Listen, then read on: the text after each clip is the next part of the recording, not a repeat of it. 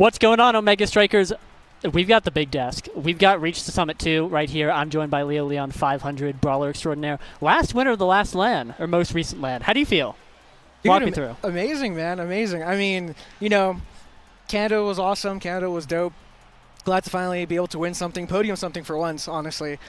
But, you know, we're at Denver now. We got to talk about Denver. Canada is of the past. We got to focus on today and tomorrow. And drinking. And drinking. And don't forget, 21 or over. Water. And you're in Denver. You're probably not watching if you're in Denver. Let's be real. But live a little. Celebrate, you know. Anyway, we've got Choir of Calamity versus Asian Slayers 4 here. We got Threezy Breezy, Frightfully Fresh, Cardbox versus Asianator, Dave, and Twisty. Big match, Seed 5 versus Seed 12. If you've looked at the bracket at all, you'll notice that every match is a big match. We've got exclusively big matches here. But we've also got the draft. Leo, you want to walk me through this draft real quick? I mean, you got to ban out those guys, Luna, bro. Like, you can't go a draft without banning Luna, especially on Deadeye Start. It is Oni Village, so I'm looking forward to seeing how these goalies are going to match up. Oni Village is notorious brawler midfielder struggling to score on the last barrier map. We do see a Kazan getting pulled out here, along with Amy Estelle. Pretty interesting comp. I think that's going to be a Kazan for the Twisty side of the team. So, you know, one of her favorite picks, really good. Mako Rasmus Estelle. I mean, you can't get any more bread and butter on Oni Village than a melee goalie plus Rasmus Estelle. I mean, it's just pretty good comp. I mean, I have really no complaints. Yeah, my eyes are peeled on the Atlas. Nope. Sorry. There's no Atlas here. On the Estelle Rasmus. I think that's just such a strong comp on Oni Village, especially into Dubu. They both have these range primaries that can blow him up, kind of inhibit what he wants to do, which is box people out, get really close, you know, sit on them, etc. And then the Mako for speed, like, we got everything. But Asian Slayers 4 rocking out with, like you said, Kazan, Aimi, Dubu. I think this is... I'm just repeating what you said. I think this is a good comp. Like, I think it's a lot harder, obviously. Maybe not the Dubu. Welcome to Melee Goalies. Guys, we're gonna have a great LAN. We've got a lot of exciting goalie gameplay to look at, but I think the Aimi especially is really, really high execution, and so we'll have to see if Dave can execute. I think he can. I've played with the Aimi before. Fun fact, it's great. I'm a big fan. So it's kind of a question of can they break the Mako, and we'll have to see if it's true. Yeah, you know, I think one of the interesting things about this draft is that I want to see how Cosmic Calamity are going to go around the draft. Since we do have Spark of Agility, that Mako is going to be really, really dangerous if she starts getting Dash Awakenings. And I mean, you have a Dubu, Kazan, Amy on your team. Who's really going to take the Dash Awakening? It's like, you really got the Amy to take it. Like, Kazan doesn't want to take a Dash Awakening. Dubu really doesn't want to take a Dash Awakening. So Mako has free pickings, pretty much. Yeah. Amy's not the type of character to want to, like, double up on a Dash Awakening sure he gets one. So something's guaranteed getting to that Mako, or even the Rasmus, and that speed's going to really ramp up. And we're not even talking about Sparks yet. Sparks are going to be up. Dash Awakenings are going to be really dangerous. We still have stacks on stacks in the pool. It's looking a little scary. It definitely is. I'm also, on the other side, though, I'm looking at this Deadeye. Obviously, I think both midfielders will just have a great time with it, but I think Aimi puts out much more damage, especially in a burst sense. You can just blow someone up with Glitch Pop, or dash then glitch pop, and I think that can get... It's going to take a while to ramp up the damage, but you can start killing a Mako Estelle Rasmus kind of comp because they're not going to fight back as hard as the Aimi can. Yeah, 100%. Twisty with a good double barrier, and Threezy here with the counter, looking for the hook, but Dubu's just going to be big fella slamming down. Pretty elusive, really nice from Asianator, and that's going to be the offense from Threezy Breezy. Twisty with a counter, looking to get that bottom corner. Dave still should have turret up, looking to jump up, get a barrier, get a goal. Nope, not looking good. Threezy with a nice little 1v1. But it's just too unfortunate. Triple goalie, triple backline, you can't really do too much. And I think this turret here from Dave might, not enough. Yeah, we're seeing here Twisty with the ball, looking to get some setup, had the secondary, had the hook, but now Threezy has flip, is going to be using it right here, shut out by the Tofu Fortress entirely. Hello, Dubu. Big fan of what you can do. Another flip coming out by Dave on the defense. Threezy still has the ball, though. The control coming out from the Choir here is exceptional, as that's going to be the goal. They lost both their barriers within the first 10 seconds to that point, I believe, but were able to hold on long enough, get the other barriers, get the goal, and I think they're pretty favored in these early sets. I think that the Rasmus Estelle out the box is just so strong. The Kazan and Aimi are going to take a little bit to get online, but We'll have to see if they can get another double barrier here, get some quick points, and see if they can secure the goal. Yeah, and everyone opting for the spark of speed. Ooh, Twisty looking for a nasty offense, able to get it, but struck away by Box. I'm not sure if Choir of Calamity are able to dig this one out, and Twisty finds it with a nice little poke for him up to 3Z Breezy. And yeah, I mean, this offense is looking quite deadly from Asian Slayers 4. They're able to just get in there, get the turret set up, Twisty's able to cover out clears, and they're just not able to dig it out from Choir's side. Yeah, not having the Deadeye is showing to be no problem. Dave was able to stagger or get card box pretty low, and then he could not participate on defense. Made it really tough. Both barriers down immediately. They keep getting these barriers really, really well. And as we saw first point, I think this comp has a much harder time scoring, especially into a pick like Mako. But if they're able to force these tough situations, or again, get a lot of damage on 3Z, chipped a little bit here, could be an opportunity. They could get something done, especially because they have this Dubu to do a lot of the defense. But that's both barriers down now, and all of a sudden, the Choir of Calamity are looking for their opportunity to score. Again, they have such an easy setup. They are able to get it done, especially here 3Z with the secondary looking to get it. Cardbox on the pickup.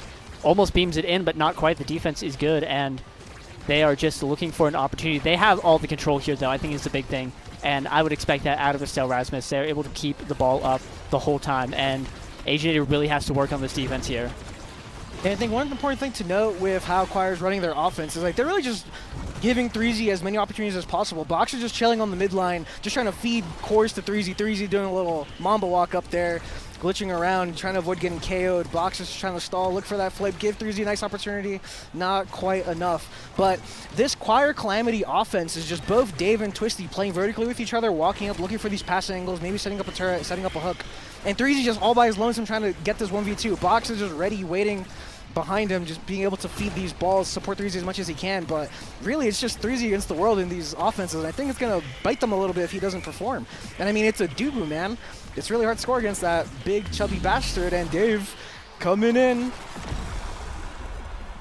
Yeah, I mean, Ami has that scoring potential here to jump in. And Estelle obviously has the blink, but it's not as far. It's not Ami blink. And we're just seeing that. We're also seeing, again, a lot of damage come out. We saw it in that last point, but it did not lead to the goal. It did put a lot of pressure on, though, and here kind of a turn of the script from what we've been seeing. Dave and Asianator half health. Asianator up all the way. Oh, sorry. We flipped the map. Hey, I'm feeling like a professional right here. But still, a lot of low health bars on the red side now, which is not what we've been seeing, and both barriers down for Choir of Calamity. They are looking to hold it, but the offense coming out from Asian Slayers 4 has been really, really impressive, and they're able to take that first set despite losing the first point. Man, I don't want to speak too soon, Yoshi, but I'm just not liking Choir's offense, man. I just think they're just sending poor 3Z out to the dogs, and I think he needs a little bit of help. He needs an extra body there to look for a pass or look for a scoring attempt. I think Dave and Asianator have been doing really, really well. Double spark. Asian and Dave have been doing really, really good just trying to defend their barriers. But hopefully this team player might change some stuff. We have double spark for Aimi now, team player on Box, Omega Infuse Accelerator on the Boo. That can open up a lot of angles. That can open up a lot of walk-ups. Asianator not a stranger to walking up with the Boo, putting down the Dubu Fortress right when he needs to. So pretty good draft overall for both teams. Yeah, the Streets are saying that 2 sparks of today is like 3 sparks of the past, and that's such a big deal to have these 2 sparks, especially that spark of strength. I think that's exactly what I'd be looking for if I'm Dave. And honestly, like Size Kazan too, it is a nightmare for Choir of Calamity here. It's such a good draft. They got everything they wanted. I will say Omega Infused Accelerator, a little scary. Dubu is a character to have it on. You know, unlimited stagger. He maxes out most in the game, 2,000 stagger at level 10.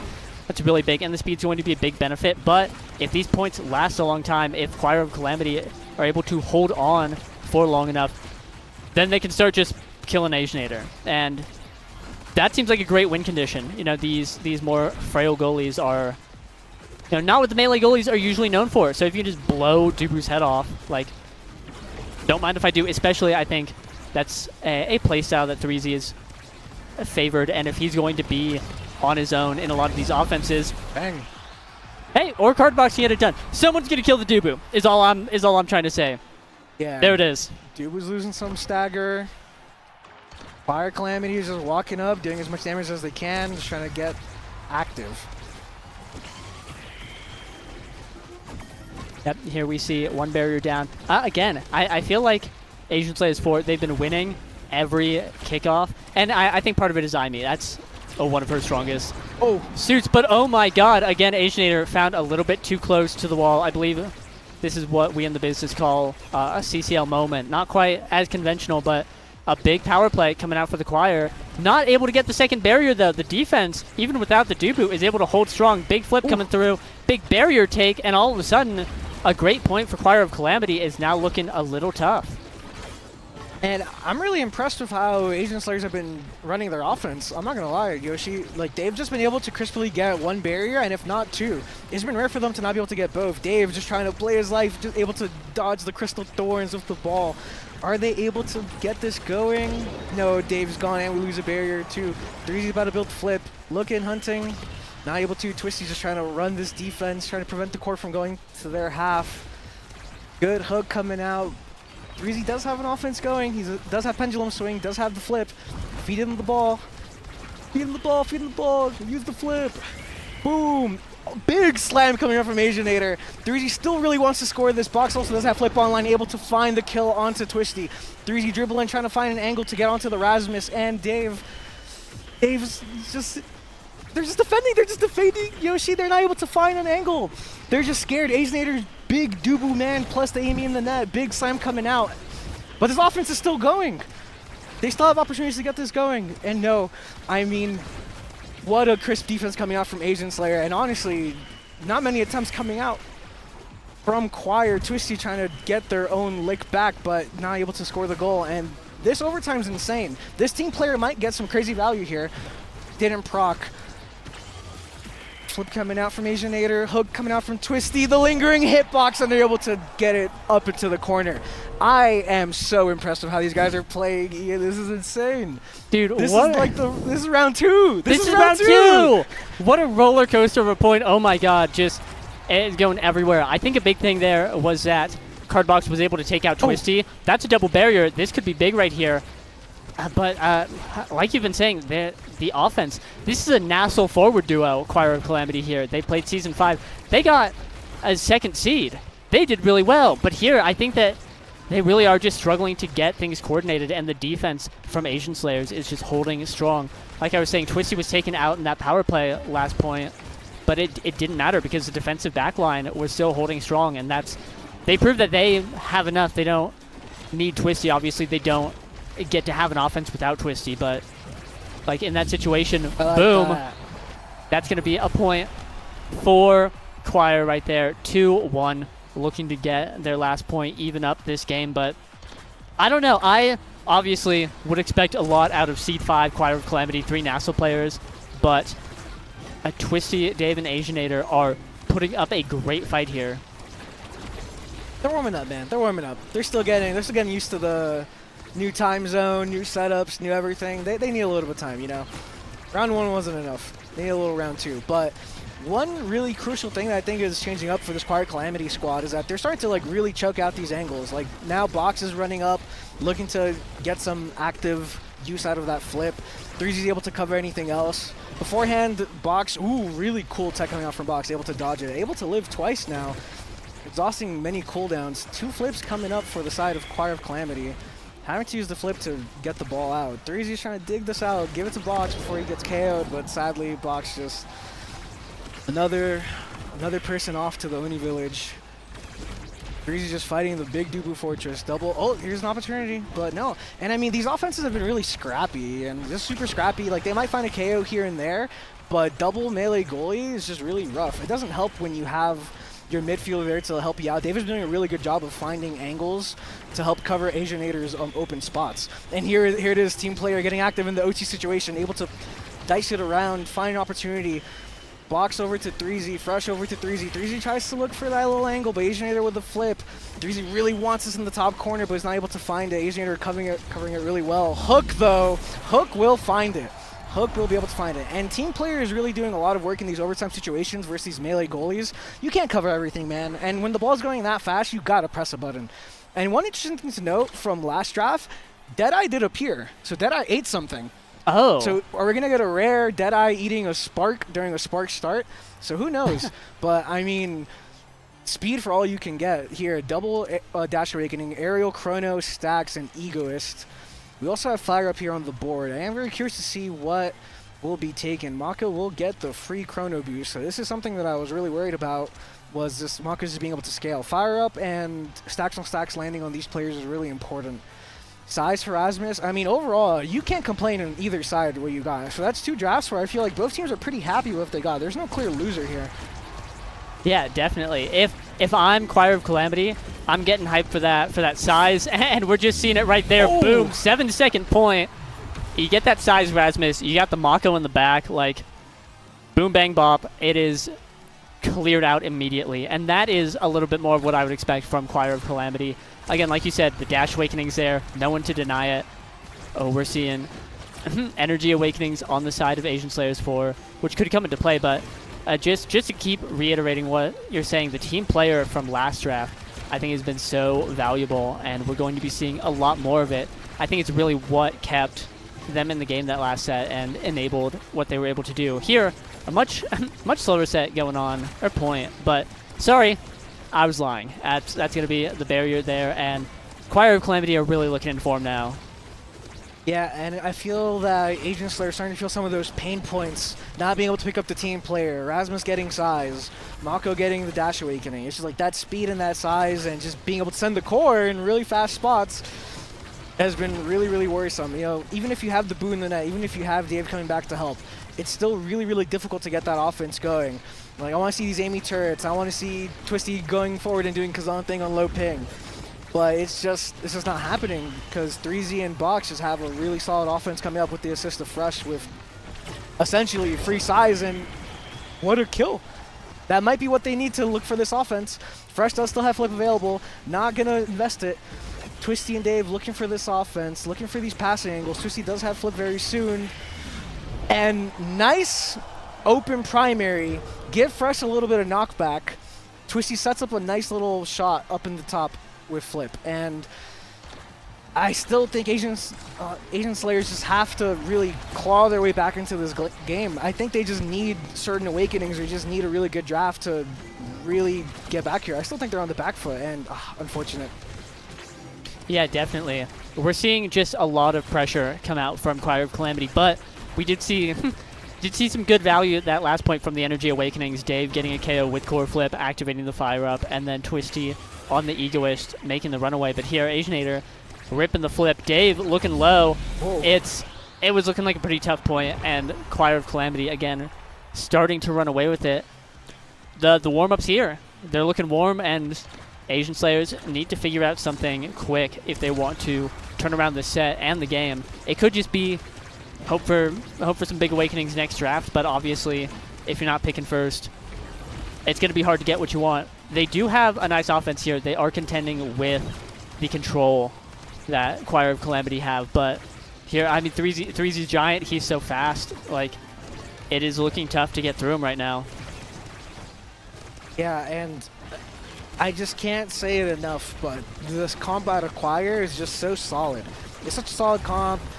No guessing needed to figure out how you're going to score. Whereas this Asianator squad, it's like you kind of have to get a little finesse in there. You know, you have to find these nice angles, make sure you hit your abilities really well, like make sure you're timing them really well. But these guys got to work. You got to make this Kazan work for this ball. You got to make this Amy work for the ball, work for the scoring attempt. And it's tough, especially on a map like Oni Village, where goalies can defend so much so often, and you can't really look for KOs as often as you might want to. Flip coming out from blocks, looking for the shots, stuffed away. Fresh able to defend cleanly. Twisty looking for a desperate shot with the flip, but not able to find anything. And it's just, they have to dig. They have to dig this ball out as often and as hard as they can. Dave looking for a shot, but blocked by the Mako cage. Turret coming up in the bottom. Asianator hunting, looking for the walk-up. Able to get the Dubu Fortress out. Passes coming up all around. But it's just tough. It's just tough. You can't get through this Fresh box backline. They're going to layer all their strikes and abilities near perfectly. Yeah, the defense from Choir of Calamity is just looking so much better than it was in that first set. They've got everything under control. And really, you know, their second barrier, this could be the set coming up. 3Z Breezy has this flip, and Cardbox walking with the ball, looking to get something done. 3Z running back to try and get it. This is a big opportunity with the turret here, but not able to get any hits on it. Asianator holding strong, still getting it done. A lot of damage going on to 3Z. You know, eyeballs emoji is a big opportunity. There's the flip, though. Now completely vulnerable. Is going to be looking for just any chance to put it in, but Twisty is encroaching, looking to get a KO, but the orb is going to be stopping any of that from going on. So far, it seems like the damage is still stacking on. 3Z is forced into a really awkward spot here. Cardbox going for the game-winning play. Not able to get it. It's still Choir of Calamity's offense, though. They still have so much control over the ball. Twisty, though, on a little bit of a breakaway with the flip. Trying to old man check Fresh, but he's looking spry and youthful. Able to get that done. But, hello, welcome Kazan Strike. I'm going to be winning my interaction real quick, and that's going to take us to .5 here. It's scrappy, bro. It's scrappy. Like, both teams are just trying to break through these melee goalies, plus essentially two defenders with Twisty and Dave, where Box and 3Z is coming up. No double barrier opportunity, though, for Twisty's side. But, I mean, they look like they want to win this, man. Asian Slayer 4 just really, really want to get this ball up and forward, get it moving. Look for options for Dave, look for options for Twisty. 3Z is unable to break through this big, chunky log. Turret is set up in this bottom corner. Mako speed, 3 defenders. What do? Twisty just standing still striking. That's all you can do, champ. That's all you can do. Oh, KO from Box. Big. That's going to be a big power play here. Going to be shutting down a lot of what Asian Slayers 4 have going on. And right now, unable to get the barrier. Sorry, got the barrier. 3Z with flip, though. Oh, Double Fortress, he's stuck. He's stuck. Door stuck. Help him. Someone get this guy some help and get him out. But that's a great flip right there. Straight to 3Z. Is going to be still just scrapping with the Dubu. I can't. I feel like every cast I'm on, I got to sit here and say the Dubu is going to be there. Big KO. I almost had a Fudgy Waffles moment looking at 3Z flipping in the corner, but is able to get a fat KO, is able to get it through. Really well played. Unfamiliar with your game, you know, that they're calling the flip one of the good ones. And here we've got, there's that third spark, going to be picking it up. That's double spark for 3Z here. Spark of focus and agility. He's going to be moving even faster, even more CDs. There's a dash awakening.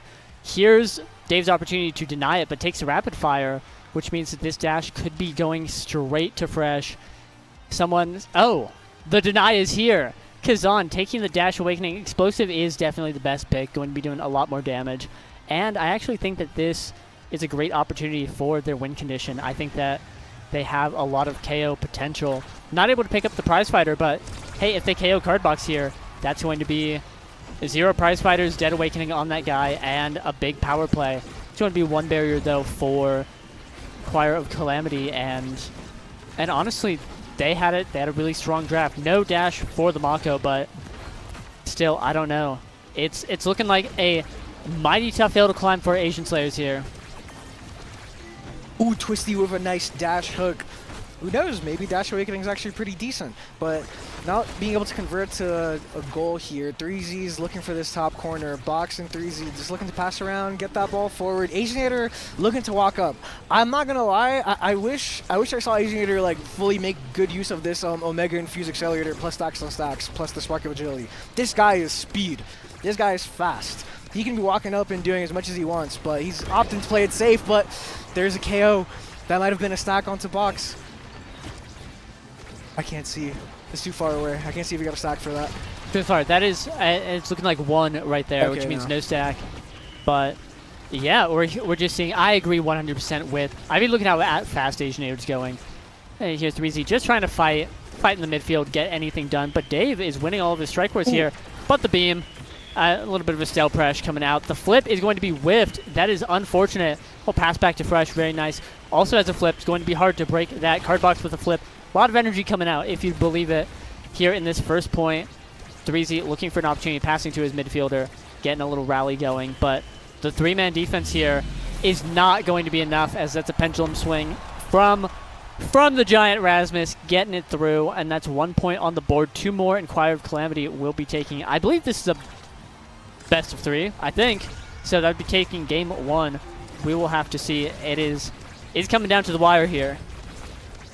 Yeah, and it's just Quiet Calamity, their comp. I mean, I hate to always bring it up, but Estelle and Rasmus are able to not have to fully commit their faces to walk into the Dubu or walk into the Amy. Twisty, though, wants to respond for a potential double barrier, not able to. But yeah, a lot of these offenses are just boxing 3Z, just playing vertical with each other and just waiting and staring. And they don't have to commit. They don't have to go in for a dash punch. They don't have to walk into the Dubu, get hit stunned.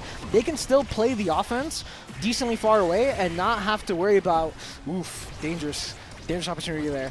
They don't have to worry about getting hit by a hit stun or getting KO'd. Like, they're able to just sit on the midfield line and chill. And Agent Slayer, ooh, Twisty able to find the last barrier. Can they look for that goaling opportunity? Yes, they can. Open primary from the Kazan. And some spark of life coming up for this Agent Slayer squad. They're able to get the 2 barriers really crisply and just play it from there. And it feels like whenever they leave 1 barrier up, they just can't fully walk back in. 1 barrier here. Can they get the second one? Twisty's able to, not quite able to reach it. Dave unable to reach it either. Whoa, Dubu Slam not winning an interaction. My days. When was the last time I've seen that? That thing wins everything. But a never before seen action. Twisty looking for that Kazan tech there with the dash strike and then pop up. Not able to get the barrier though. And I agree with what you were saying. Asian Slayers are having a tough time breaking the Mako on the second barrier, and it's no surprise. It's Mako, you know. Hello, welcome to Melee Goalies on Oni Village. Welcome to Melee Goalies every game. You know, cheers. Let's get to celebrating. Dave, though, getting close to a flip. Twisty has one of her own. Nice Gets win. a barrier, flips immediately, almost sneaks it in on the opening, but... Ooh, little tap. Yep. Little tap. Good for par. Gonna be tapping that right in. Getting another point on the board, 1 away from tying this game back up. We are watching a crazy back and forth here, and if I'm Asian Slayers, I'm feeling pretty good. It is still a struggle to break the Choir of Calamity defense, which is no surprise, but they are getting it done. They are weathering the storm. That, not what you want to see, though, if you are on the Asian Slayers, if you are a fan. Going to be an unfortunate second barrier. They're looking for an opportunity, but this is Tarizi with flip. He's got the secondary. He's got the whole thing going on. And he almost didn't get it in, but walking up, getting the strike there. The power of the core flip, and that's now a 0.5. 1 point away from winning this game here. Yeah, and it's just this open barrier offense coming out from Quiet Calamity. They are able to have these confirms. Just flip into Pendulum Swing has scored, what, like the last 3 flips? Or the last 3 goals? Box always is going to have one of his primaries or his ulti up to make sure that he's able to assist 3Z or just score himself off of his own flip. But this Asian Slayer squad is like, you have to play around this Amy turret and then, for lack of better words, Kazan magic. Like, Kazan's going to just do some BS, is able to strike, hook, strike, or open primary, but they don't have any really true confirms in this squad. I think it's been biting them. Like, they just don't have anything to, like, really get through this Mako cleanly, get through box cleanly. They just have to really finesse their way through these. Like, yeah, like a missed hook opportunity, and that's it. That's your offense, and it feels bad. But now 3Z with the secondary, with the primary. Fresh is getting KO'd off the bottom of Oni Village. Twisty with flip. Dave also with flip to assist. Doesn't matter. Twisty finds the barrier. Box look at the S1, but Dave gets the KO. Power play opportunity. 3Z able to defend. Holy moly. Asianator flipping for tempo, getting it back up. Getting forward, and the strike right there.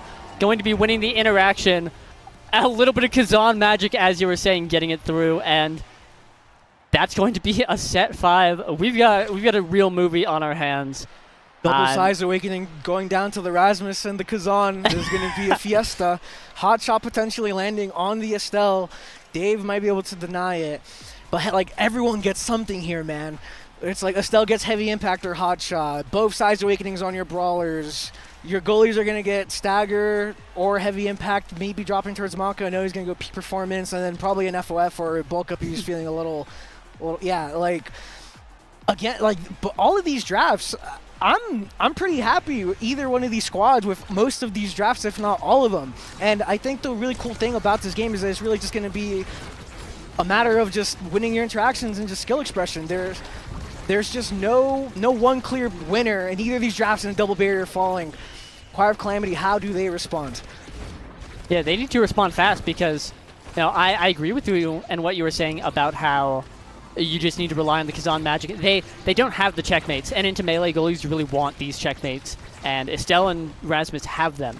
But obviously, like, the execution from Twisty has been exceptional.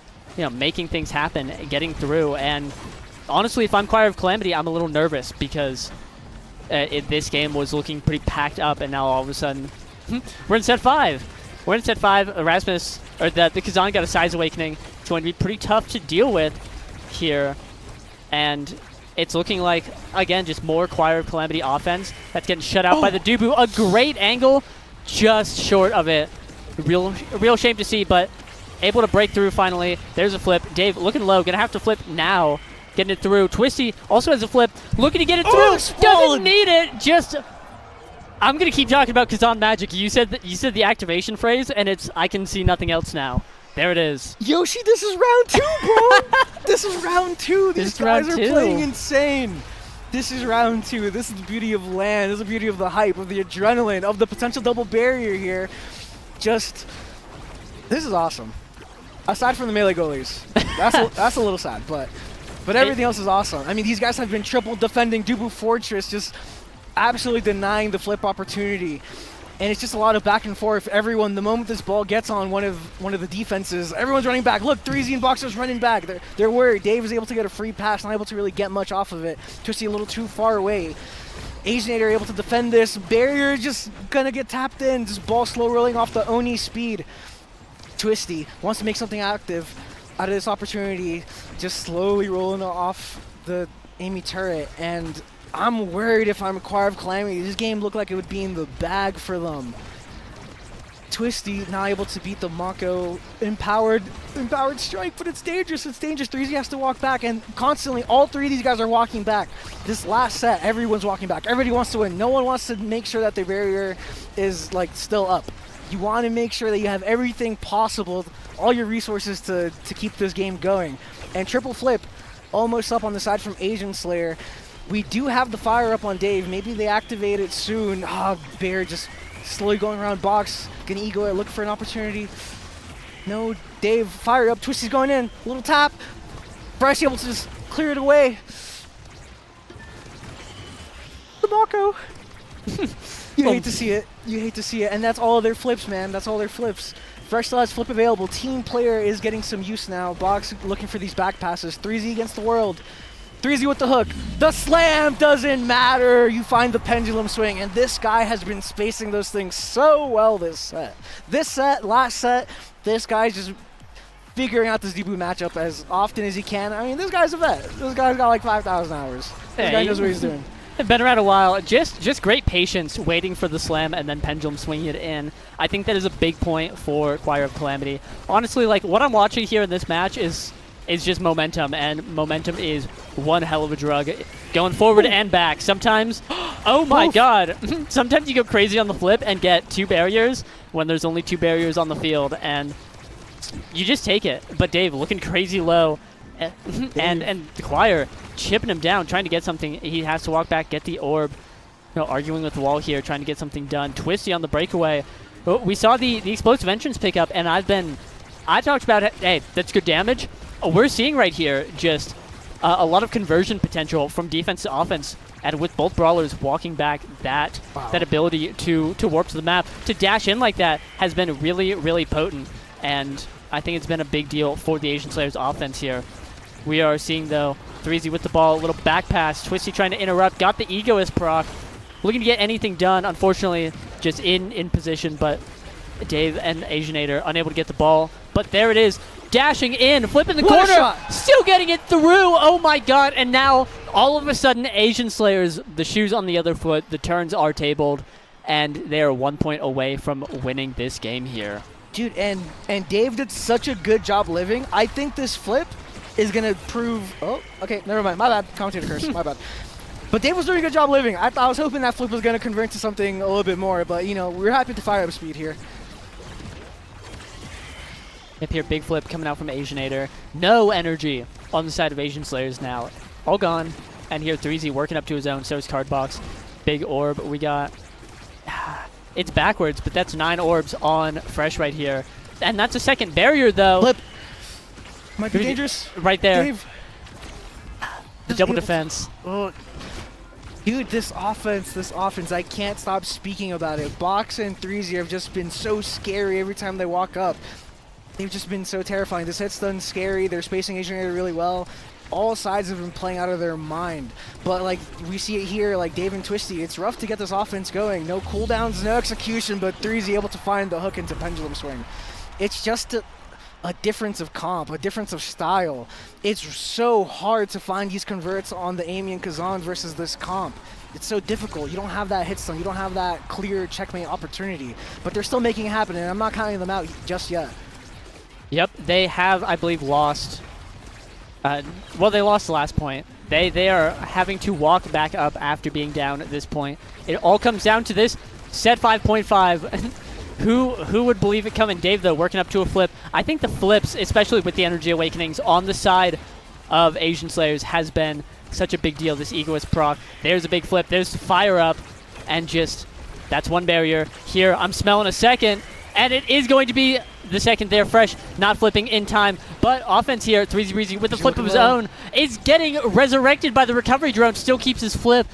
One barrier for each side. Oh, I lied. I thought the barrier went down, and I'm a fraud. But that is okay. Both teams just fighting the Tofu Fortress, shutting down the flip. If you're an Asian Slayers fan, you gotta love to see that. That is very big. The defense is holding strong. No, the Estelle and Rasmus comp, they have the checkmates, but Dubu is shutting them down. It's so hard to checkmate Dubu. Yeah, it's so hard, and it's just like holding strong, yes, but at what cost? Look at what's happening. It's like Dave and Twisty both have to commit so many cooldowns to help Asianator with this defense, and they can't convert it to the offense. They're just able to strike this ball out, but like no cooldowns available for their offense, and it's so sad. But as I say that open primary, look at Twisty with the flip, able to win the strike. Why did they win? Woo! Oh my god. Unlikely winners via seed, but what an amazing game, Yoshi. Round 2, man. Round 2, man. Oh my god. Big win. Such an upset. 7 seed difference here, but going all the way down to the wire.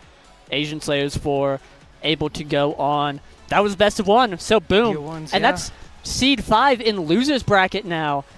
A really tough loss, but obviously I expect this team to bounce back. Still, though, just a crazy surge back. They were 1 point away from losing in that 4th set, able to claw back, you know, dare I say, reach the summit, although it's, we can't be talking like, it's round 2. It's round 2. They've played 1 game before this. We can't, they've reached a summit, but certainly not the summit. That is much farther ahead. Still, though, just big win. Very well done. Yeah, I mean, listen, I'm not going to sit here and say I was biased. Obviously, you know, I'm definitely not housing with like 3 of the guys on stage, but like it's so crazy to see Kazan and Amy on Oni Village able to win rounds and get offense and get these double barriers against the Mako Estelle Rasmus, man. Yeah. And it's like these guys are awesome. These guys are good at the game. These guys have been to LANs. These guys are champions. These guys are winners. Box, the last champion of Denver. Yeah. And they just got smoked and rolled. The full pack. Insane stuff. But that is going to be it for this round. Dude, this was the first round of stream. We've got so many more games left. Oh my god. And I mean, I'll let the cat out of the bag. Seems like you've got a game to play, yeah, so we're done. We're done. Go. Bye. See you next round. Bye. Bye.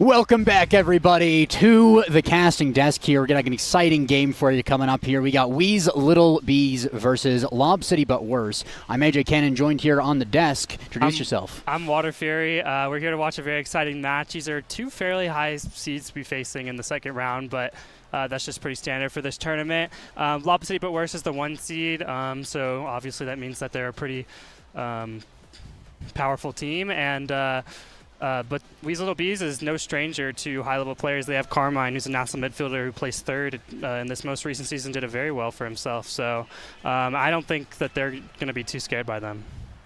Yeah, I mean, definitely some heavy-hitting players in this one, so I've heard some rumors of some rust on some of the players, but this is definitely the environment to kick that rust off, and I think we'll see them playing pretty much at their best.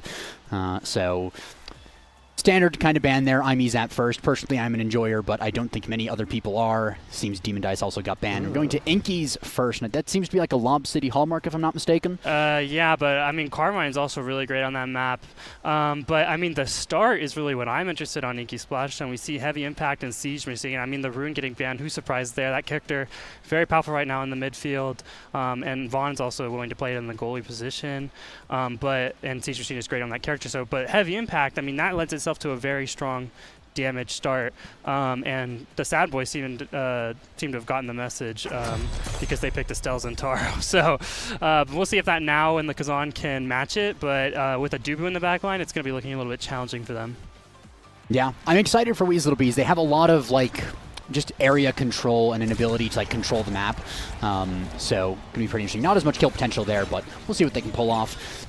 Early days in the match yet, not too much happening, but we actually gets the first barrier there, nicely found on the Kazan, and level 1 Kazan at that, not the level 2 power spike there. So still only half of a character, really. Carmine, and also Zaxmac, will I say, playing all the way up on the other side of the map. Carmine getting a really nice corner offense here as well. Strike shot goes a little bit wide, back pass, not intercepted there by Bells on the Centauro pick here. And Zaxmac sells a lot of time, misses the log there. Piercing shot goes wide as well. The Oni's blade comes out as well. So many abilities being used, but still the barrier stands. The core flip countered by the Hyper Beam there. We almost getting the crooked leverage. Strike shot as well, getting it forward, but intercepted nicely by Shapeshifting and Bells. Trying to get an offense onto this last barrier here, but it's standing for so long. Weez Little Bees holding the line. Yeah, Zach's not doing a great job walking up and honestly not losing his barrier, and on Inky Splashdown, that's quite the feat. Doing a great job learning these strikes with Carmine against the Estelle and the Zentaro, but now we has the core but loses it instantly. Vaughn gets it back over as Zaxmac back on the defense with Carmine. A little bit scary here, but we got the core. He's level 2 now. He might be able to make a play here. Vaughn uses the Giga Blast to keep it away from him. Carmine looking for the play, has the flip, can do something here if he needs to. Goes for it. Vaughn with the barrage, blocks it in the middle. Zaxmac still good on this barrier here, though. Zentaro uses that on his blade, though, and the flip from Zaxmac really tries to get it out, but it's not enough, and Shapeshifting manages to get that barrier. But we just gets the core over himself one more time, give Kazan enough interactions, and he will get it through. Yeah, well played by Weez Little Bees, holding line for so long. Was a little worried there for a second when their barrier fell, because of course it's a massive power swing, you get that Hyper Beam, but in the end, they are able to get that first goal, and, taking lead. I don't want to jinx them too hard here, but pretty solid performance for a Seed 9 versus a Seed 1 here. Toph Fortress comes out as well to keep the core forward. We teleports, or dashes over it, I suppose. We getting hook leverage interrupted by a barrage as well. Vaughn, of course, on this Kai goalie is pretty solid. And Shapeshifting in the corner. Dwell's trying to get it through. Piercing shot goes wide. Vaughn in the corner here using the eject button. They're trying to get some positioning, but will not end up needing to use it there. Barrage dribbles it for a little bit longer. We keeping in the corner versus the Estelle. Carmine with the pickup, but not quite getting it. Blast goes wide. So does the log. Bells is very low in health, but hanging out in the middle of the field here. The proximity drone from now is going to miss there.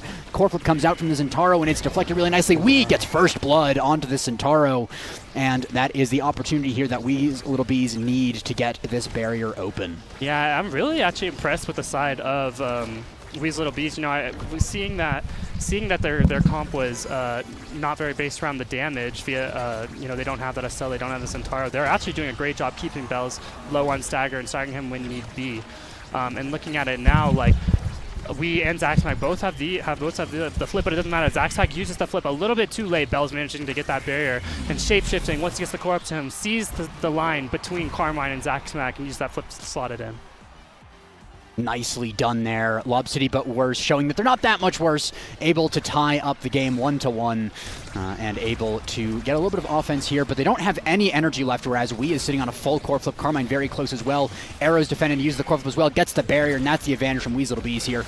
carrying over that energy from last point. Core flip not going to actually be able to be too much, and now also goes on. There's great somersault from Zaxmac, though, saves the goal, not for too much longer as Bells gets the pickup. We gets the steal away there from Bells as the Token Fortress comes out. The Hyper Beam used. Roserp goes a little bit wide there, a little bit too fast, and the Roserp a little bit too slow. Crooked Leverage versus this Kai's very scary. Goes to Carmine. Carmine puts it in the goal. Amazing lifeline there from Carmine. Uses the blink to get and receives the pass from Wee to get it right past Vaughn. You know, I wasn't really sure about the offense there from Wee using that flip and not getting much out of it, but Vaughn used the barrage to block it, and he didn't have anything left for Carmine. Now going into this 4th point here, I'm looking at the energy here. Bells is pretty close to the flip. You know, he's been doing a great job of generating that flip throughout this first set. He's been getting it very frequently, more than any other player from what I've seen. But Carmine is stealing the show right now, getting that first barrier. Now Zaxmac can have access to the button. That's a very explosive thing for them. And if they can, but it doesn't matter because Bells uses the cannon with Vaughn, but Carmine with his now drone sends it back into his own goal. And now we're on .5 here. Unfortunate there for the Wee's Little Bees. Things going very well and then very badly very quickly. But they do still have the option to pick up the goal there. We putting a lot of pressure on here. And Weasel Bees have been very fast on the pickup here on that first barrier, and every single one. Token Fortress gets hit around, but not too much is going to come from that in the end. Lob City, but we're trying to get it forward, but they just can't really. Carmen with a lot of speed here from the proximity drone, even faster than the Centauro teleport. Bell's almost getting sent into the Hyper Beam, but will not go down just yet. Carmen gets a great pass from Zaxmac, but will die for it. We trying to dash down, but does not have a pass with the now out of commission.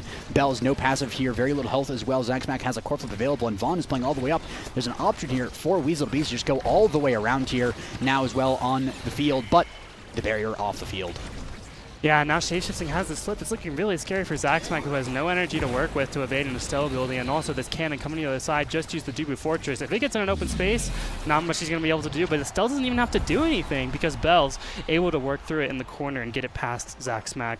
Very close first set, but the Lob City but worse will prevail on Bells as the MVP here.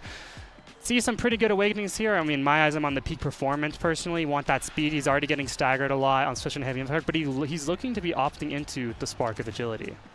Yeah, I mean, first round, your first set, it's the Spark of Agility, the only spark up there. You're basically guaranteed to get 2 sparks, and maybe even 3 depending on how the draft comes. So pretty solid there. And there's not anything else that's really bis for Zentaro specifically, but I am a little leery of that peak performance on the now. So much more movement speed. Aerial's Kai, though, pretty solid. Yeah, and one thing that's really important to know here is that Kazan got that prize fighter. Not only will that help him scale if they manage to keep getting these kills like they were before, and you know, Bells didn't take that peak performance, so he's just as vulnerable as he was before. But also it gives Kazan the core shoot. You know, it doesn't matter. He just lost his prize fighter stack. You know, I'm not gonna stop. I'm gonna stop talking. The instant jinx on Wee there, unfortunately, but it's fine. Great shot from Zaxmac, is able to secure the first barrier even with his forward down. Now he's back on the field as well. So even though there was a little bit of tragedy, it ended up working out really well. Wee crooked leverage strike right at the goalie, trying to use that bell curve, but unfortunately he's against Bells himself there. So it is the Bells curve on this one. The forward playing back as well on this defense, and it's basically 3 versus 2 there. 3 versus 3 now as Zaxmac walks up as well. Proximity drone and the sentry drone as well coming out from Carmine, but it's not enough. Barrier goes down the other side. Wee's Little Bees lost their barrier. The Hyper Beam comes out from Lob City, but worse, and they do get in there right at the last second. Oni's blade comes out as well. The Crystal Thorns are not able to get anything on it. Crooked leverage forces out the core flip there. Really nice core flip from Shapeshifting, but had to be used defensively there. The teleport there, this passive, the core flip from Zentaro, all invested to no avail. Zaxmac sitting on his button, looking to use it when it comes up in just a few seconds. And of course, Lob City worse, trying to get the clear, trying to get it forward, but they just can't. Carmine is holding down this midfield. Yeah, I mean, and now because Shapeshifting used that flip, Vaughn not using that flip as well, they don't really have much to work with here. Zaxmac has the flip. He's looking pretty comfortable here. Carmine uses the flip to counteract Bells' EI rush. But now the Hyper Cannon coming out back again for the side of Weasel Little Bees. Not able to do anything with it just yet. Shapeshifting going in with the Rose Warp, pushing it forward, but the log gets it past Bells' primary. Using that Crystal Thorns to keep it through in the corner. Zaxmac is holding strong with his size advantage that Dubu innately gives him, as well as that strike shot. And Wee with the hook almost gets it in, but Vaughn has the speed to go across the goal and get there. And now Hyper Cannon from the other side, not able to do anything, and Wee finally gets another kill, gets the prize fighter stack back that he lost earlier, and is looking to seal it out here. Unfortunately, the proximity or the sentry drone there did decay right when Zaxmac tried to pass it into it, but it doesn't matter as Wee gets a pass and sticks it in the goal. Wee's Little Bees once again taking the 1-0 lead in the set. Yeah, really good performance there from Wee and Carmine, keeping it on Lob City's side for an extended period of time. It's going to put that pressure on them. Kai is not a melee goalie in the open net against Kazan. You just can't cover anything. Eventually, you will run out of abilities. But Vaughn uses the Giga to get it forward, and Bells uses the EI Rush to get it through Zaxmac when he's out of position, a little bit too far from the barrier there. Inky said, so easy to lose your barrier, so just can't walk too far from it. But the Hyper Cannon onto Carmine as well, and Zaxmac goes for the Soren angle, but not able to catch the core in time, and it just slips in there, even with the flip. Tragedy for Wee's Little Bees. Carmine getting caught by the last tick of that Hyper Beam there right as it was about to expire, and then of course the Soren angle going a little bit unfortunately there. Now, still 1-1, they did take the lead earlier on, so not too bad, but that Giga does so much damage. Wee is very low and very close to losing his prize fighter stack once again. Vaughn maybe even could have gotten with the core flip there, but opts to just hold on to it. Bells is going to be doing Bells things, takes down the barrier. Core flip isn't going to secure the goal there, and Tofor's going to buy a lot of time. Hyper Beam comes out from the blue team here as the core goes all the way around. The Crystal Thorns, the piercing shot, not going to put the core in, but Bells has the passive here, goes up to the top, Giga Blast as well, forces the core flip from the Dubu. Rose Rope is a little bit too slow from shapeshifting, unfortunately. Vaughn with the great self pass to the eject button there, and the eye rush forward again, piercing shot following, but not enough. Core flip from shapeshifting, stopped by a great somersault there from the Dubu, and there Carmine striking a little bit too soon, shapeshifting taking advantage of that one, putting it in the net and taking a 2-1 lead for Lob City, but worse. Yeah, and even when you're in a position like that, it's just so hard because shapeshifting needs that flip, and even though he doesn't score, they have the fire up to work with, so he can just be anywhere where any of them on the side of Wee's Little Bees are, so he can just take a favorable strike toward him basically whenever he wants, and that's really easy to do on the Inky Splash on Bells. Going for the breakaway here on the barrier, but not able to get it. Carmen using that flip, and Jackson with a great strike, but Shape is there to cover it, and they get the barrier. Hydro Cannon coming up for them, about to send it to the other side, and this is when Lob City is at their strongest. Estelle can abuse that, Taro can abuse the cannon, but they're not able to use it just yet. We with the hook, Vaughn has that blazing pace though, able to get around it, and we missing that primary on him, not able to kill Vaughn. Vaughn with the Giga walk up before hitting the core and send it to the other side, using that hit stun to send it to the other side with no problem. Yeah, really nicely found by Vaughn on that angle. The Dubu somersault not trusting his team on that one, unfortunately. Zaxmac rolling behind Wee and Carmine on that one. And that just left the top wide open for that opportunity. And of course, explosive entrance on the Kai is so good. The speed on your secondary, but also the speed on the core when you hit that Giga Blast, it's going to go insane. At first pick, I'm not sure if I like the explosive entrant. It is very powerful for the Kai and makes that eject button just that much better, but that it does take it away from your Zentaro. And it also gives now the fight or flight to work with. I mean, of course, she can take the explosive anyway, but I think she would rather have the fight or flight in this scenario anyway. But that's not important because shapeshifting just got fire up Egoist, 2 energy awakenings together. Also, Bells with the size, that'll help him against that Dubu in that 1v1, which is something that I think that once they get that down a little bit more consistently, this game will become a lot easier for the side of Lob City. Yeah, because it hasn't certainly been an easy game from now, but Lob City is just getting steadily more dominant in this one, kind of learning their opponent a little bit more and really finding their weaknesses and exploiting them. Vaughn running all the way up here, almost getting the barrier, but not quite. Great somersault there from Zaxmac, holding it down on this Dubu. Shapeshifting walked into the now arrow and almost got taken off the map, but there's not quite a ton of damage there. But Dubu goes off the map. Bells finds, I believe it was a kill flip on that one, as Carmine is going to stick up to the top right corner here, but the eye rush goes through. Vaughn on the support as well. Not even eject buttoning on this one, just going full offense with the Dubu off the field, but will actually retreat in the end. Dubu's back on the field. The Hyper Beam was deployed to get the core forward once again. Bells are almost getting it through, has the pass available as well. The log goes forward. So many abilities being used here. We almost dumps the entire kit there. It doesn't matter as the entirety of Lob City, but worse, works together to get it all the way from one side to the other and into the goal. And this time, Lob City taking the lead in the set. Lob City just such an unrelenting offense, especially with Zaxmac going down. Carmine played like such a great defense, but he misses that flip at the very end and just not able to catch the core in time. Now Vaughn walking up with this flip, but doesn't do anything with it just yet. Just playing a little bit slow into Carmine, waiting for him to use his abilities to get it past him. Shapeshifting and Bells walking in this corner on the defense as well. They have all 3 members here to play against this Kazan. Gets it past him with the flip. Shapeshifting and Vaughn still playing these layered strike wars against Carmine and Wii, but they finally get it through one time, and they take that one opportunity, and they get the barrier instantly. Now have this Hydro Cannon to work with. Look pretty scary here. Wii had to use his Maddening Descent to get away from it. Carmine using that recovery, using that proximity drone, but it doesn't matter because Vaughn gets the Giga Impact kill. Great pass from Shapeshifting. 2 Bells on the top side, but Zaxmac has the flip to counter it. Bells now with the flip, though, looking to score here, but the roll does stuff it out here. Now Shape actually looking pretty low. If Carmine or we can punish that, it's looking pretty scary, but he does get the orb. Yeah, Shapeshifting back and fairly healthy now as well. Carmen's going to heal up with that lifeline as well.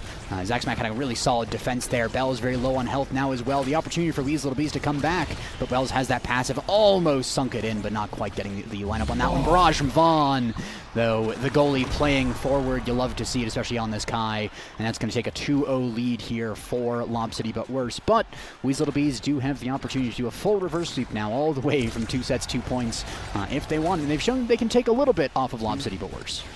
Yeah, now going into this point here, no flips on the side of either team, and Vaughn actually losing the barrier a little early and almost dies a wee bit, gets the eject button off in time, going in with, and the pop-up just sends it in, not striking in time. Wee's Little Bees just getting a point in 13 seconds, maybe the fastest point of the series. Yeah, Wee's Little Bees showing they're not quite out of this one just yet. They have the opportunity, no sets yet, but that could change at any point in time. Piercing shot off the rip. I mean, it's not going to be available for a little bit while. It doesn't actually find too much purchase. We almost taking the barrier, but a solid defense there. Bell's even helping out is going to mean that both barriers will stand for a little bit longer. Piercing shot a little bit ambitious there, trying to cover the clear, but they ended up going up instead. We trying to get it forward here, but Vaughn on the side clear there away from this Kazan. Really nicely found. Barrier goes down. Lob City core flipping again. Giga Blast behind just in case. It doesn't matter though, as Lob City but worse takes the game. Yeah, it's just clinical from the side of Lob City but worse. I mean, they noticed that they were playing in the corner against the Dubu now and realized it wasn't really favorable for them. The Zentaro Estelle, especially when the Estelle doesn't have any abilities, it's pretty hard to get through that back line. And so they just saw a couple of spread out pings coming out from the side of them. They rotated it to the other side and instantly got that barrier. Shapeshifting with the flip, walks up to the goal line, and it's just really not much that Zaxmac can do there. And yeah, Lob City but worse, getting a 3-0 in that first game on Inky Splash Zone. Pretty fast game, but that's also standard for an Inky's game. But I'll be honest, I mean, Wee's Little Bees, they had some serious fight in them. I mean, they almost took that first set. They got a few points like all throughout the series. I mean, 4 goals. That's nothing to scoff at. So. Yeah. And this was the pick of Lob City, but worse. So this was their comfort pick, their planned pick. And so they went into it with a plan. They executed the plan, and it worked out great. But now we're going over to the other side. Wee's Little Bees are going to be on their territory and their pick. So maybe see a little bit more performance when they were already really good. They took a lot. They took it very close to getting those sets. But we're going to have a little bit of setup here before going into that game 2, which I believe was on Tycho, if I'm not mistaken. It is on Tycho. That is right. And one thing about Tycho is that the picks that are on goalie that you usually want to opt for on Tycho are very different than they are on the Inky Splash Zone. Inky Splash Zone, you want to be able to cover that big corner barrier, but you know, in Tycho you have these 2 small super corner offense like related barriers, and so you're often playing like a melee goalie who's holding it down more. Of course, Zaxmac picked the Dubu last time, and we're actually already going into the draft here. Fight or Flight prize fighter start. Rune banned immediately. Not surprised Carmine is willing to pick that. Actually interesting, I believe both teams banned it. And now the Atlas ban coming out for Weeb, not a shocker there. Vaughn did very well in Nassau, the Pro League this season, got first place on that Atlas pick. It was his signature pick of the season, and the boys instantly locking in Bell's signature pick, the Julie. Yeah, I mean, we saw him on the Zentaro already. Now we're seeing him on the Julie. I think those are probably his 2 top picks that we've seen time and time again. It's also this prize fighter start with Tycho Temple, so we're going to see probably a lot of killing, a lot of volatility in the game. We might even see a couple fighter flights picked up on maybe some of the midfields, but if that Julie doesn't take prize fighter, I will be rather surprised. Yeah, now we see the Dubu coming back out for the Cyber Weeb. Not really a shocker there. Zaxmac looked pretty good on it, and he was able to hold even a big barrier like the one on Inky Splash Zone, but now he's on Tycho, which is more favorable to that type of character. So we'll see how that affects their defense. I mean, if they run the same comp back, like a now Dubu backline, that seems pretty powerful into what the Sad Boys have to offer. But we see the Estelle come out, which most likely will be on Carmine. Most likely, yeah. It also is kind of sad we have Frostfire team is picked, but not on the same team. Juliet's separated from the Dubu Estelle, so a little bit of rivalry on that one. We do see the Aimee picked up as well, and that's another pick that can just really control some of these side lanes and really just do so much work on Taiko Temple. The ability to just control so many aspects of it with the glitch pop, with the cyber swipe, with the firewall sentry. You can just do so much on this character. With the Vice as well to back this up, it's probably going to be a Vice goalie, but we've seen Aimee goalie as well before. And so much kill potential as well from that, so much damage on Vice alone. Pair it with an Aimee and then a Juliet. There's basically no chance that you have to try and live on this one. But you do have that Asher who has the secondary to give some damage reduction. And of course these players are pretty smart and pretty wary of these very kill-heavy matches. So they're able to put a lot of work in. They're able to do so much more than you might expect when you're up against a full kill comp. If you're just a little bit more wary, use your energy wisely, don't dodge when you don't have to, even if it looks risky. That is probably going to have to be the game plan of Weaslebees on this one, because otherwise Lob City But Worse is just going to absolutely run away with this game. You take Juliet, Aimee, and Vice, slap some prize fighters on them, and then get those stacked up. It is going to be a nightmare for Weaslebees. They're going to have to stay alive. And again, I said it earlier, but Fight or Flight being picked up might actually happen on the entirety of Weaslebees, just so that they have the option to have a little bit more speed and just a little bit more evasiveness versus this very KO-heavy comp. So much damage that can come out from it. We are going to wait a little bit before we go into the game here as the players try to figure out a couple things, but it is going to be a bit of a nightmare on this one if the teams just don't manage each other very well. Because on the other side, if you go too much into the kill potential, you're wasting too many abilities with this Aimee, Vice, and Juliet. There are some long cooldowns out there, so if you're putting too many abilities and trying to get the kills and you just don't do it, if they're just evading you every single time, then you have no abilities left to defend, and Dubu's going to hold down the wall for 5 years. Asher's going to stuff it in your face if you give her even a slight chance at it, and so Lob City But Worse is still going to have to be around and available to just defend. They can't just go full offense just in case. There is also a weird world that we could potentially have where it's Dubu forward and Asher defense. Probably not, but it could happen as we see on the camera here. I might be joined soon here by Ziyoshi. Welcome to the desk. I didn't realize we were rolling. Fun fact. But I'm here now. Hi. Hello. All right, give me the rundown. I did not watch game one. I was out to eat. So what are we... I can see the draft. What are we working with, though? So this is... game one was a boys or Lob City But Worse win. It was a 3-0 in sets, but Weaslebees did take the first two sets to 5 points. The last one a little bit less close as boys got some of their signature picks and signature or BIS awakenings on them. And so this time we're going to be running it back. Prize Fighter probably being picked up by the boys if I had to guess, and some Fight or Flight maybe for the side of Weaslebees if they're trying to evade all of that damage.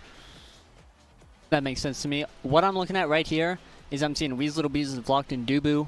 See boys have the Juliet. I like the Bell's Juliet. It's probably still his best character. I can't see a world where it's ever not, but Dubu is such a hard counter to the pick. They are going to have to work around it.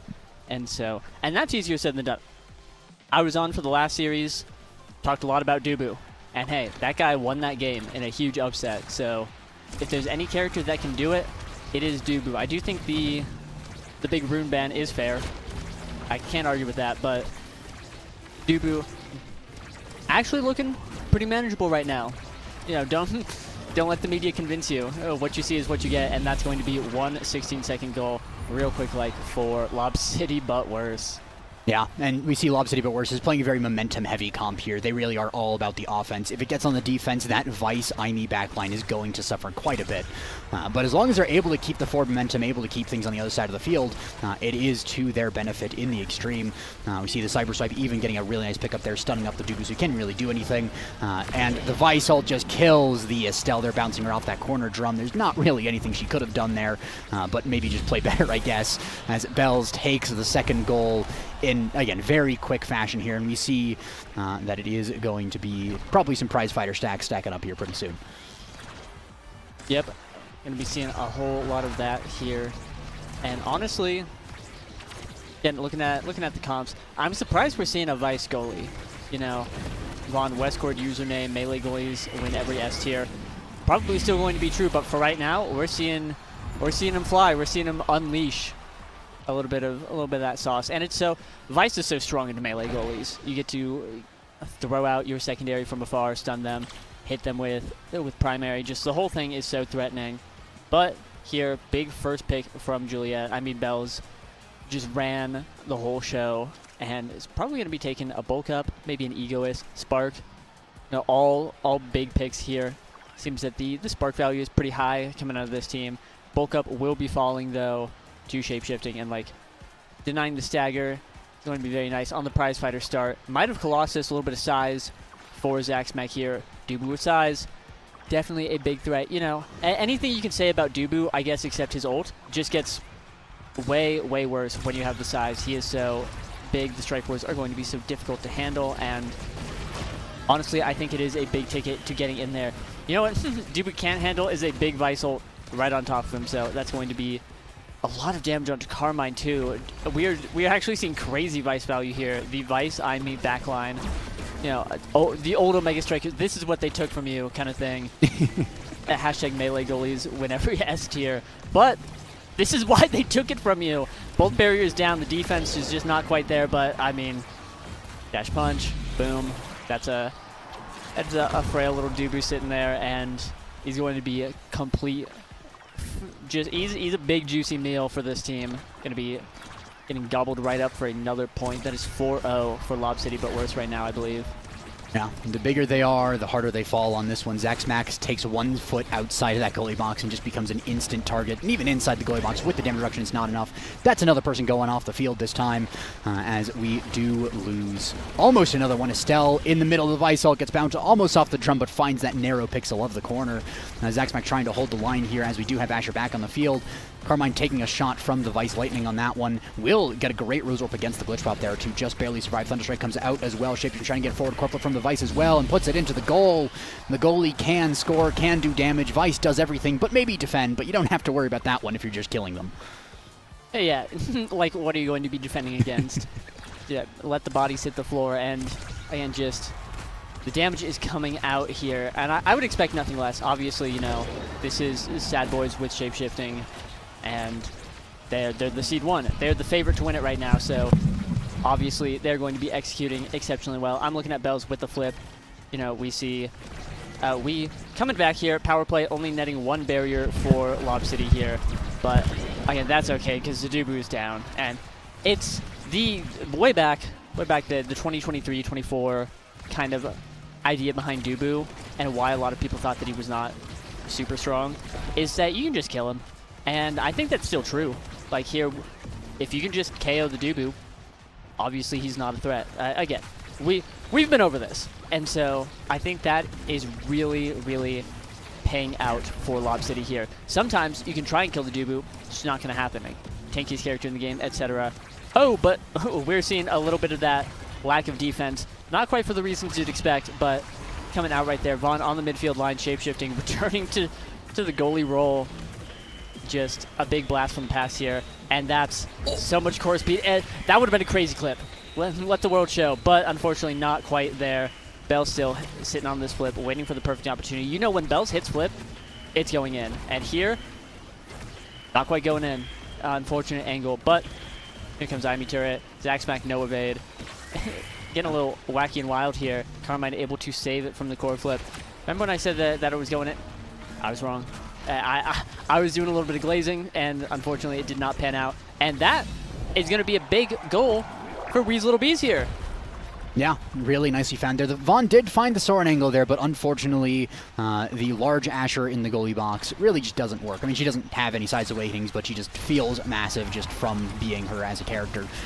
So she just has so much area of denial with her primary. Dubu got sent out of the goalie box with the damage reduction and the Powerhouse Pauldron's damage reduction. Vice ult is very strong. Bells is also strong. Gets the pass, gets the goal.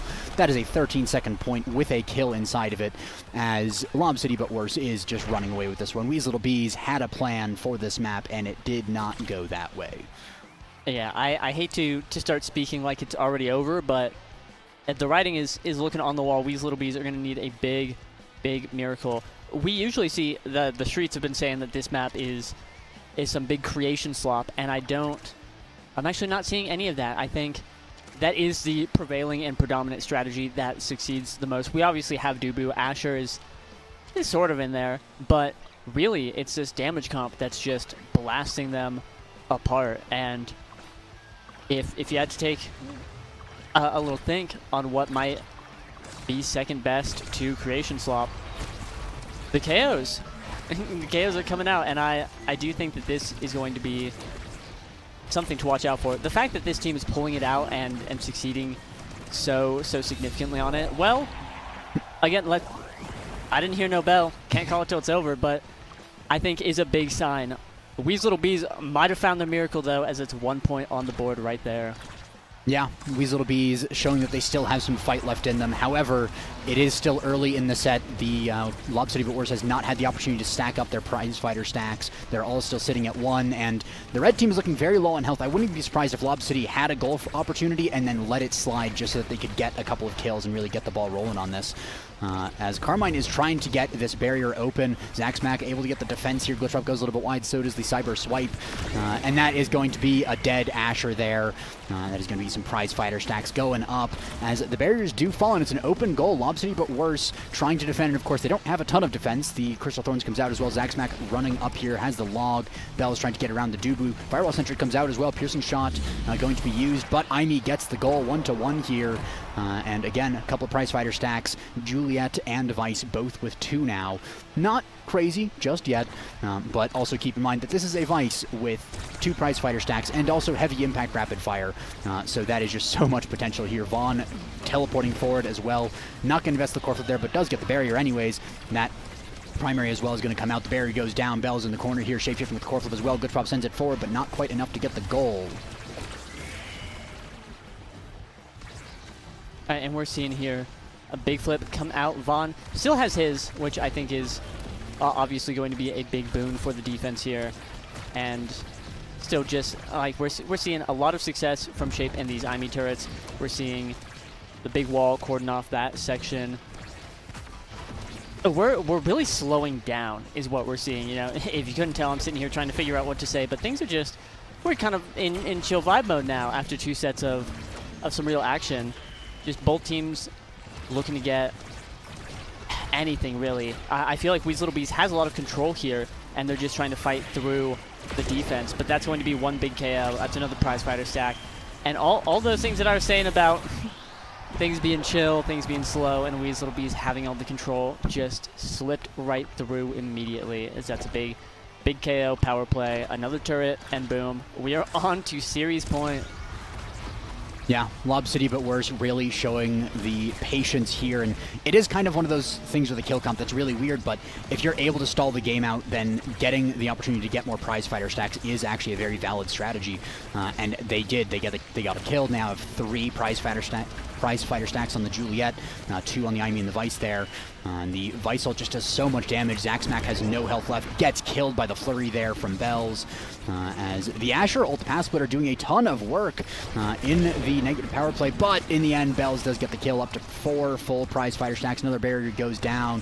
Bells gets a little bit of back pass there. Zaxmack using Tofu Fortress, send it forward, buying a lot of time as well. Carmine trying to get it forward here. Piercing shot does not get it through as Vaughn was able to get the evade save on that one. Thunderstrike goes forward as well, and we have the core going for another cycle. We holding the line in the Asher on the bottom side. Carmine up at the top there, not going to die.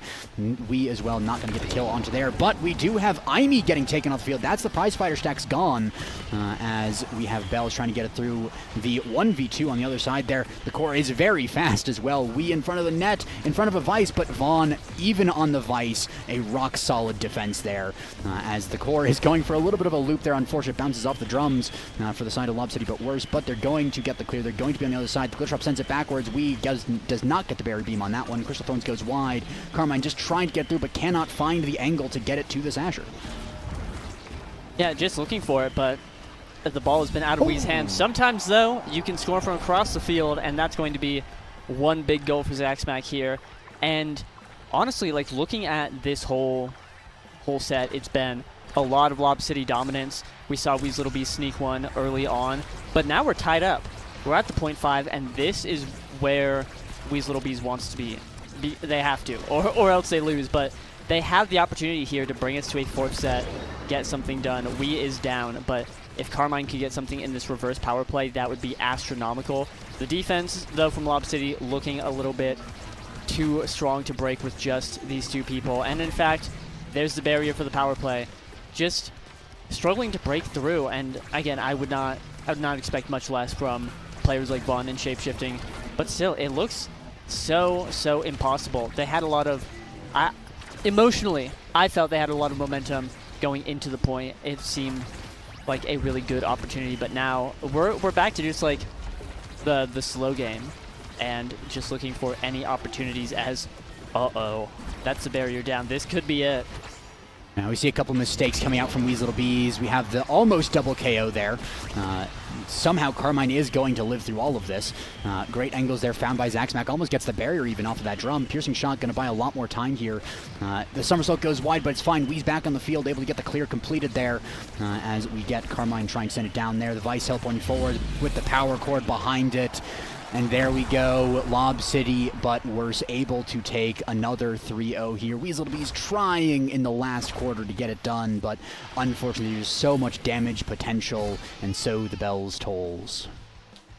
Yep, many such cases as he has before. That's going to wrap up this series, and that means Lob City, but Worse, moving on to winners semis.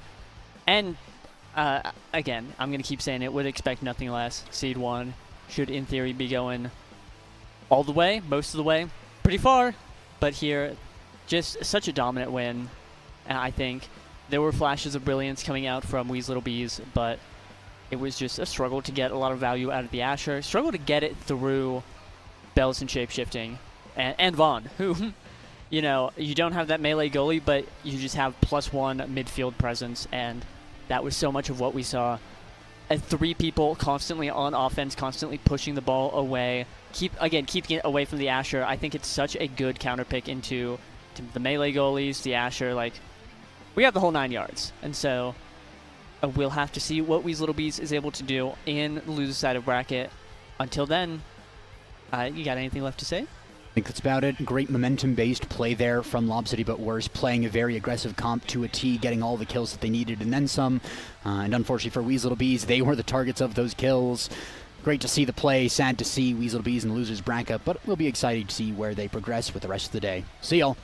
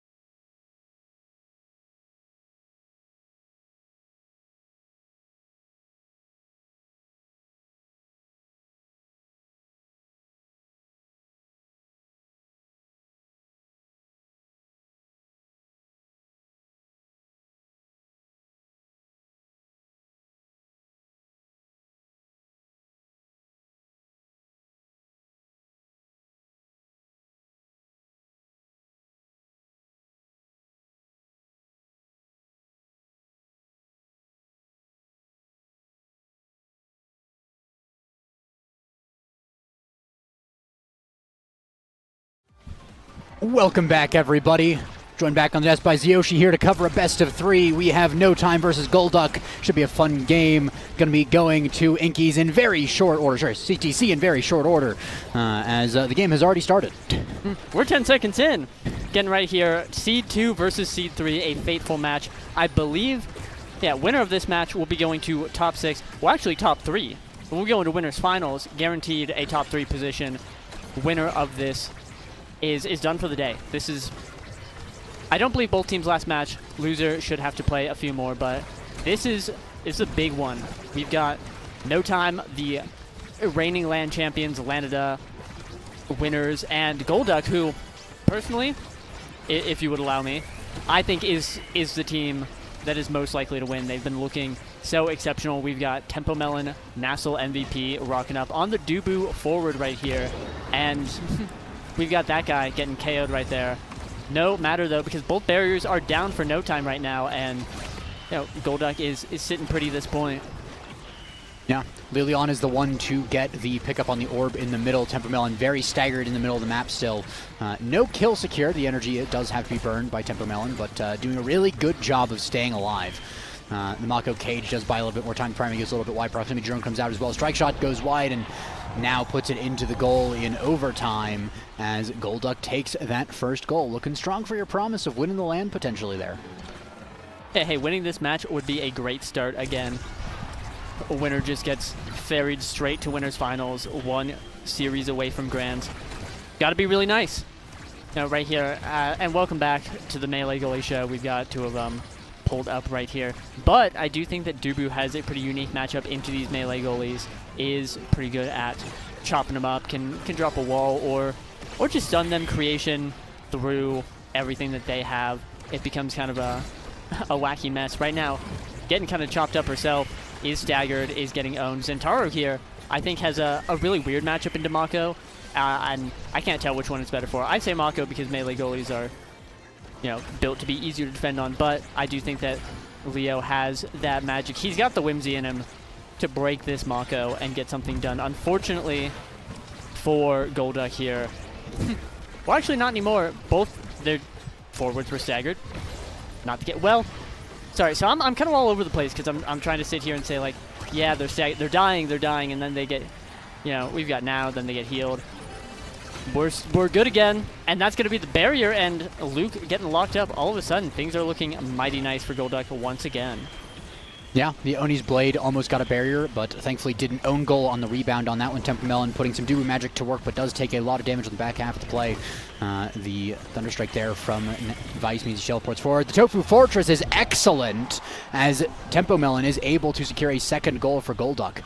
Now, yeah, in the face of the stingers, or the stinger on both Zentaro and Vice, there's a lot of damage potential here for No Time, but they don't really have too much KO potential just yet. They don't have any cooldown or any damage, really. They just have the health damage on Stinger. So the knockback itself is going to be a little hard to secure, but the barrier's pretty easy to secure there. A almost dying there, as Hungry Boy uses Supernova, and Lilian is the one to ultimately secure the goal, but very fast, 11 seconds there for No Time to get on the board. Yep, they do have this explosive potential. Vice and Zentaro are known for their capabilities of putting on immense pressure immediately, and that's what we saw last point. We haven't really been seeing it. I would like to see some more of it, but I think it's going to be hard to pull off in these early sets. Definitely No Time is the team that's going to be the scaling one. Unfortunately, oh, sorry, I thought they all tipped for it. We've been playing this game. This map has been in the game for 2 years. They disappeared. They would just got. Sorry. Classic ambush zone on the Clarion Corps Xenocloak variant there. Do have that early Spark of Focus pickup potentially, but also rapid fire missile prop there. Now, of course, going for the rapid fire is pretty intelligent. That does mean that Zentaro gets the heavy impact, and that is cooldown reduction and damage on the Zentaro that really only needed cooldown reduction and damage. That's a little terrifying. Might of the Colossus going the way of Vice to deny it away from the Dubu, who could have potentially done something, but also there's not a ton of size just yet, so it's just a little bit of power on that Vice.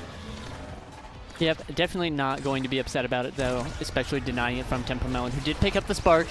And I obviously Dubu Goalie is going to be a nice Spark guy.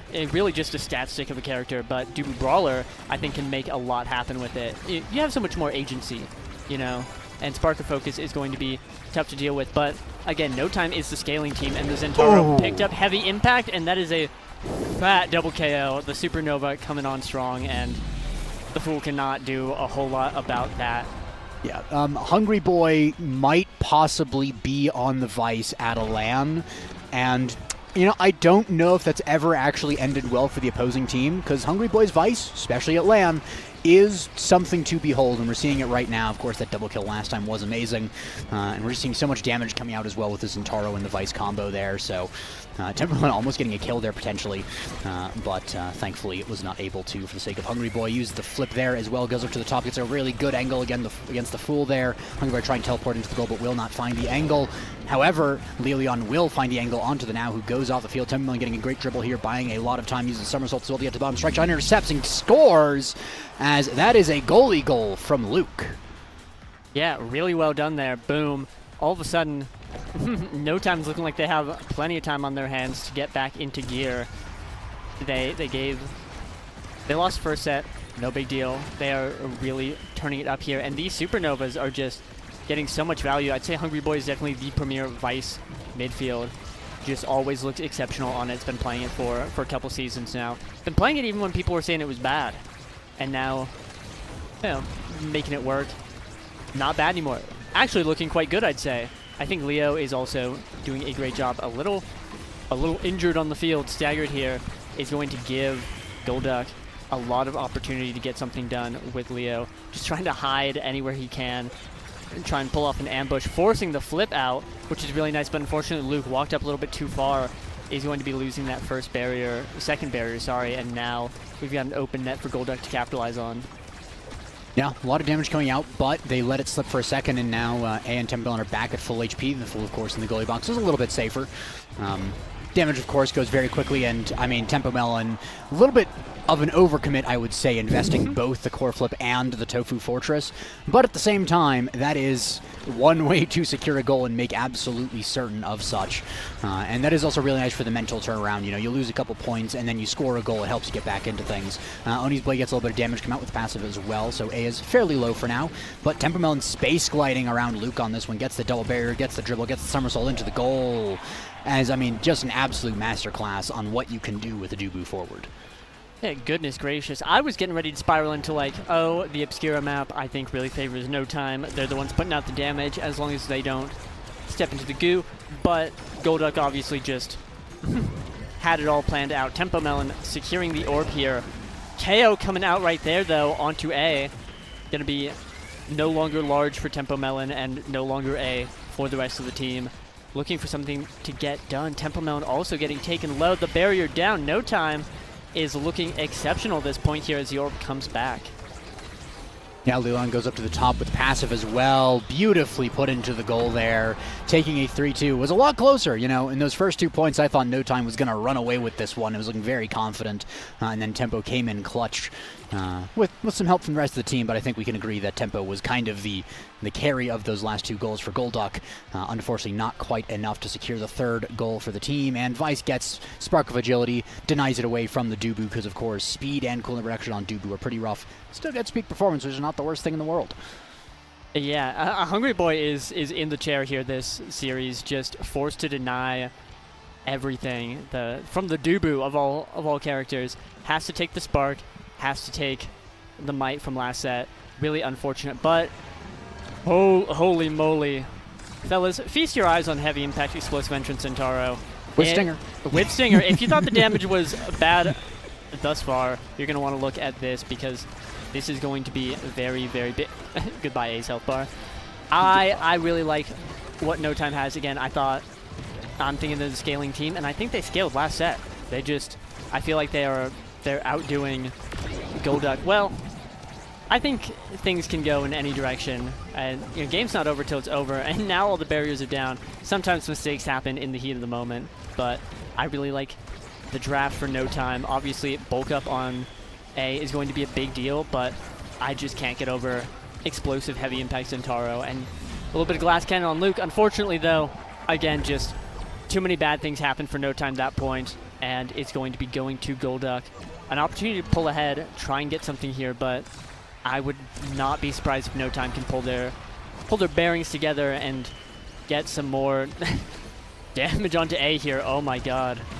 Yeah, and I also will say, on that last point, is a really nice snipe from the Fool on that one. Zora coming in clutch on that Mako. And so, is always nice to see that kind of thing happening.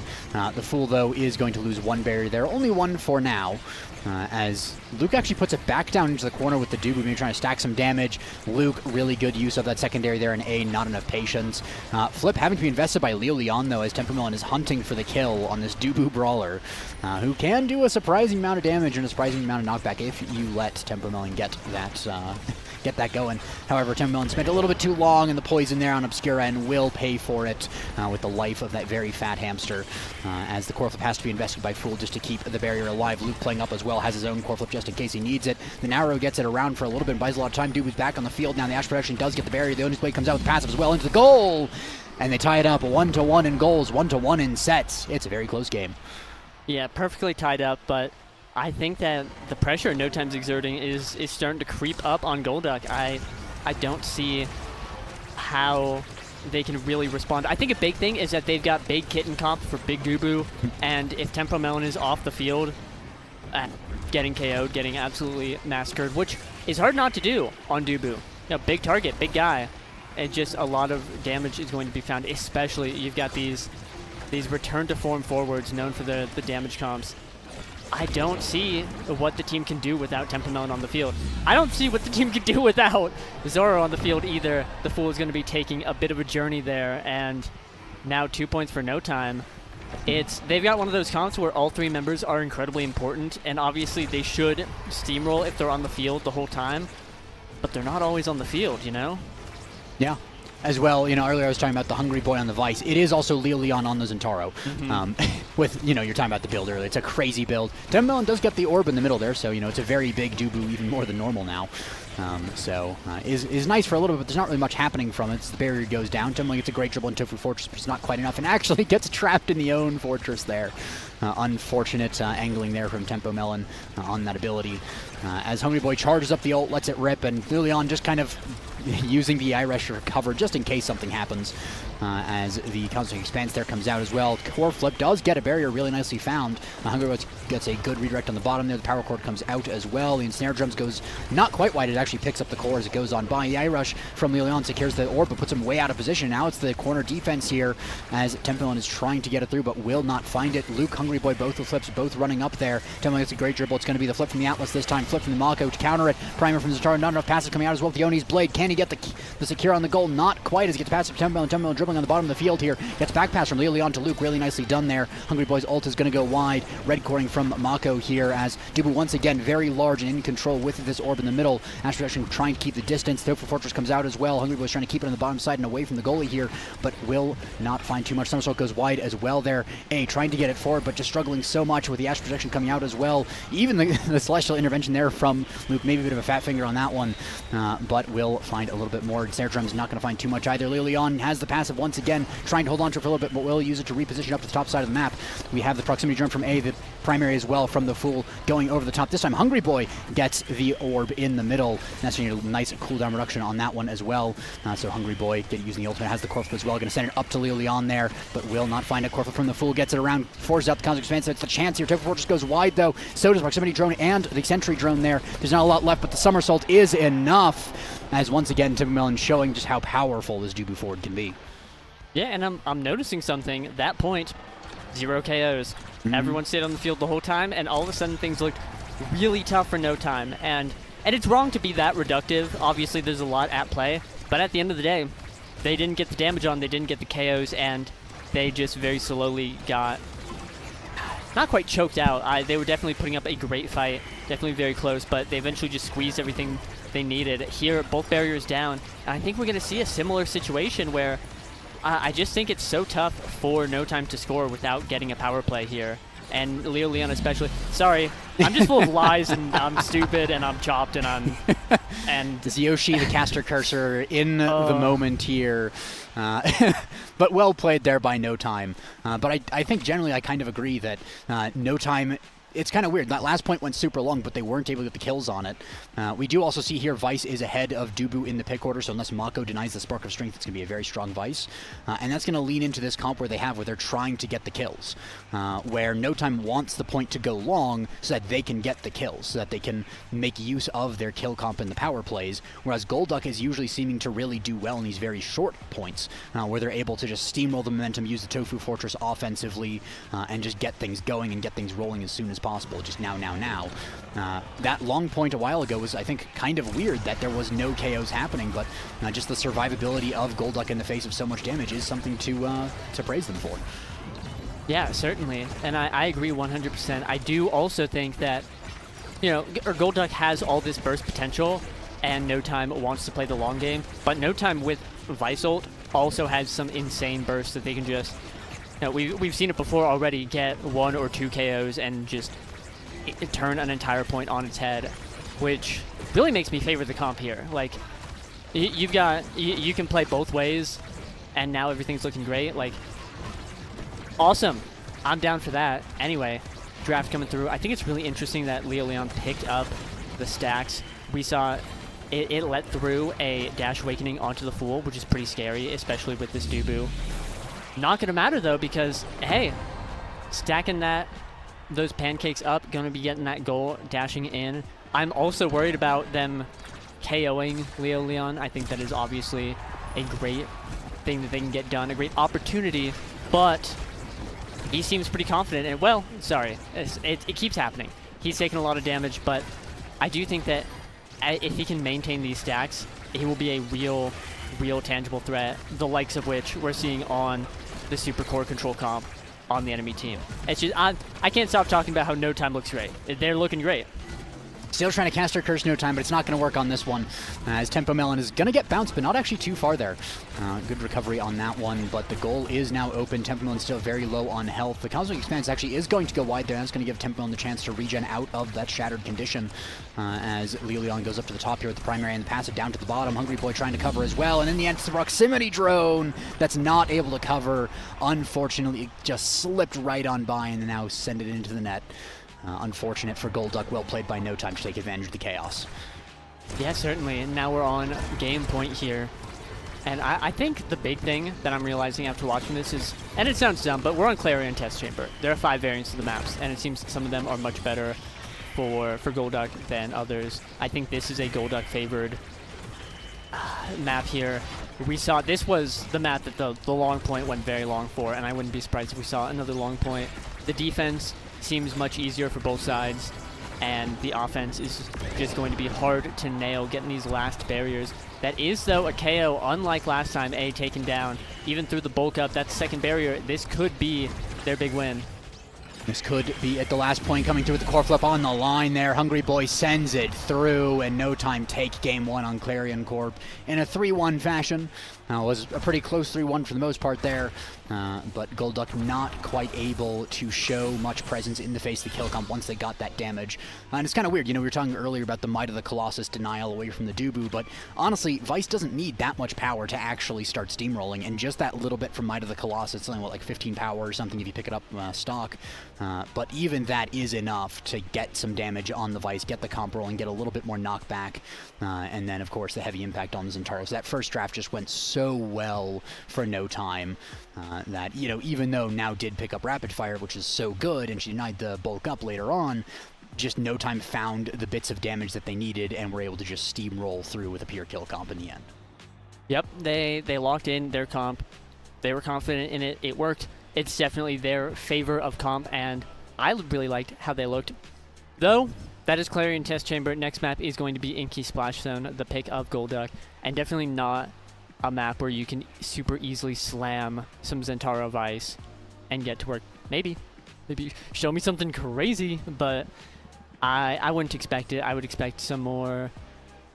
Show me some Rasmuses, some maybe a Kazan here. I think Leon might end up picking Zentaro anyway. It depends on how the draft goes, but I would not be surprised. I definitely do also think that this is a very Golduck favored map. We're going to be seeing, again, the core control comp that they pulled out. We're going to be seeing that. Stacks and hot shots start too. That's not anything that No Time wants to see, because that's just such a core control favored situation there. So bans have come through. The Luna and Asher bans are here. We'll have to see what Time picks, but I would not be surprised if we see an inverse of that last game for Golduck here.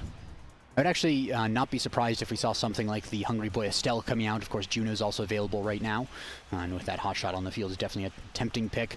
We are going to see just the safety Atlas there. He's a goalie that can hold it down. He's really good on Inky specifically because the Hyper Beam is a pretty pretty telegraphed attack. Once you trigger it, it's very easy to see if it's going to kill someone. And we actually do see the Estelle locked in there for probably Hungry Boy. It's probably going to be the Kai in the goalie box there with the Rasmus up forward. And so that's going to be a Restel comp with the Kai backing up. There's a lot of core control there, so we're going to see if No Time can actually transition from the kill comp into there. And we actually see Golduck taking away the Zentaro there. Lilion not opting for it, but we are going to see that Zentaro. And if he gets a Dash Awakening, he is really good on this map. We saw, of course, Bells on it earlier, I believe it was. So that should be a pretty interesting, depending on how the Awakenings go. Of course, if there's not a Dash Awakening for a while, the Zentaro might be a little cooked. But we also... I don't know if this is the first time today, but Rune has not been banned, and he has been picked. And so there is a lot of creation power here for the side of Golduck. And so with that hot shot on that Rune, it's going to be pretty spicy. Yep. What secret word on the street is that Rune is OP, and with hot shot, it's no secret. Rune's going to be really good. I think that the situation here is always that Rune's going to be incredibly difficult. Though, an avid Rune player, and I think it's kind of weird on this map. I think it's kind of hard to imagine Rune not on a closed map where you can kind of funnel, put Pillar behind the Brawler and force it through the corner. But we'll have to see. Again, very, very storied player on the Rune, going to be... He picked it for a reason. He knows what he's doing. I think the Zentaro's my real concern, as I just think that Tempo Melon is so successful on these picks like Rasmus, Asher, Juliet, Dubu, these big stuffing brawlers, and Zentaro is not quite that. Well, again, the cool thing about being a caster, I can sit here and talk about anything, and I'm either right or I'm cursing them. And so we're going to have to see if Tempo Melon can boss up crazy style on the Zentaro, but no, if not, then well, I don't think they're going to win. I think this is just really tough for them. I think... Especially like Rune Zentaro is a weird comp. You got a whole thing. And I love the Luke Kai. I love Estelle Rasmus. It's an effective comp. It gets the job done. Like, No Time, I feel, in draft is super confident. They know what they're doing, and it succeeded last game. So we'll have to see what goes on here. Yeah.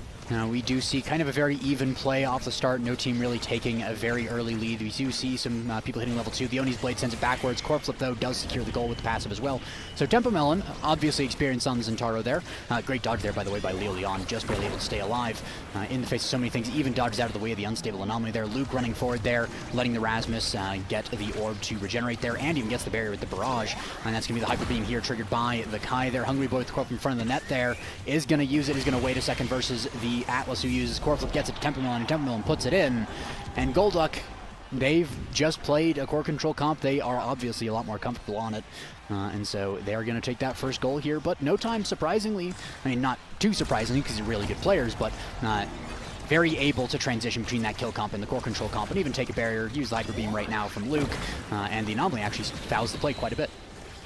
Yep, this is the battle of 2 and 3 seed. A real Titan matchup on day 1 of all things. Actually, it's winter semis. It was bound to happen, but still, a Cheetos flamin' hot match coming out here. This Tempo Melon is getting injured. I think this is a part of my big concern is Tempo Melon is just super susceptible to this damage on Zentaro with the lower stagger health bar. It's going to be pretty tough. But then again, No Time is not drafting the same damage that they were last game. Quite the opposite. And obviously, Stealth still has a lot of damage potential, but it's not the same. Hungry Boy, same guy piloting the midfield role, but it's still a different character. We're going to have to see if they can get a lot of damage onto Tempo Melon. It still looks like a viable win condition because Tempo Melon's been half stagger or less all point. So we'll have to see. It's working out for them really well as they still have this barrier up, and they still have a lot of control on the ball here. Now, double banish from A there is amazing to secure the barrier. Tempermelon almost gets hooked there into the Hyper Beam, but will not find it. Hungry Boy actually puts the core further into the Hyper Beam there, unfortunately, and Lilion not able to secure. Great anomaly as well from A, able to get it forward. Luke, though, predicting that rune teleport. Core flip comes out from the Atlas. The Rose Warp is a little bit too early there. Hungry Boy trying to get a predict. Piercing shot, not going to quite catch the exact right play. Tempermelon teleporting all the way around, but it ends up going back to Lilion as Hungry Boy and A on the bottom side of the map are trying to vie for competition on this core, but they're not quite able to get it. Anomaly also goes a little bit wide there. Piercing shot hits A, but not the core, as the Fool is just trying to get it forward and get it out.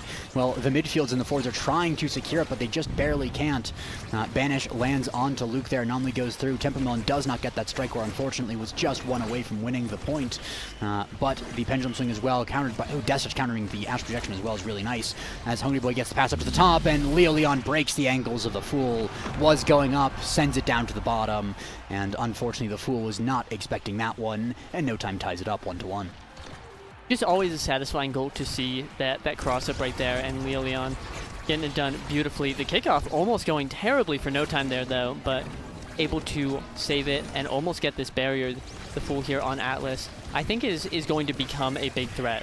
We've been seeing the barrier go down both points so far, but you just give this Atlas character a few more awakenings, and all of a sudden, we're talking big threat. Just really tough to break. Nothing, no prime time or twin drive in the rotation. Doesn't matter though. And first barrier down, we see Tempermelon trying to jump in, get something done, but Luke is holding strong, and has been very patient all game, which I think I really respect.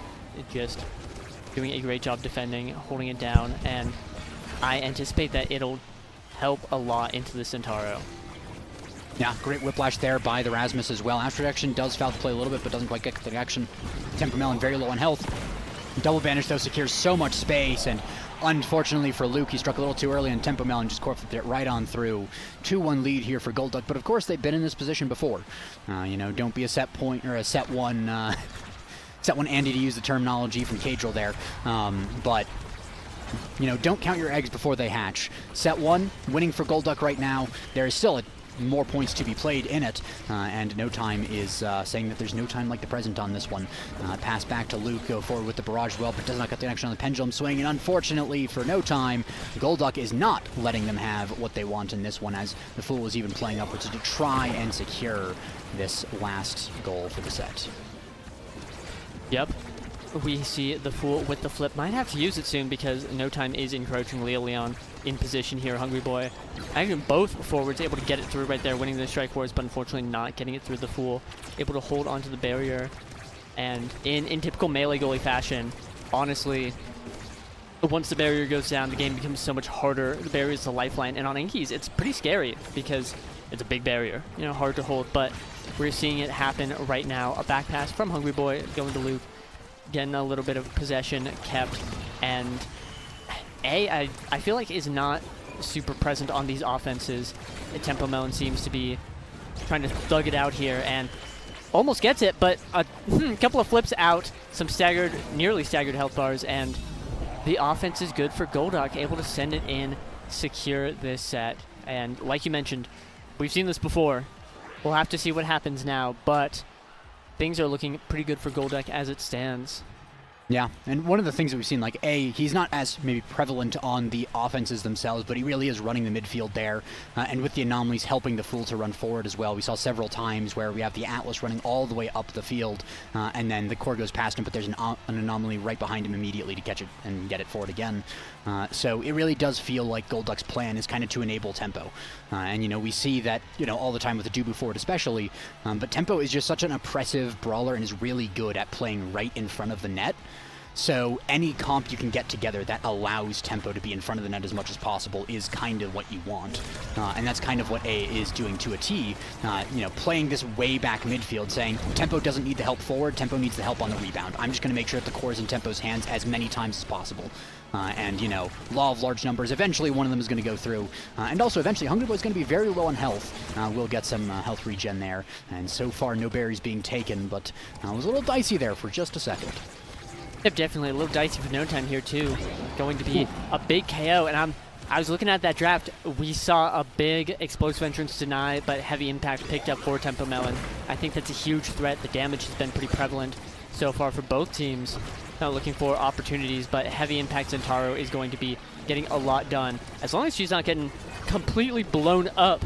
Staggered right now, looking a little injured, looking for an offense. Just, you know, Golduck needs to get something done now, lest they kill Tempo Melon and really shut down all of their offensive potential and force them onto a very hard defensive position right here. Flip being burned. Just so much damage onto Tempo Melon though, and it might be the KO coming out. Tempo Melon playing really evasively though, and A has a flip now. If he's able to walk up and get something done, it'd be great, but until then, barrier's down here. Good attempt on the core flip, but also is diffused. The anomaly as well was really nice on the rebound there. Piercing shot sends it forward, but Soren angles in, and the Banish also secures a little bit more time on that one. Ash protection, anomaly, and even the Oni's blade being used. Pass between Leon and Hungry Boy. They're trying to get it through. Piercing shot goes wide. Now the hyper beam from red team comes through, and the anomaly on the bottom of the play there as well. Up the top as well. Rose Warp through Zentaro on that one, but not enough to get the gold just yet. The core is just flying all over the map with the hot shot on this Estelle. And also, surprisingly, we didn't actually mention it, but Rune didn't even take the hot shot here. He's just pure stacks on stacks. And so Tempo Melon, a little bit of a dribble here as well. A lot of speed on this Rune, a lot of speed on this Zentaro. And actually, Zentaro just hitting 150 stacks as well. Atlas already reaching it too. So a lot of speed on the red team here. They're going to start trying to use that speed to play around the blue team here because they have just that advantage in raw stats. As we see the Banish come through onto the Estelle, but it's inside the goalie box, so it doesn't mean too much there. Strike shot comes out, piercing shot counters as the pendulum swing goes a little bit wide. Ash protection comes out as well, countered by the barrage on the bottom there. Cosmic Expanse comes through as well, but the hyper beam deployed by the blue team here. Leon and the piercing shot, not enough. Core flip from Luke gets it forward, but not enough. Tempo on the top with the passive into the secondary, into the flick there, and in the end goes up and down again to score the goal. Golduck 1-0, and what a long point that was. Yep, dicey mix up there from Tempo Melon, able to get it in, and again, I think that if No Time could secure that KO, things would be looking pretty different.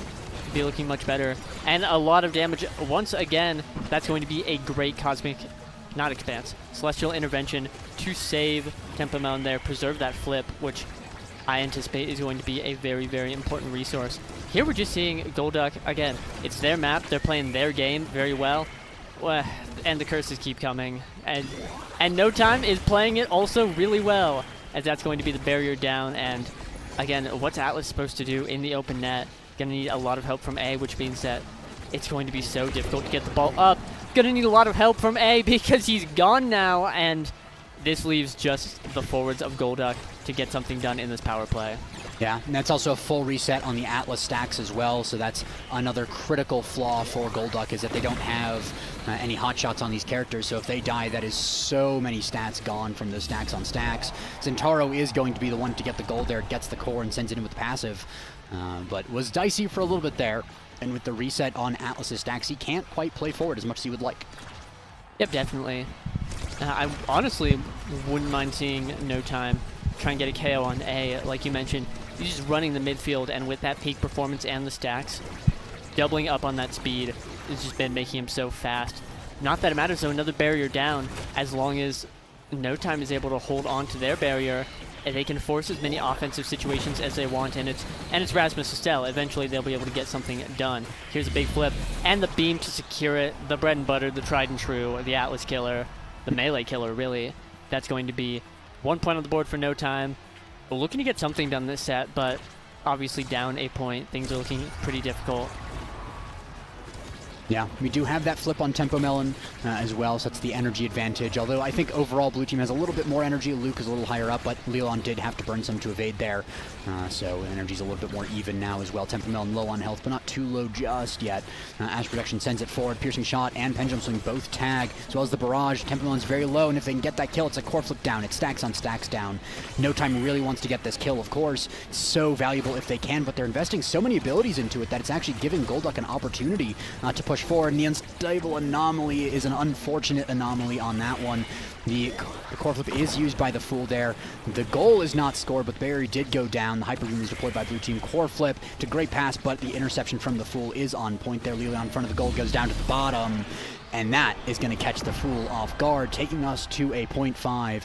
And once again, no time is coming back the longer we go on. And now they are also all at those 150 stacks, as both Kai and Rasmus are going to be so fast around this field.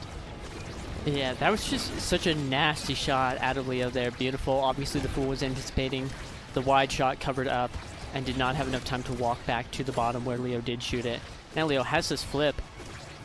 I can feel it coming. Yep, and there it is. And I can't believe that I just went through so many emotions. I couldn't believe that it was about to get the barrier, and then it didn't, unfortunately. Barrier still up, but a great flip attempt. Definitely something that I was never going to anticipate. That being said, doesn't matter. It's gone. Yeah, Tempomelon also attempting the blick there. He's not going to find anything. Double banish from the rune gives a lot of purchase, and Tempomelon, again, you enable Tempomelon in front of the net. You hit the double banish on the midfield forward combo. You put Tempomelon in a one-on-one against Luke, and in that one-on-one situation, pretty much the goalie is always disadvantaged. It's so difficult to protect the entire goal, and the forward only needs to get one shot through. And for this, I mean, there's a Spark of Agility pickup. There's a Mega Infuse Incinerator if you want to play it a little bit spicy. But in the end, we'll go the Recovery Drone, actually denying the size away from Rasmus. Yeah, I do think if Leo Leon is able to get his hands on some size this game, that would be quite devastating. He's going to pick up a Spark in the meantime. Opportunity to scale in the next drafts, if there are any.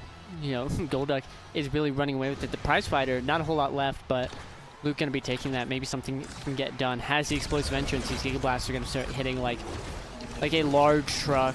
If I had to give a number of wheels, I'd say 8. We're not quite that big yet, but energy deficit, just crater coming out for no time.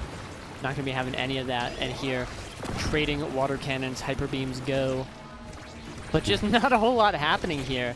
And really, I think No Time looked great. They definitely were doing a lot better set 1 in the last set, but I still don't know if they have enough to break through Golduck and prevent them from scoring. The damage is looking great on Tempomelon, but again, have not been able to secure any KOs on her, so we'll just have to see. But really, I think Golduck might have a chance to run away with it and bring us to a Game 3.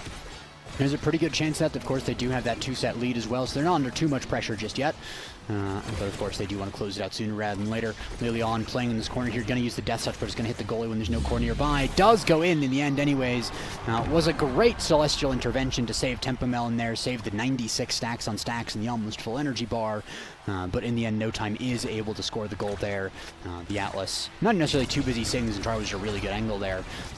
But is going to be 1 goal in exchange for 1 saved Zentaro on that one, as Luke has the core flip as well. They're both goalies actually with core flips, but Tempomelon with a core flip for the forwards. That energy advantage just a little bit, not as severe as it was earlier, but is going to mean potentially something. The Cosmic Expanse was just clutch. Unfortunately, the double core flip there. A and the Fool unfortunately doubling up and wasting one of those. But in the end, it's not going to be too bad. The barrier is still standing. They're all still alive, so they can maybe live to laugh about it another day as the barrage goes forward as well. Leon trying to get this corner offense once again. The Crystal Thorns goes a little bit too far there. Doesn't really hit too much. Core flip, and actually a counter flip there from Tempomelon is going to fail, as the Zentaro is very low. The Cosmic Expanse comes through as well. Tempomelon staying inside the Celestial intervention there to regenerate a little bit of health, and is actually pretty healthy nowadays, as Tempomelon not quite able to get through here. Banish hits the goalie inside the goalie box, though once again doesn't last too long. Tempomelon taking a lot of damage off the back end of the play, and once again No Time just sees killing Zentaro as a win condition, and there it goes. Death Touch finds the Zentaro. Roserp finds the core and sends it backwards, but it's not too bad there. Anomaly, though, finds the perfect angle A, even with Zentaro down, showing that no, there's still enough forward pressure here. Now we can still do things just fine. Yeah, really surprising here. In the reverse power play, we do see both barriers go down eventually, but for the 13 seconds Tempomelon was gone. If you had to pick which barrier went down first, I would not have guessed. And there, a strike, unfortunately shut down by the Tempomelon dash, sending it in. Luke ejected back in time, but did not have the strike to stop it. That's going to be 1 point on the board for Golduck. And again, a real back and forth here. Both teams looking really, really strong, but not able to get a real advantage over each other. They're just neck and neck, fighting back and forth. Banish coming out. Hungry Boy almost taken down if that anomaly hit. I anticipate that guy would have been completely cooked is staggered, has a flip, going to be looking to use it. The flip from the Fool burned. Here comes the Hungry Boy flip, beams it, but the Fool able to stop it. And now Leo trying to get something done, but unfortunately can't. That's going to be a Hungry Boy down, and here Fool with the ball. The offense from Leo looking great. The core control still firmly in the hands of No Time through this power play somehow. Really well done by both the remaining members. And here Hungry Boy's back, and there's no barriers down. And it's been almost a full minute, and there's no barriers down. There's also no flip on Tempermill, unfortunately didn't quite get the insta-flip combo there with the passive. One barrier does go down there, as No Time is looking to finally secure a set for themselves in this one. A low on health, has to use the core flip as well there, but does secure the barrier. Death Touch gets it forward there, strike shot interrupts. Tempermill dashing through, but gets countered. Anomaly as well, Ash Protection counters the core flip from Luke. Hyper Beam deployed by the red team here, but Leon hits it around the Cosmic Expanse there. Rose Orb comes through, does not hit the core. Hungry Boy trying to get along the bottom here, but the Oni's Blade stalls the play for a little bit longer. Anomaly gets a lot of core speed here. Luke playing up as well with the eject button. Giga Blast goes a little bit wide.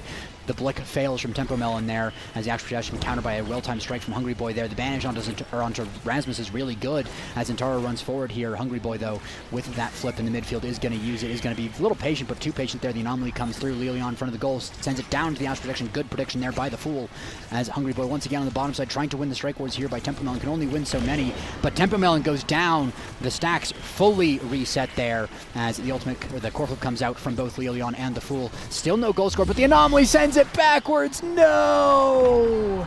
Little bit of nerves there from A, as Leon putting so much pressure, and it would have been a great Anomaly if it was a 10th of a second sooner. Would have guaranteed the clear and send it around. Bought so much time for Zentaro to get back, but unfortunately it just went backwards. Yeah, Leon found frame-mogging Humble Rune player on the pitch. Unfortunately, I believe we've seen another mishap with the Anomaly earlier, and everyone gets one. We start talking about two, we're pushing a little bit with two, but, you know, with this game so firmly ahead for Golduck, I honestly would not be too upset. That being said, No Time has a firm grip on the momentum here. They've got to be feeling pretty good about at least winning this set, trying to get something done, trying to push that advantage. A has this flip, has the Anomaly, is going to shut it out, get the barrier with it too, and Golduck obviously would love to win this point, kind of reset that momentum and get a big opportunity to be 1 point away from stealing this game. Stealing's the wrong word, but from taking this game, stealing the advantage that No Time has in this series and bringing us to a Game 3. Yeah, his 5th point in potentially not match set, but game set here. As Hungry Boy trying to get it through, but the banish actually hits the core, and it was a beautiful defensive banish there. Normally I don't like the defensive banishes, they can be a little dicey, but that one was perfectly timed. Core flip comes out but gets countered. Barrage goes down, barrier goes down here, but on the other side as well, No Time countering. Core flip from Rasmus into Rose Warp from Hungry Boy, frame perfect on that one. I've said it before last LAN, but Hungry Boy's Estelle, the frame perfect things he's gotten, just insane. The way he moves around enemy core flips, just so good. And that's going to be built different going the way of Rasmus. Does mean that Rapid Fire ends up in the hands of either Atlas or Rune, which will be a little sad, but not too sad because Rasmus finally has size. He can finally use the pendulum swing to secure some things. Yep, and this, I think, was the anticipated outcome, really, is that No Time wins a set, and all of a sudden they get all the awakenings they want. Chrono Boost and Glass Cannon, like, all three members are winning big, and here we see Team Player come out for the Fool, which I think is incredibly important. But into this Kai goalie, we're not playing into Dubru's and Atlas's and Mako's here. That's a Kai, that's a guy with Barrage or enough speed to try and block the wide shots from the core speed. Obviously, Team Player will still be incredibly valuable, but might not be enough into the Kai, might be able to manage it. In the meantime, though, Rapid Fire onto A, also going to be very strong. But again, I just think that No Time had such a good draft. The size Rasmus really changes the game here. Gives Leo a ton of influence on the field that he just hasn't had as much. He's had a lot of influence in the box, in the enemy box, I should say, but not in general on the field. And the more input Rasmus can have on the game, the better, as that's really what you want to pick the character for. Here's, though, another flip being defended out, and the No Time defense is just looking exceptional. Yeah, really well played here. The pendulum swing, piercing shot comes out, but the Fool on this defense pretty solid. Tempo with the flip in front of the goal is going to get denied. The anomaly buys a little bit more time, and actually, unfortunately, blue team No Time sends it back down into the corner with Zentaro, and Zentaro is able to pick up a goal, pick up a kill, and it's kind of a tragedy there for No Time, as we also see the stacks on stacks significantly higher in those stacks on Golduck than on No Time. We do see A, though, the recovery drone is taken away, so one less save. Luke, everyone flashing the sad boys on that one. A little bit of a goalie gaff on that one as the barrier goes down with a missed strike. A little bit of mispositioning there. Barrage comes out as well. Cosmic Expanse going to be a little wide there. The Fool trying to get in, trying to foul this dribbling from the Rasmus. A also hanging back now. Tempo Melon all the way back on her own side of the field on this one. A little uncharacteristic there. We love to see Tempo Melon right in front of the goal, putting the core in, but does have to hang back on the defense. That just goes to show how aggressive No Time can be when they really put their minds to it. Hyper Beam is a little bit wide on that one. Doesn't get the connection on the core. Tempo Melon, though, very low on health. Very close to a core flip, though. Potential to lock out this. Never mind. It's going to be almost a kill flip. Great save there from the Fool to keep Tempo in the fight with the stacks, with the flip. Banish onto the rune. The core flip countered. The kill flip from Tempo Melon, not perfect as it doesn't go into the goal. The piercing shot comes out as well. Will it go the way of Golduck, or will No Time find a way to sink it? No. Little bit of a fouled play there. Not a perfect flip from Tempo, but does redeem in the end. Does get the goal and puts Golduck 1 point away once again from taking game 2. Yep, really well played here. And now No Time, not with any points on the board, unlike last time. It's got to be feeling the pressure here because it seems like Golduck has everything. They have all their Golducks in a row, if you will. Just able to get everything they want, get the barrier there, and I think the defense praised it last point, but it's starting to fall apart as barrier down. Here comes the beam. They are able to keep the ball. Leon, though, is just scrapping in that corner, trying to keep the ball up. Manages to get the barrier. Here, big defensive banish. The flip, though, going wide, unfortunately. And now Hungry Boy, a little injured, able to dodge the Tempo Melon dash. You can smell it coming from a mile away, and the ball keeps sinking back and forth. Neither team really getting a huge grasp on it, but Leo trying to find an opportunity. Tempo with the flip is just going to pull out the tried and true, the flip passive into the bottom side. Going to secure that game and take us to a game 3, which is going to be on AtLab. And I think both teams, like Clarion was such a good map for No Time, Inkies was such a good map for Golduck. Now we're in kind of a neutral territory here. I think both teams are going to be looking pretty good on this map. It's going to come down to which team can execute better. Like, boring, but like, really, both teams have been playing so well. I think I do say that No Time has been a little bit more impressive. I think their game 1 win was pretty solid, but they just got 3-0'd, so no. 3-1. Sorry, 3-1. Yeah, the first 2 sets really had me sold, but anything's possible. It's not over till it's over, and really, low-key, I gotta be honest, I love the Kai, but Luke, I got a big hamster for you, and I really think he could change the dynamic of the game. I would not stake the blame on the defense from No Time there. I think Golduck's offense was just too strong. The Zentaro, hey, got me. I was wrong. The caster, this one's not even cursed. I'm just, my bad. I was unfamiliar with the game. Tempo Melon, you got me. And yeah, well, it can be really tough in the face of Tempo Melon's brawler when it's enabled. Again, we were talking about that earlier. When Tempo Melon gets a chance to just stand in front of the goal. But we even saw here that Tempo Melon was able to go fluidly back and forth across the field. Had to defend a lot, but then switched over to the offense pretty seamlessly and was able to get a lot done there. So standout there of just the offense that Tempo Melon can put up. But of course, No Time, they had a lot of great concerted efforts there, but I think a lot of the times they just kind of focused a little bit too much. When you play that Restel comp into Atlas, you're not necessarily trying to get it through the Atlas, although you can at times when his abilities are down, but generally you're trying to go around the Atlas with the passes, and they just weren't really able to do that. They tried for it a few times, but it was just fouled constantly by A on that midfield. He was just so good at stopping the setups for those plays, and honestly, the other thing as well, the goalies held it down so well. Even on the Kai, not necessarily a defensive goalie, but just with the sheer offensive pressure he was giving, was able to provide so much to the defense by just not having to defend. And then, of course, the Fool got so many clutch saves there. But we have Timeless Creator and Tempo Swing on Atlas's lab, so that'll be pretty interesting.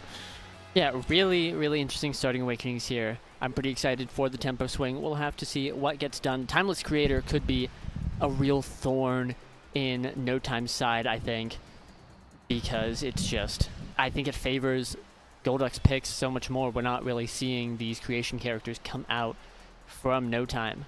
That is going to be an Atlas ban out of Golduck, though. Not super surprising. Obviously, a big pick. Well, one of the greats, you know, the melees. But No Time here, they're not going to have first pick there, red side. It's going to be banning the Rune. We're not fond of playing against it there, which means first pick for Ducks. It's going to be the Asher, which I believe has been banned out both games before, now is going to come online. And hey, what can I say? A bit of a prophet, and by prophet I mean he played it every single game 2 Atlanta. But the Dubu coming out right there, taking that. The Asher, though, I think is a good matchup into the Dubu. Well, it can be. It depends. It's one of them it depends kind of matchups, but if Dubu has no cooldowns, then his extra size does not mean anything in the face of Asher. Now coming in to round out this defensive core for No Time. That's going to be a Hungry Boy now, which I don't think we've seen today. I haven't seen in a while. I don't think I've seen it since last Denver, you know, so that's going to be looking pretty good here. The other thing as well is taking the Now means that the Asher no longer has a Now to speed her up, so you could still pair an arrow with the Asher. Cue Dropletto noises. But taking away the Now just kind of disables the Asher to an extent. We have the Kai locked in there. Maybe it is what the patented The Fool Kai goalie could be. Could be a nice pick there. I'd love it. It's not. we both know it's not. Here comes Mako. Let me dream. But yeah, so we are going to have the Aimi as well, and that could be. Now, the one thing that I am concerned with is maybe I'm just not familiar with Tempo's game. I'm not as familiar with the Tempo Asher pick. Unless it's an Aimi forward, Asher goalie could technically have that as well. But I think it's going to be Tempo Asher. I'm not sure about that one. I think it could be the Asher goalie here. You know, a great flex pick. The Fool has played it. I'm pretty sure it was in one of his games that helped secure his 3rd place at last Denver LAN, last reach the summit. And that would mean that it's the Aimi Brawler, which I think is right up Tempo Mountain's alley. I've seen it before, and it's what you'd expect. It's Aimi Brawler. It's definitely a powerful pick. I think I would prefer... I want to say I'd prefer a Kai goalie, Asher forward, because I believe a lot in the Asher forward, but come on, that would be no melee. Like we saw it last game. I'm gonna keep talking about it. It's pretty prevalent here, but we'll have to see how this Golduck team comp comes together, because obviously it's pretty interesting. There's a lot of potential here. We're gonna have to see how it shakes out. On the other side, No Time. They've got a tried and true. I like what they have. It's Now Zentaro, which is a pretty confident forward duo. And Now keeps Zentaro alive. Zentaro goes crazy, etc. And Dubu in the back. Now Dubu in the back, pray hands emoji. Like, it's beautiful. It's exactly what I'm looking for. But taking a little sneak peek, the production preview, that's going to be the Tempo Melon Asher, which means that is the Fool on the Kai. There he is, shining bright. And you know, I was a doubter, and I didn't believe it, but I'm so glad to be wrong here, because that is a beautiful sight to behold. I mean, hey, look, when you're in Game 3, you might as well just put it all on the line. Yep. We know the Fool's signature pick is Kai above anything else, far and beyond. And so being able to pull it out in Game 3 when there's so much on the line, not necessarily there, I believe there is a loser's bracket after this, if Golduck does fall or if No Time falls and they can go to the loser's bracket. But Hungry Boy almost getting killed in there. Tempo Melon is able to secure it. A little unfortunate there. Got locked down by the friendly Tofu Fortress. But Luke is able to defend in the face of the Cyber Swipe there. The Firewall Sentry and the Core Flip both invested there by A to no avail. And of course, Leo Leon on the Zentaro. We're kind of just getting a lot of cinema in this one. Luke Dubu, Leo Leon Zentaro, and also Fool on Kai. I mean, it's just what a way to have a Game 3 on this one. On AtLab, kind of the OG pick as well. So these players very confident and very comfortable on this map all around. A very nice decider. I don't always approve of the map drafts from some of the teams, but in this case, I think I can get on board with this one. As Lilion also has the passive, but will not be able to secure the barrier there. A long shot here, and all the way around off the Tofu Fortress. No, Luke! Technically an own goal, but what an angle by the Fool. Yeah, insane right there. A little bit of Dubu shenanigans, if you will. A big flip on Luke, though. I think this could be a big deal. We did see, I think the crux of that last point was Hungry Boy did get KO'd. You know, has all the healing for the Zentaro, but a lot less healing. Well, actually a similar amount of healing for himself, but he's got to pick. And right now, I'd be picking Leo. He's looking a little worse for wear. This flip, though, both Luke and Templemelon have a flip. There is the ult, the healing coming through. Leon trying to push it through, but gets shut out by A, and that's going to be really tough because now this offense is coming through. Neither flips have been burned, just steel wills blowing against each other. That's going to be a Hungry Boy flip, though, trying to get it out the turret, though, keeping it in this corner of the wall. Also, shutting down the turret in part, but a lot of creations going on right there, and again, both barriers down for no time is not where they want to be. The Dubu can only do so much in the open net, and really, Golduck has so much control. It's going to be one of those games where once No Time is able to push through, I think the defense from Golduck is going to fall apart a little bit. It is the Fool signature Kai, but Kai is just not as defensive as Dubu. That is, though, another KO onto Hungry Boy, and looking a little different than the last point, but I definitely would not be super excited if I'm No Time to be in this situation. Yeah, I think No Time's Comp really needs some more awakenings on them before they can really shine, whereas Tempo Melon has Tempo Swing. I mean, it's named, you know, the same thing, so... but that being said, Tempo Melon secures the kill and opens the way. It's going to be the Fool that puts it in the end, and level 4 there, I believe, is the highest right now. Not going to be the set end just yet, but right now the Fool is kind of locked for that first pick, and there's a lot of good awakenings that you can get on a Kai goalie to really enable him. So we'll be seeing how that plays out, unless No Time can get a good reverse sweep going in here. They've done it before, they can do it again. But is not going to necessarily be the easiest. Heal Blast is not going to get too much of a clear there, as A also takes a ton of damage. Tempo Melon able to secure one barrier, the second not quite, in the face of a somersault from the Dubu. Strike War there, won by Lilion. Not able to get that barrier, though. Log comes out, but it's a little too late, as Tempo Melon gets the second barrier. Hungry Boy wins a Strike War there against the Asher, and wins it again. Hungry Boy on fire on this one. Has the proximity drone, has the sentry drone, forces out the core flip from the Fool. It goes up to the Asher and back down, but into the hands of the Now, who teleports back into Lifeline. Nicely played there. Good awareness of where all of the abilities are laying, and a great core flip to go up to the top. But needing to use a core flip just to secure that first barrier against a Kai goalie is pretty insane. With just the defense that the Fool has been putting on, just to where you feel the need to core flip there. And I think that it's a good decision to core flip there, but what a defense the Kai's been putting on. Yeah, absolutely. It's using the flip for first barrier is low-key a recession indicator. Things are looking tough in the No Time economy, but that second barrier, that's Leo with the flip here, and almost able to get it through A on the defense there. Strike Ward lost by Leon, unable to get it. Tempo Melon trying to force it through, but not able to so far. I do think this 1v1 matchup favors Luke at least a little bit here. It's going to be tough trying to get it through with the big Dubu, but that's one big flip from A. Shut down, almost shut down by the proximity drone, but no one's able to get it in time, and that's going to be a crisp 3-0 for Golduck. And like you said, I think No Time just needs some more awakenings. They're definitely much more reliant on the scaling, but not winning the first set means that a lot of these big ones are probably not going to be falling. I'm looking at Heavy Impact and Explosive for Leon here, though. Those are going to, if he gets either of them, I think the game is changed. But Heavy Impact first pick, yeah. He's not, it's not happening. On the bright side, he can deny the fight or flight from the Asher, so yep. Asher without speed is pretty nice. Asher gets fire up with it, which is good for the team, but not a crazy awakening for the Asher there. Dubu with missile prompt, option to be a little bit more aggressive there, so I don't think it's a nightmare necessarily for No Time, but no dash awakening on the Zentaro. There's even a world where I think that Now shouldn't even take the Chrono Boost, just that there's a chance that Leon can pick it. As sad as it is to take Chrono Boost on Zentaro, if that's the only one you got, that's what you take. But in the end, Fight or Flight Zentaro is pretty solid. A is going to be very low on health as well. Not quite staggered just yet. Great somersault as well saves that second barrier. And honestly, losing the first barrier kind of makes the defense a little bit easier. It's just a little easier to clear around without that second barrier in the way. But Tempo Melon able to secure the second barrier, no problem there. A taking damage, but it doesn't matter as long as they score right here as the barrage sends it right through Hungry Boy. Yep, and here Golduck just has full control of the game. They are running away with the barriers, the points. No Time's having so much trouble getting these barriers here, and it's absolutely the point of the comp. The Kai is going to keep the ball forward. They ideally will never have to play defense, and we're just seeing a lot of that flip, shutting down, and again, just not letting anyone get close to the barriers. Leo Leon absolutely punished for his crime, executed in the streets.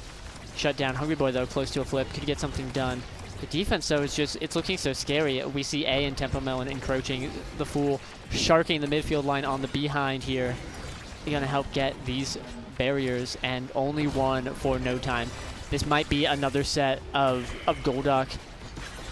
Just incredible success here as the barrage is going to be shut down. Everything saved here, though we saw Luke get taken down, and that is going to be the point. Hungry Boy and Leo Leon can only do so much, and again, Golduck is just, they are sprinting through this team right now.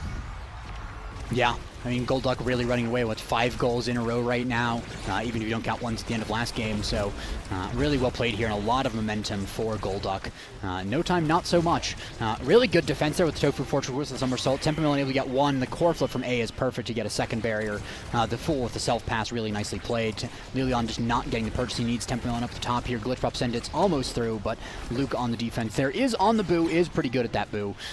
So one barrier is going to be going down here for the side of Golduck as No Time shows signs of life. The Fool is punished for overextending a little bit, does not have the ejectment to go back and will have to run back, but nothing ultimately comes of a Firewall Sentry used defensively there. It means that there is a very powerful offensive tool that is going to be lacking here, and the second barrier is going to be saved by a great barrage by the Fool. Tofu Fortress comes out, that missile prop makes it go all the way to half court without even trying, but A able to get around the black hole there. Pass from Hungry Boy to Leon, who takes a giga to the face and loses half a health bar, but then immediately is able to regenerate. Glitch Pop countered by a passer from Leon there. Cyber Swipe into the Sentry Drone. Luke almost lets the core go right on by and will die, and Tempo Melon core flipping it through. The Fool almost had the barrage on that one, but Tempo Melon actually weighed that out. I think that was the right choice. To secure the goal for yourself, and also I think the barrage would have actually slowed it down a little bit and maybe given a chance for Hungry Boy to get in there. So just good awareness of all the abilities on the field. And now, well, there's a Spark of Strength available, there's a Hot Shot available, there's a Team Player, there's a lot of stuff in this draft. Yeah, definitely, but I'm looking at it, and other than something like Team Player or maybe Hot Shot, I'm not seeing anything that really screams, this is going to turn around the game for No Time. Like, we do see Leo Leon pick up that Team Player, and hey, I've been wrong a couple times this series, I've noticed.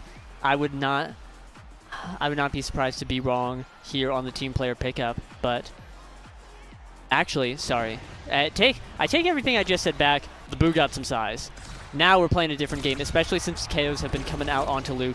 Having that recovery drone specifically is going to be very nice, and already we're just seeing this barrier get saved with the size. Even in this just terrifying situation, all barriers up, I think we've hit the scaling that we need. I found the awakening that will save No Time, actually, and it's recovery drone, and now it's set 3. The scaling team has hit their scaling, and we're going to be watching a different game from here on out. Yeah, Tempo Melon also very low on health, just has to run away, getting chased down by Luke, but Luke does have to go up to the top to defend the barrier, and Tempo Melon can therefore get a little bit of health from the orb. Loses a lot of it immediately, but at least he's no longer staggered. The Fool running up forward as well. Hungry Boy taking a lot of damage, but does have some healing as well, and that's going to be Irish taking the Asher off the field. Tempo Melon down, power play here for No Time, but they don't, again, they have no time here. There's, 10 seconds until Asher gets back on the field here, and they're not actually able to do too much with the power play. Proximity drone, sorry, Sentry Drone does force out the core flip from the Fool, so that is something to show for their efforts, but for a power play on an Asher, that's not a lot, and Leon even has to defensively core flip there just to stay alive in the face of all of that damage coming through. Black Hole, though, sends it backwards, and Leon gets the pick up into the barrier, as it's going to be the core flip up to the Asher, but the somersault from the Boo, the extra large strike means that he can stall the play for a little bit longer, does ultimately lose one barrier, but will be fine for a little longer. Hungry Boy fouling the play there a little bit with the secondary, I think it was, a bit unfortunate hit order on that one. and going to be Hungry Boy trying to get it to Lilian. Will not be able to just yet. There's a gap at the top of that Tofu Fortress, but Golduck is not able to find it. The Glitch Drop sends it up and down. Cyber Swipe does send it around as well, as the Barrage sends it for Lilian again in front of the goal with the Eye Rush. Does not have the passive from that, as the Oni's Blade did not hit too much. As the Pass Splitter comes out, forcing the Core Flip from the Dubu. Firewall Sentry comes out. There's a Core Flip on Tempomon as well, but it's not going to be invested just yet. Lilian has the passive, looking to use it, just will reposition a little bit. Takes a lot of damage, even has to dodge a Glitch Pop. Hungry Boy does have to use the Core Flip defensively to stay alive. Maybe a little bit ambitious there, but great redirect from Luke there. Gets it over to Lilian, who sends it directly into the net, right between A and the Fool. Yeah, really well played there from Hungry Boy. And obviously Lilian taking a great shot, able to space it perfectly. Really nice. A little bit of black hole damage coming on a Tempomel, and all of a sudden things are looking really tough, as that's, well, you know, you trade some Tempomel and health for both barriers. I'd be doing it in a heartbeat.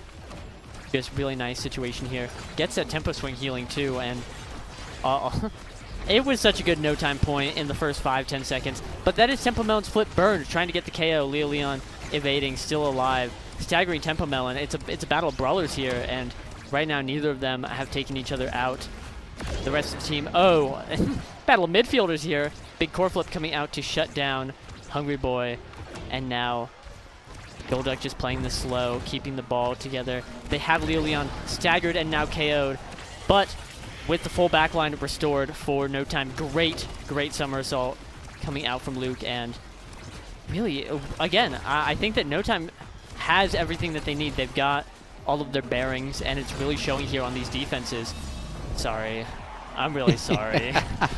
It was looking great, but the Path Splitter finds a way. I feel like one of the No Time sub members or coach or something should come over here and just like tape over your mouth or something. The number of caster curses that we've seen this series has been insane. But No Time has been playing pretty well, but other times Golduck has been playing really well, so it's been back and forth all along. But Glitch Drop actually sends it backwards. No. Unfortunate angle there from A. It's hard to tell in the chaos, of course. You really don't know which way it's going to bounce. But that is going to be one barrier going down. Only the first for now, and Lilian is looking very low on health.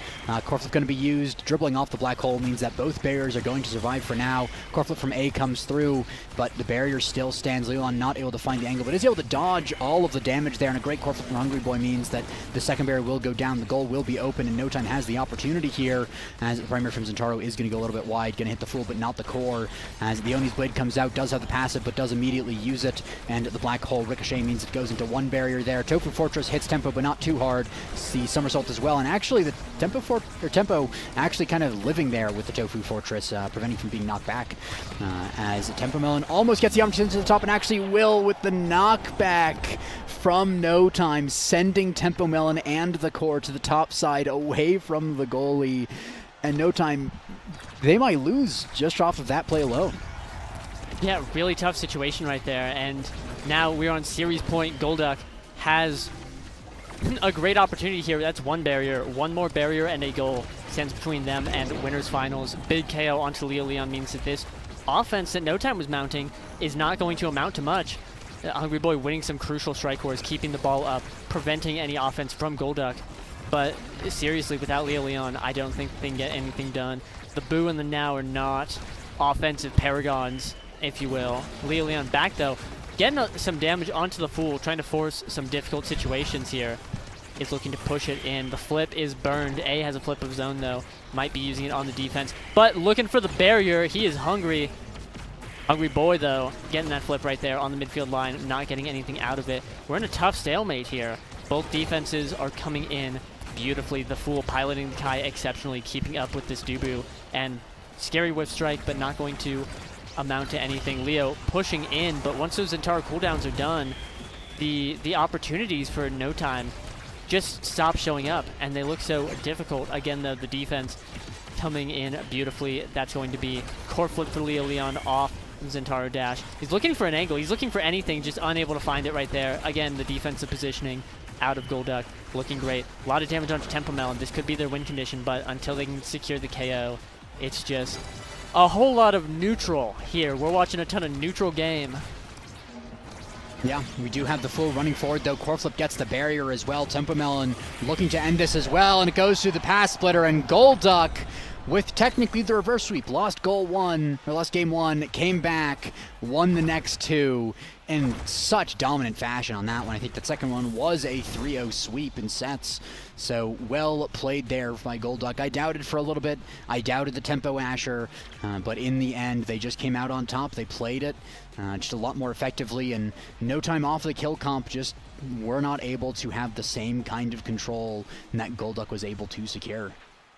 Yeah, really, for the team running the kill comp, running the Zentaro, 1 KO as opposed to the 9 coming out from Golduck there, and really well played again to both teams. I was really impressed by No Time, but Golduck, after that game one, I think just were more comfortable on these maps. I think that No Time's success in that first game was really because of all the narrow corridors and the KO pressure, and I think that they just weren't quite able to adapt and match Golduck's performance there, which is a shame because obviously, you know, LAN title defenders, they're going to have to find a way to bring it back, see if they can push through the loser side, secure their top 6 in day one. Until then, though, big Golduck win, top 3 guaranteed, and I'm telling you, viewer at home, I don't know where you live. Sorry. Just a bad place to go. I know that you are sitting here at your computer or phone watching these games. I'm telling you right now, I think Golduck's going to win. And I got all dramatic and for nothing. Anyway, we're done here. Cinema. Golduck big did games. put together a very fine performance on that one, so I don't blame you for thinking that they're going to win.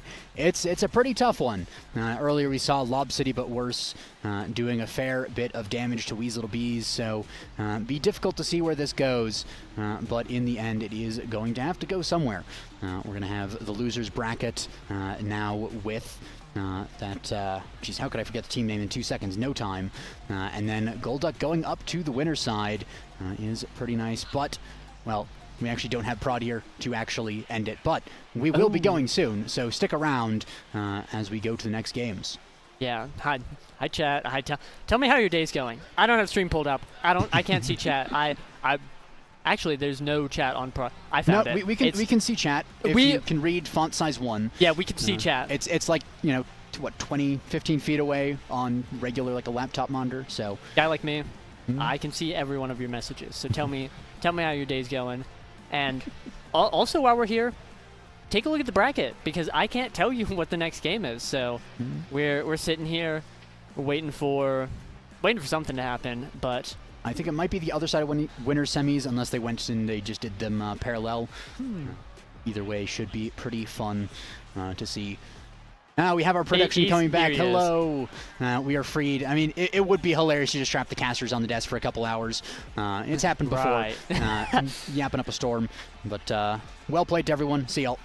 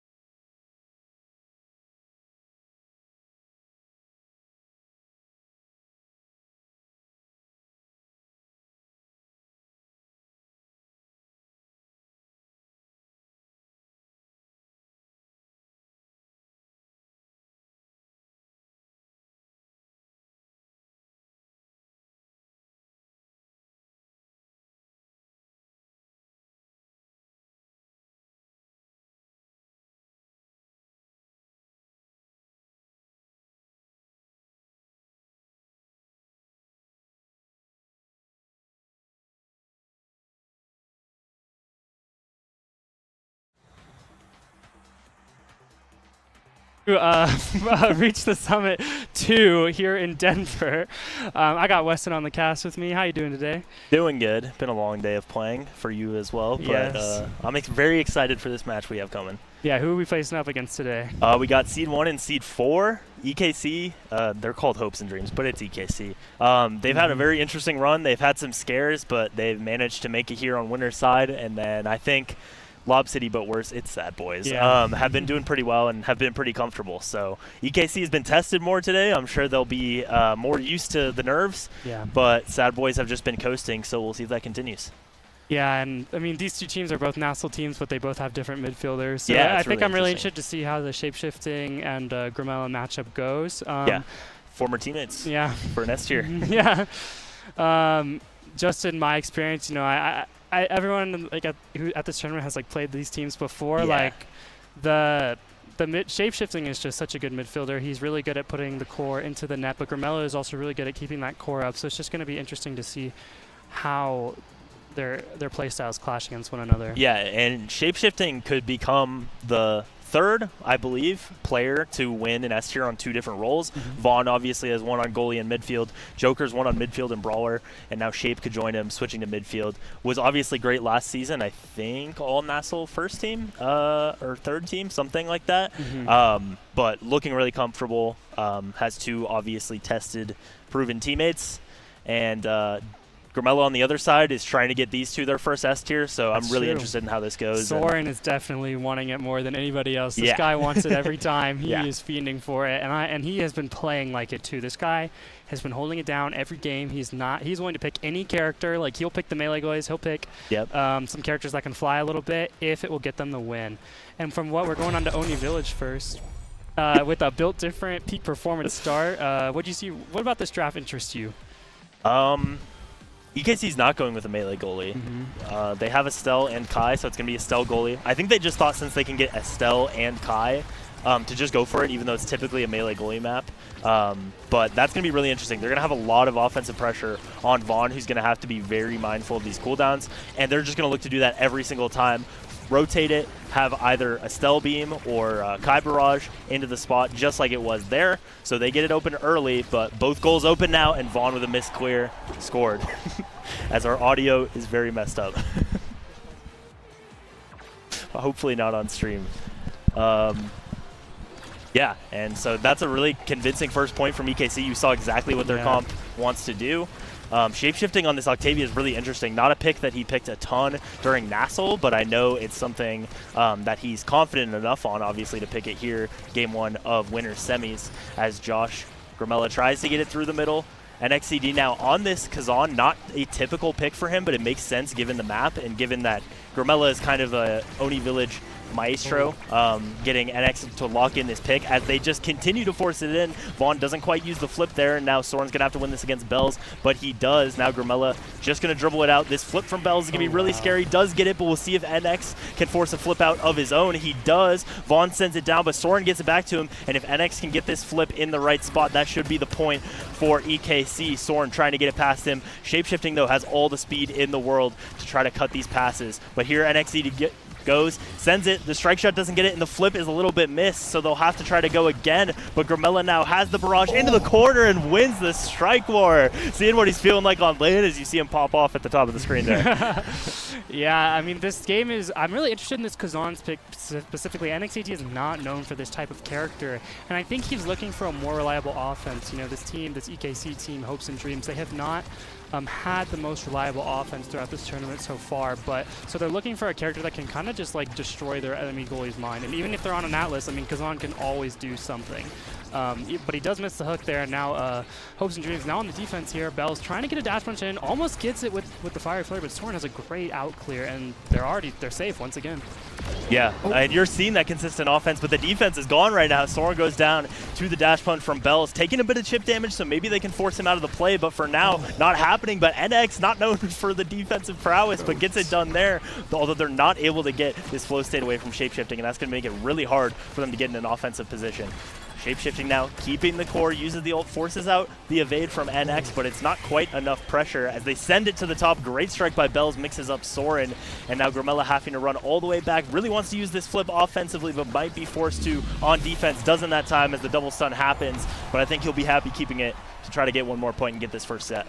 Yeah, and honestly, like, it's really, like, a lot of this game is in this midfield matchup, because once Shapeshifting has the flow state, it just gets so hard for the side of Hopes and Dreams, and if Grimella has the secondary, the Blazing Pace up, again, it's the same deal. Like, whichever team has their speed up is just at such an advantage, and because when Bells can consistently get the core from Shapeshifting, he just consistently procs the kicks, and Soren is going to eventually run out of abilities. He can't get the core away from him unless he has the assistance of, like, you know, Grimella or NXTD, and it's just like, it's a very risky play style, but we are seeing it work out. They're up 2-1 right now.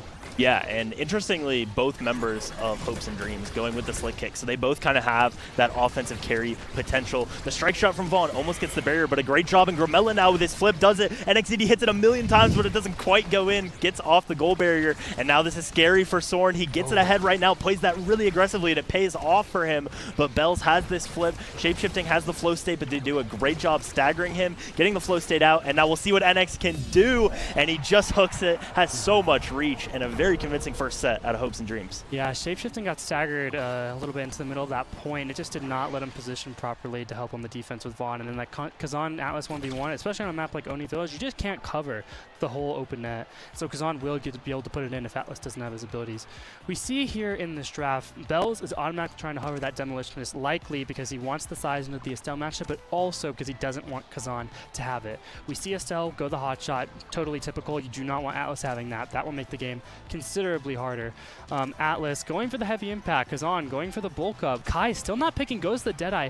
Feels like a lot of these pickups were, like half these pickups were just denies. Like, yeah. They didn't want, I mean, obviously Estelle likes the hot shot, and Julie likes the Demolitionist, but in the same vein, you know, we know why, part of those reasons why they were picking it. But going into this second set here, you know, I do think that I'm really scared of this Estelle. You know, they're doing a good job of getting it away from Bells already.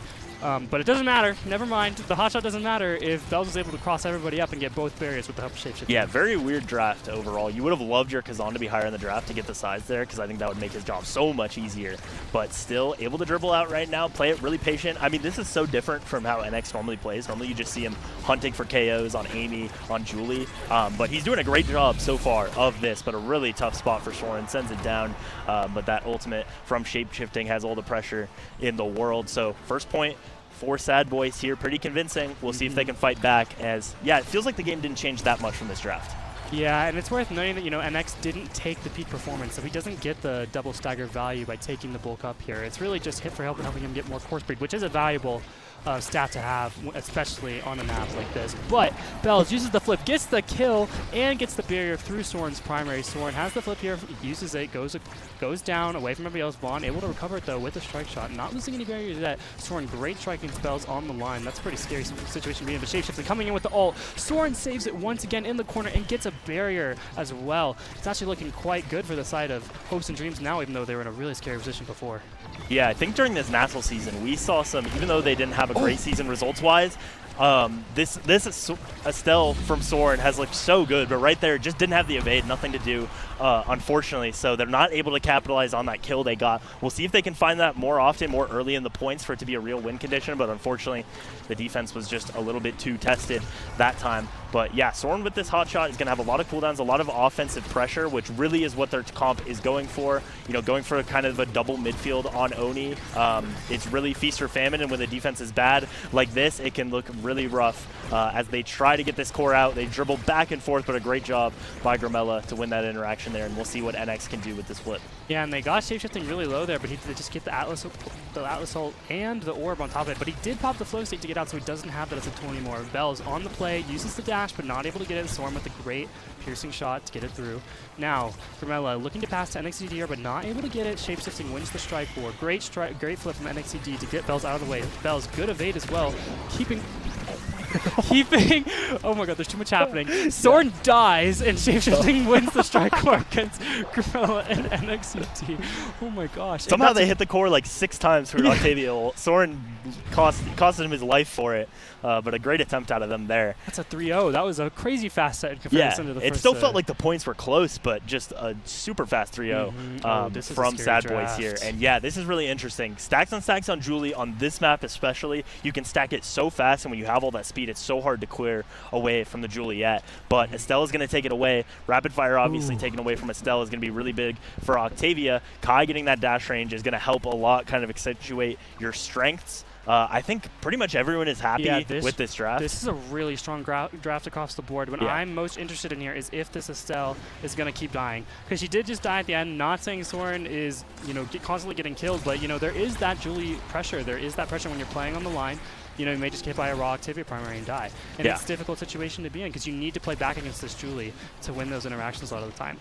Grimella gets an explosive entrance, which is great for the dash range, but notably it also is working with that Deadeye to make his Giga impacts even stronger, giving them a potential win con getting these kills against Lobster, but worse. Yeah, just great patience by Grimella there to not lose to the Octavia primary. They're able to send it into the corner, but Shape having to come all the way back for defense. Grimella with this primary. Vaughn gets it around though.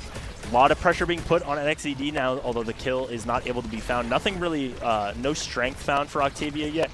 Means that those ults are not quite as scary, but yeah, for Soren especially, like you said, I mean, he is a CCL goalie after all, and you and me know a thing or two about dying on the goal line. But Soren is definitely, I would say, the most esteemed CCL goalie of everybody. He's infamous, but he's also really knows when to lock in and how to do well against these Nassau teams. And great shot on the bottom of that barrier. They're getting the second barrier against the Atlas. This is when he's at his weakest here. NXED, Soren, and Grimella all have good ways to score on him in the open net. Now, great secondary there from Soren. Gets Bell's dash punch out of the way, but Bells has the flip here. Doesn't need it to get the strike on the barrier, but misses the angle. Shape coming in with the special, but great Giga from Grimella to get it past Shape-shifting special. Now, getting it away from Shape with the flow state, he managed to maintain it, but he has the flip here to use, and Vaughn is also coming up on one as well. Yeah, Vaughn is and he goes down, the stacks are down as well, like you talked about. Yeah. Vaughn is using these strike shots to keep the offense going over and over and over, and there's not much NX can do. I mean, he has to dribble, otherwise you're just hitting it straight at the Atlas, but Vaughn is doing just such a good job timing the strike shots to get it right back on offense for his team and put all the pressure in the world on Soren, and you see they have 2 flips here as well. Grimella also almost goes down, but everyone has a ton of energy in this game, so we'll see how it goes. Grimella now pushing on the edge, doesn't want to die, but he does that time. A double barrier as well, and everything is coming up Sad Boys right now. Yeah, it's just, I feel like we're seeing a little bit of like the experience on the Brawler versus the goalie matchup. Vaughn is known for playing this Atlas all season, probably his signature pick of the season. And, I mean, NXTG just is not known for playing this Kazan. It is hard to score on him, and you have to do a lot of creative things, and it's just hard to do that when you don't have the games or the experience in that matchup. And Shapeshifting is not making things easier. He's always there to help Vaughn when he needs it. Vaughn using the flip here, trying to get it through. Everyone misses their strike. NXT does get the first barrier here on the other side, but Bells uses the Fire Flurry, not able to get it, but he is coming up on that flip. Uses the Dash Punch, not able to get it, but gets the flip off of it and waits out the strikes from Gorilla and Soren to get that second barrier. NXT looking for it with the flip here. Vaughn casts that Celestial Expanse, though. There's just nothing you can do against that with Kazan. You have to bait that out before you can get that barrier. Yeah, Vaughn playing this so patient, and Shapeshifting doing a great job of coming back at the right times when the cooldowns are down. For Vaughn, he comes up. Vaughn now finds a kill with primary and strike shot onto Josh. The core is pushed through, and just nothing you can do to save that one. So after a strong first set from EKC, really impressive bounce back here out of Sad Boys, and I don't know what EKC can do to try to turn this around. It feels like they need to win kickoff and have really aggressive offense like they did in that first set, and if the point goes long, they're just going to get out attritioned. Yeah, I mean, if the point goes long, they just have to rely on like some random hot shot to save them, or the stacks, to cover all the options. But Bells really just needs one dash point. We do see Estelle denying them a swap. I actually like that as well on her, because they do kind of need that offensive pressure right now, and she can absolutely provide that with something like the Crystal Thorns, and the dash will not be able to cover the entire net. Vaughn getting the team player, though, so I really don't think Estelle's job is getting any easier. And then Kazan is forced to take the Chrono Boost away from the Octavia, who just gets OIA anyway. So it's just like, did that really feel worth it to me? It just feels like this draft was not favored for the side of Hopes and Dreams at all.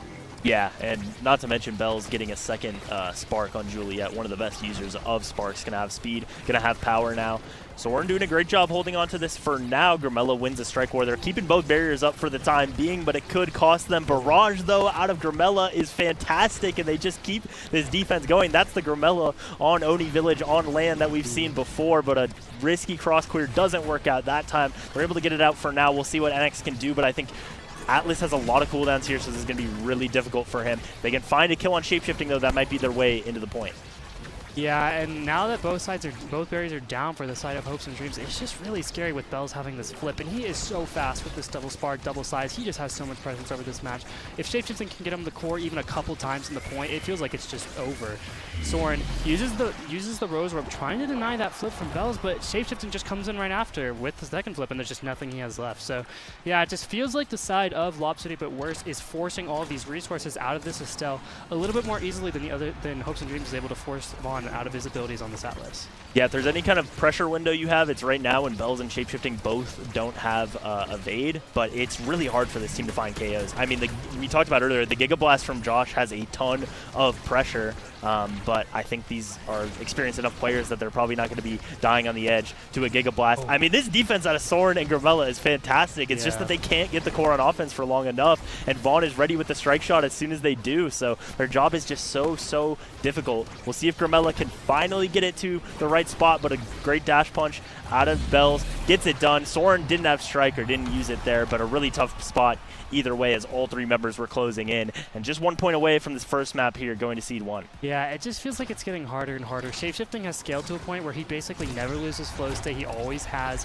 some speed just because of his base OIA and peak performance, and Bells as well has so much presence with his build. I mean, genuinely, this is like one of the best Julie builds you can ask for on a map like Oni Village. Gets both barriers immediately with the help of Shapeshifting, goes for the gold, not able to get just yet, but Soren and Grimilla in this 2v2, manages to get it out for now, but Bells is coming back. Vaughn with the flip, trying to push it forward. Bells gets it, Vaughn with the flip, excellent timing, gets it through NXCD, and then the punch gets it through Soren. Just amazing 3-0. I mean, after that first set, it just felt like total domination for the side of Lob City, but worse.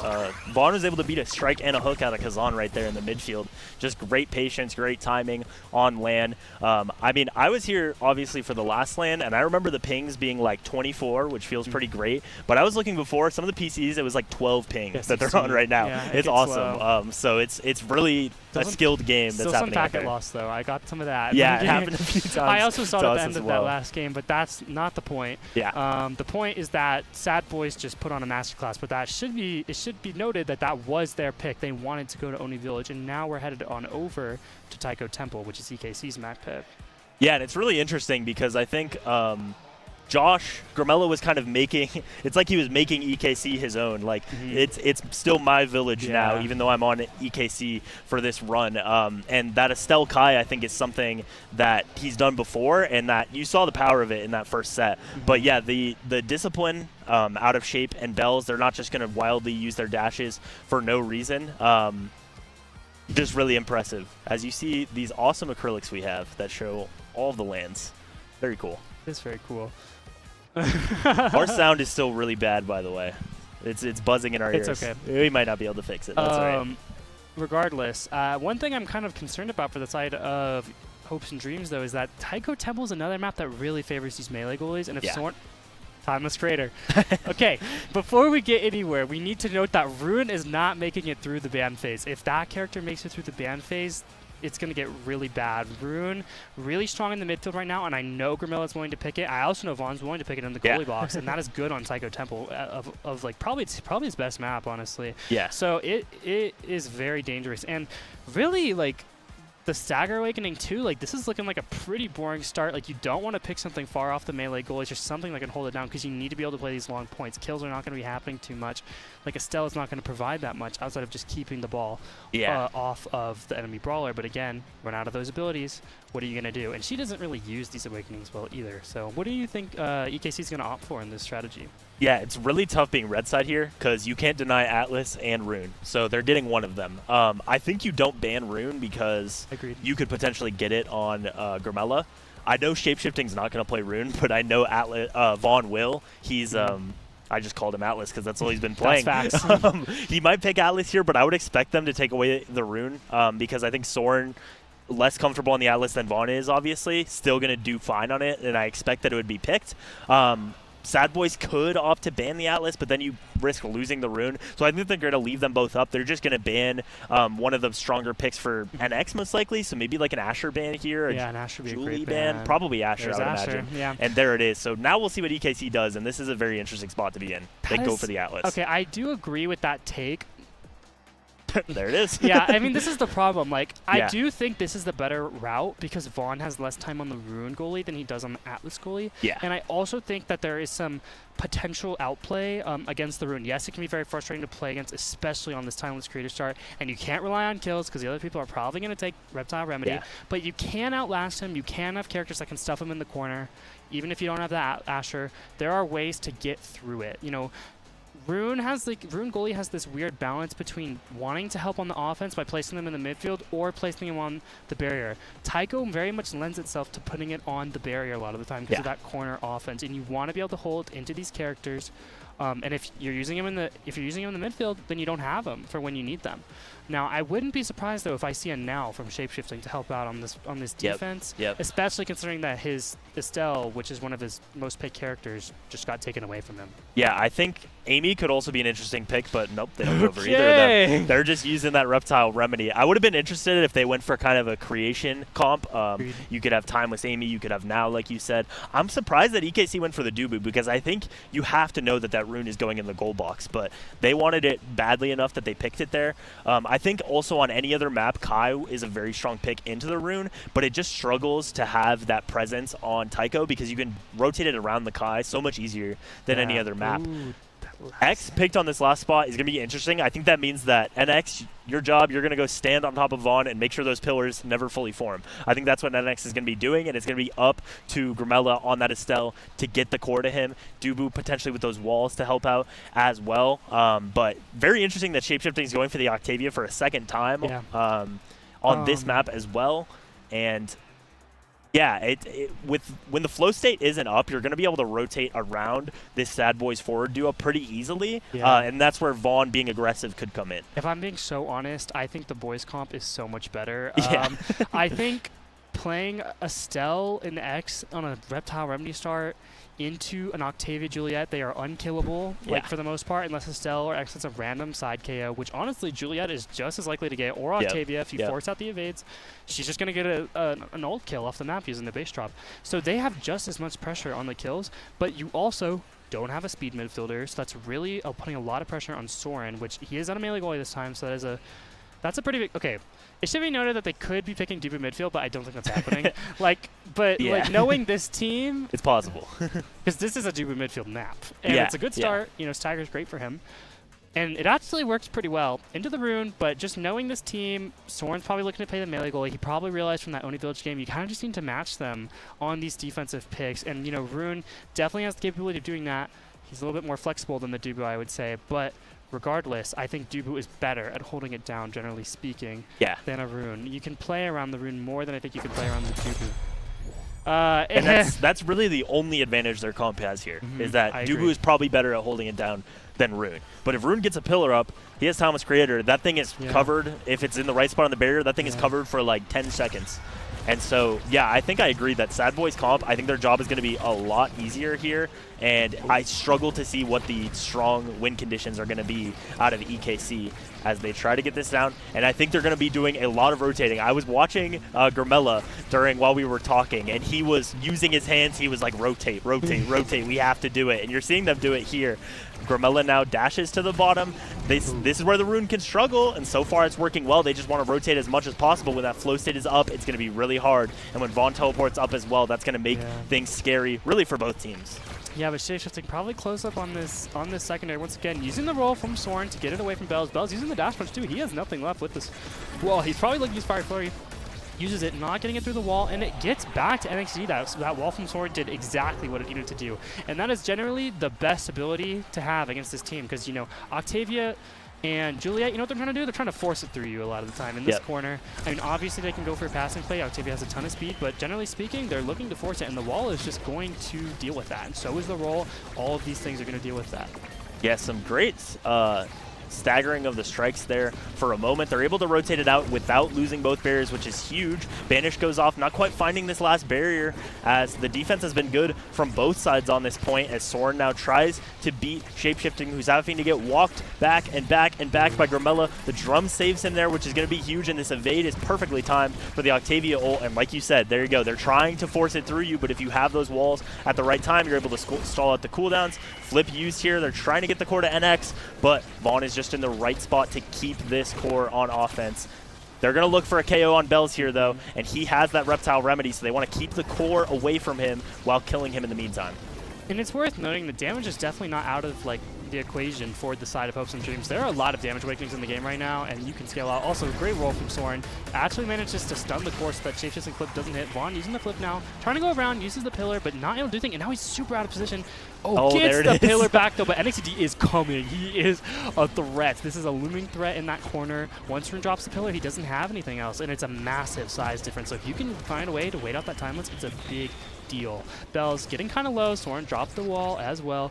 We see some passing between Grimella and NXT. Vaughn drops the pillar though, not losing to that thing just yet. But NXT is red coring like crazy right now. No stat, like no awakenings, increasing power. He's just doing it with the bell ringer all by himself. Bell's looking for a kill, a KO or a goal here, but shapeshifting. I think they were playing too much around Bell's actually, and shapeshifting just threw in the power cord and it just went in. Yeah, that's the only thing that really can cover the cross other than a rune pillar, but obviously Vaughn wasn't in range. It gets it at the perfect time because Grimella had that flip. They just needed to get it to him one time on offense, but they couldn't quite, and a great job by Sad Boys maneuvering it around. Grimella here dashes forward to avoid the Octavia ult, but that means that the core is able to be rotated around, put back on offense. Shapeshifting has it in the corner. They're putting so much pressure on this Dubu, but the wall for now is able to get it out. Almost went through, but it does get out for the moment. But they're just having to play way too much defense. Every time you see NX on the right side of the screen, EKC is not happy about that. Yeah. They want him to be on the other side defending Vaughn. But look at that. They're able to keep it up still for now. Dash punch used by Bells and finding nothing as well, although that flip is finally forced out of Grimella. But NX has a ton of pressure here, but Vaughn is just using these strikes so well. I mean, Rune Goalie, maybe more than any other pick, is just about going up, taking aggressive strikes at the right time, and winning them. And speaking of aggressive strikes, I mean, the layering has been so beautiful in the corner out of EKC in both of these maps, really, and the first KO of the map is found there. This is the craziest point we've ever had. There's so many things that we can't talk about because there's just so much going on. Oh my God, he did it again. And he has the flow state. He's going in, the banish onto X, but also on the core, which is not a good thing for the Octavia. There's a little bit of anti-synergy there, but now Shapeshifting has it, manages to keep the core up, and he's so fast. And there's just some things Soren can do there. He has to go back up because Shapeshift, but really Shapeshifting can just guess and cover it no matter what. That is so hard for Soren. Genuinely though, despite losing that point, EKC, Hopes and Dreams showed so much life on the defense. They had all three players, and honestly, that is not a good position to be in because Rune can make it so hard to get it out. But they found a way, even through a double banish on the barrier. So I think that they have a lot more potential in this game than they did in the last. Yeah, I think the process has been very good out of them so far, even though the points, they don't have a lead from them. But they've been in a lot of good positions and just playing fantastic. As Vaughn goes super aggressive on the offense here, you see Shapeshifting standing behind, just saying, I've played goalie before, I've won an S tier, I can do it here. A great stun on Grimella means that second barrier is put up, although Shapeshifting is able to keep this flow state up for so long. The core is bounced around. Vaughn is out of the bottom side, but with Timeless, that thing is just going to take up so much size, and now there's one on the top, and so you have to keep this offense so fast to be able to get around these pillars permanently. Big strike war one out of Vaughn there. Great evade out of Soren as well. We'll see if Shapeshifting can do it with a primary again, but not that time. Able to find it, and this is a great spot for EKC if they can get the core to NXCD just one time with this flip. But Shapeshifting is not going to make that easier for them. Yeah, but the thing is that even if it's a good position for the side of EKC, that's one thing that you can't stop. Bells was one hit away from that core flip that whole time. Shapeshifting found the one pass up that he needed to. Bells got the core flip, and it was just all she wrote. Like, there was nothing that... It was put in a losing position at that point, and it's just so hard. Rune actually getting MVP here, and this is a rough draft. Rune getting hotshot, and that's not good. Like, the big thing here is that you need to be able to force out the Rune cooldowns, and this is just going to make them come up more often. Yep. Dubu kind of needs to take like stacks or peek or something, and we don't see him take either. Maybe trying to leave up one for his midfielder because he kind of needs it in the matchup. And X getting the size, also Dubu taking the size. I like that pick. You know, one thing that Dubu has an advantage of over all the other melee goalies is that he scales with size the best. He absolutely does the best into the brawlers when he has a ton of size over them. And Bells is actually left with the spark at the end, which I don't think he's complaining about at all, because we saw last game he scaled quite well with those. Yeah, so Might and Pauldrons here on the Dubu is going to make it a little more scary to hang in there in the corner. Those rolls can find some random kills, especially on Tycho when you're always close to the corner. But yeah, it feels like NX, I think, just needs to play more offensively. Even if you see your team is losing, I think you just need to fall back as little as possible, as Grimella is doing a great job on this offense. Almost finds it, but the bell ringer is not quite timed right. Vaughn going super aggressive in this corner, going to try to set up an offensive pillar. Grimella sends it down. Unfortunately, use energy burst sent out by Shapeshifting. He's going to use it himself and gets it all the way in, but Vaughn is able to fall back for now. Grimella, I think, has cooldowns, but every time when NX is in this position with Flip, it's just so hard for them to get it around the defenders to get it to the right spot, but a beautifully timed pillar. NX didn't want to use the flip, and he thought he had it. I thought he did too, but a great pillar by Vaughn keeps it alive for now. Shapeshifting, no evade, almost no stagger for the time being, and Soren going aggressive, but they just can't get it in the right spot. Yeah, but Vaughn just dropped both his pillars on the top side, so he doesn't have anything for the time being. That being said, he does have the flip to work with. Shapeshifting and Bell's looking for passing plays here. As NXT still has this flip. Shapeshifting is really on this passing right now. But honestly, it's been working. Bells has been getting his flip so quickly, and it's been their most consistent way of scoring. Soren dropping the wall, doing a pretty good amount of damage to Bells here, but I really don't think they have the pressure or the damage to be able to finish that kill. And Bells is now one hit away from getting the flip. He misses the punch, though, which is actually a really big deal. He now has the flip, though, and he's probably looking to send it in right now with the help of Vaughn. Vaughn walks all the way up. Insane aura, I can't lie. Like, getting all the way up. Yeah. Trusting with a the flip behind you. Yeah, and he just strike wars the fat Dubu. Like, the Dubu just was put into a losing situation.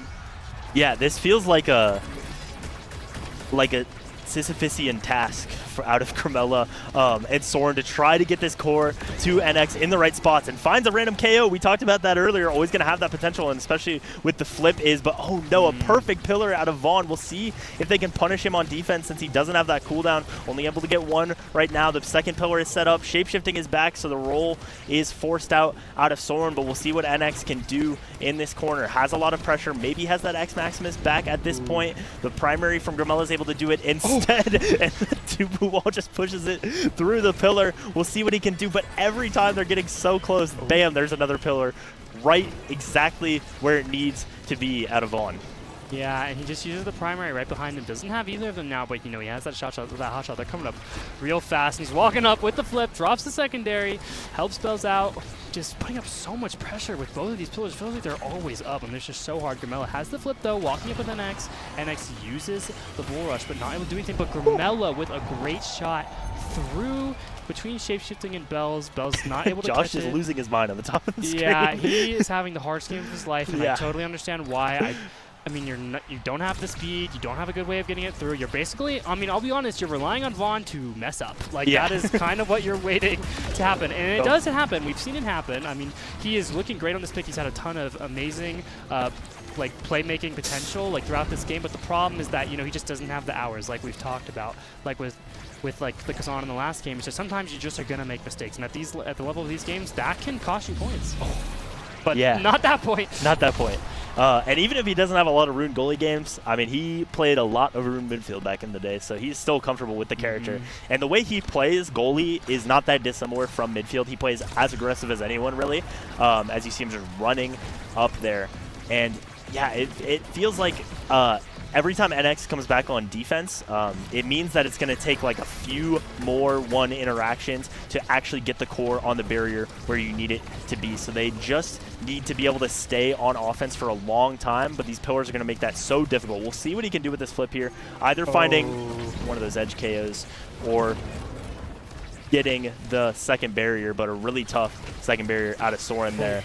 NX almost able to get it that time, but Vaughn uses these flips at the perfect time. Every time NX is about to, Vaughn just finds it a little bit sooner, and this is a really difficult task out of Soren. No. Goes down to the ultimate, did what he could there, but Grimella dashing back is not quite able to save it. Another great play from Vaughn. He is just kind of like, he is making this defense so hard Yeah. for the side of Hopes and Dreams. It's just like having a third person randomly show up and also has an ability that you can click anywhere and just win an interaction is just so bad. Or just covering the corner, can't corner clear stuff. Bell's out. It's just so hard. And now Bells has the OIA, which makes it even harder. You know, more speed, is a little bit more susceptible to dying, but he has the Reptile Remedy.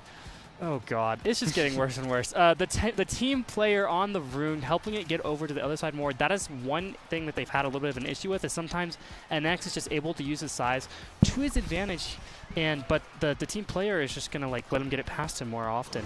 And now Octavia with the size too, it's just getting harder and harder. Like I don't think like the prize fighter, like it is a win con in and of itself, and NXCD is like notable for being someone who can just take a prize fighter and to just win a game off of it. Oh my god! I was about to say it was not a good pick, but he just got like his first 2 kills in the match at once. This is an insane, like they could win this set right now. It's time to scale X. I would need someone to press tab to know exactly how much power he has, but it's quite a bit here.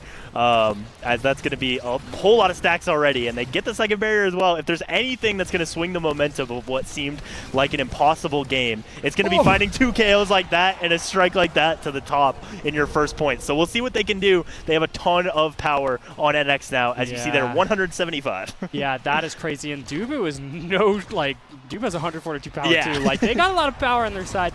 Bell, honestly, this is the one time I might suggest that NXT come back more, because he can start farming kills in the corner with Soren. Like he did there, It gets really, really hard for the side of Lob City, but worse. It is just not something that they can really handle. The other side can handle very well without like being forced to burn every evade. NXT size mogging the room, but Rune trying to go for the kill, used every single ability and the flip, not able to get it. Yeah, NXT kind of just destroyed him there. Won't lie, mentally destroyed. I think they're about to win this point. He's about to get another kill, but no. Oh, great strikes layering from the side of Hopes and Dreams, and Estelle trying to go in, has the flip with NX. Vaughn uses the secondary away from the barrier. It wasn't on there, so it was scary. Bells misses the strike too. This is the breakaway they need, but it doesn't matter. Vaughn just totally destroys him, but it doesn't matter. Oh, never mind.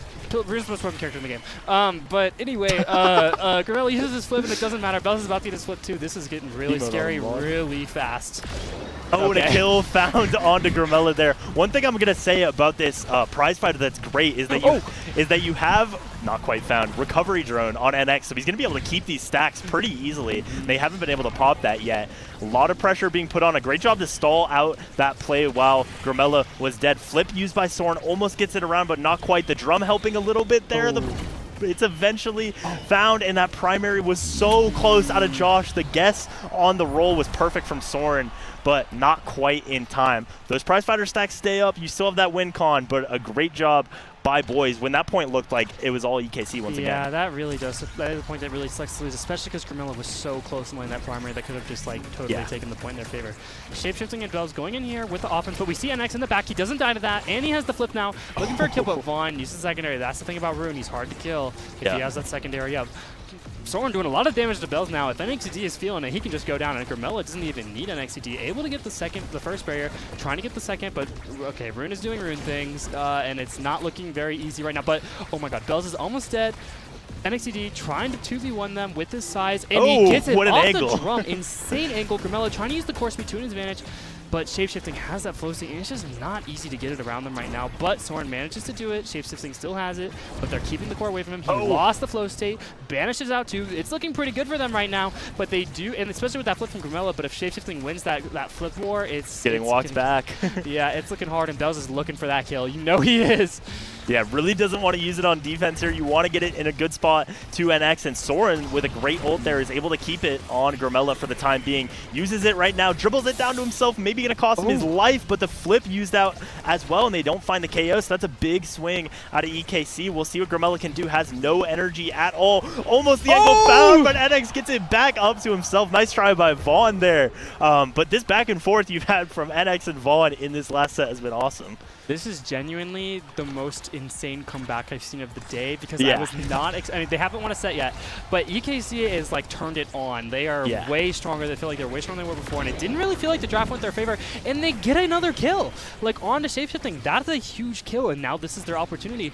Trying to get it here. Vaughn has the flip though, but so does NXCD. It's looking pretty tough here. Oh, Vaughn out of position. bounced. NXCD has the flip too. He could use it here.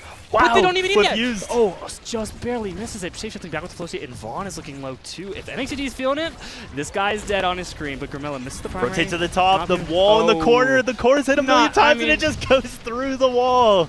Yeah, I mean, this is the most Dubu like wall of all time. Like, it's Yeah. just like can't get through. Now, that is honestly so unfortunate to happen at that Yeah. point because that could have gotten in the set right then and there. But it's not over yet. Grimilla not dying, gets saved with the Taiko drum.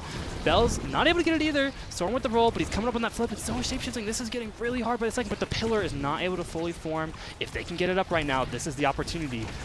Oh, and another kill found. That's 4 prize fighter stacks if he didn't have them already. Oh no, the flip is used and it gets through. It's not getting around this pillar for the time being. But look at Grimella. Pops off on the top. They get it. And yeah, it did not feel like they had any chance in that game, but they found a set right there. We'll see if they can get a miracle 80 power on NX at the Bulk first up? point like they did last time. We'll see what there is. There's size. There's fire this up. Is bad. Rapid fire, obviously, that's going to go to Estelle probably, unless Julie takes it, because you really don't want Rune But to have look at the sparks. rapid fire. Julie's But about to become a menace. yeah, no way to deny, so you're just going to go for the size on Have to NX take the here. rapid. He's going to be absolutely huge, and Oh. rapid fire on Estelle is going to help a lot. But And shapeshifting, if Soren doesn't take the aerials, like this is bad. yeah, And honestly, I like the fire pick from Vaughn because it allows his team to get even more speed. But he also could have opted for the Orb Ponderer. You know, if he just wants more like CDs, which helps him a lot, he could have. I really feel like, again, like this is not a draft that looks like it's in the hopes and dreams favor. But that being said, they have hopes, they have dreams, and they made it work last set, so they can make it work again. Never mind. Dubu also says it's not working this set. You're getting triple bandage. You're getting double good luck pillared. saving that Like one. that was just that was the most Odyssey uninteractive thing of all time. But like it's okay. here Vaughn goes close to the flip with the fire up, but doesn't need it. Bells just finds the dash punch. He got speed because he has 2 sparks now. He also gets speed from fire up. Octavia got aerials, so that disadvantage that you already had, which was speed, has just been made like 5 times worse. Yeah, this game is just getting harder and harder by the second. NXCD still has that prize fighter stack though, really relying on getting a kill here.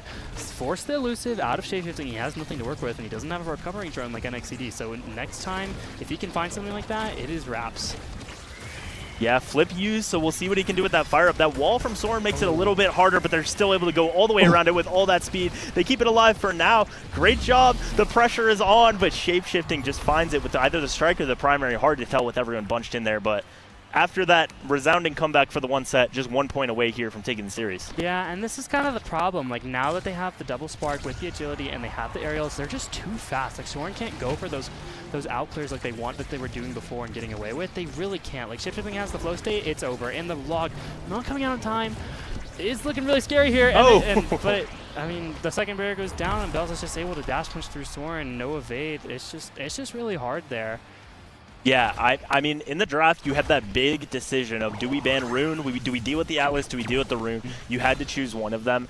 I mean, you saw the Rune do so much in that game, but it's hard to say, you know, maybe Atlas would have been even harder and you wouldn't have been able to get all those KOs that kind of got you back into the game. So just a really tough spot to be red side, I think, where you have kind of that nothing start of Reptile, or even worse than nothing, it just means you can't play KO like NXCD wants to. And then that other spot making Atlas and Rune, which is what Vaughn wants to play, even better. So just a tough spot to be in. And genuinely, if I am like thinking about this draft in hindsight, because I agree with you, it is an extremely tough draft to play. That Timeless Creator on Taiko of all maps, the blue side is a massive advantage if they are able to play both Atlas and Rune. Yeah.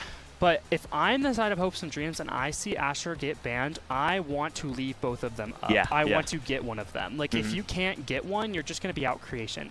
Those are the best 2 creation characters in the game, at least at abusing the Timeless Creator right now. Obviously, there are other characters like Amy, but, you know, she just can't keep up the core or keep the core away like the Atlas or the Rune. So it's just, like, I feel like I would want to have both to potentially match it. Like, for example, a Rune could match an Atlas goalie if for example, Lob City but Worse had decided to pick that first, the Atlas goalie, which I think they would have because Yeah. that's their more comfortable pick.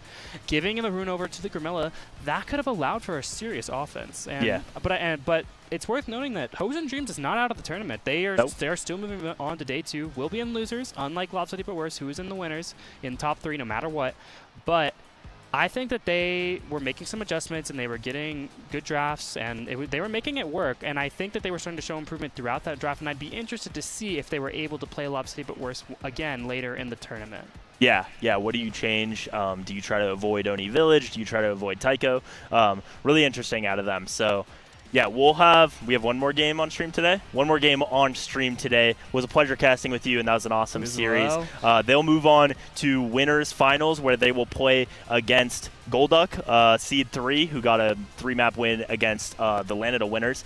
So we will be back with another game. It'll be new casters, I believe, but don't go anywhere, and see you later.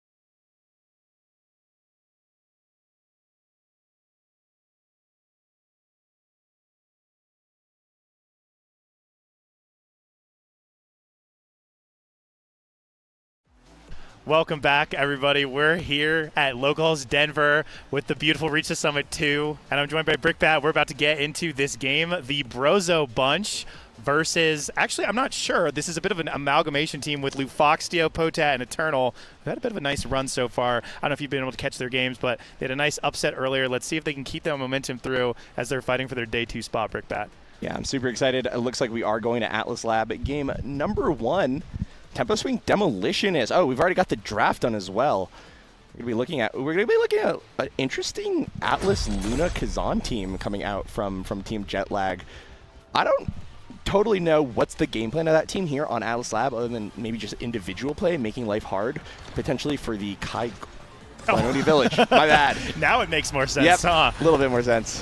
Yeah, I see. So something I think that's been a bit of a narrative for this explicit event that I don't know if anyone saw coming was the simple fact that Kazan popularity, he might be the most picked brawler. I swear I see this character every game, and it's quite interesting because there's been nothing really for him that has shifted the meta so much, but we see, and I think part of it has to do with these maps. When you get any of the size star, of which there are many in the game, it's just such a nice pick into the melee goalies that everyone seems to be picking. Oh, kind of a historic answer. Doesn't really play into the creations, more like dances around them. So we're going to have to see if Eternal can handle that. And I love the pair with Luna because it lets Luna kind of focus on doing her own thing, because sometimes she just wants to bomb the enemy forwards, and Kazan can just take care of all of the offensive scoring pressure on his own. So I really like this forward pair quite a bit. And then, I mean, everyone loves Atlas in this patch. So really, really like Jetlag's composition for this game. Yeah, it makes a ton of sense now that we see it. On the flip side, we do see the Estelle Zentaro Kai, which is like it's not like a solo queue composition per se, but it feels like it is something we've seen a lot on this map, and it all just makes sense. We also do see that first goal coming out from Eternal off of that Kazan that you were talking about, the size, kind of allowing him to take some really good angles against Merchant. We'll see, though, what develops as we get into the second part of the game. We do see our first flips come online. We see Lufox and Dropletto with them. We'll see how they are going to be used. It's going to be used defensively first by Lufox. And something that is also important to note is that this is a map, Oni Village, and for people who don't know, Merchant is infamous for his years now Pocket Vice and Luna, which we've been seeing less and less from him. And I'm always quite fascinated that Brozo, or in this case Bozo Bunch, decides to go to the Oni Village, but he's really picked up quite a nice Kai towards the end of his stint in Nassau.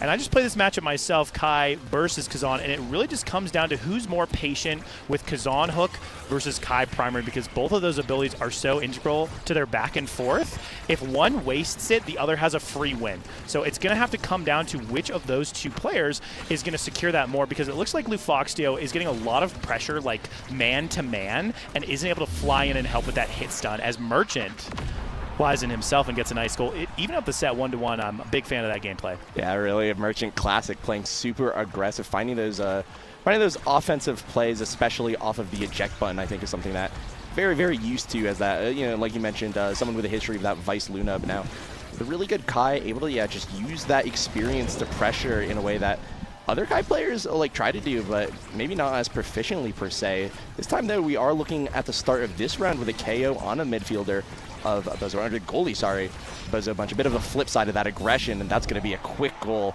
again from Eternal on the Kazan. Yeah, I think this team has really come out to play. I don't know if you're aware of this, but in the last round, they 2-0'd one of the strongest teams here, the team with Gret and Snake, 2 LAN absolute demons, and with Water Fury returning as well, no slouch.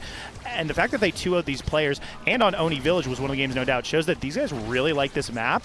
I'm interested to see if Bozo Brunch really did their homework, or they might just have a map they didn't want to play on, because at the start, Jetlag looked quite competent on the Village. I'm liking the ball movement quite a bit, and it's a map that really favors teams who have a brawler with a great eye for passing. I think the teams that succeed the most are ones where the forward pair is able to constantly move the ball, because when you lose possession, not like a Clarion, right? It's going to ensure that you lose the ball if you lose possession. You can't get it back. So I really like what I'm seeing from Jetlag here, as Brozo Brunch evens it up once again. Yeah, really good play from Fudgy Waffles. Again, like you mentioned, though, Eternal with the kind of the midfielder DNA, being that nasty midfield for the Eternal Sovereigns. We'll see if we are able to see some of that eye for passing, but a very, very quick 0.5 for this series. Hopefully premonitions for a very, very close match to come, as One goalie barrier is going to go down. Lufox now with the flip as they're going to try to break open one of these barriers.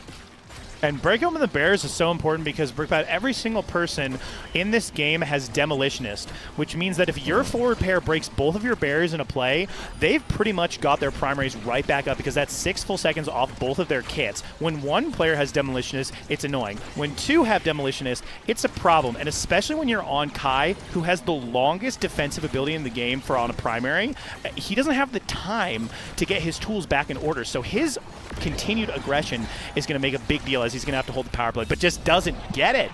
Another kill comes down for Jetlag, and I feel like I'm seeing so many more than I expected, which really speaks to the acumen, I think, of Lufoxtio. He's going to have to put a lot of pressure on that stagger so Jetlag's Kazan can really finish off the kill, something he's known for. Yeah. Absolutely, and I think we've seen that teamwork come out. So much pressure has been focused on Emergence. Already 2 instances where some advantage, if not a goal, was scored by Jetlag off of a little bit of mispositioning from Merchant, just being found either by the Luna or a Kazan or a combination of both. But turning to this draft here, that rapid fire for the Kazan on top of the Demolitionist looks absolutely nutty to deal with. Yeah, this guy, if he's able to get in and play around the barrage, Kai's going to have a really hard problem because he can't. The other problem here too is Merchant is locked to these speed zone. In the last patch, these speed zones actually got buffed, so on the sides of the map you have even more movement speed bonus.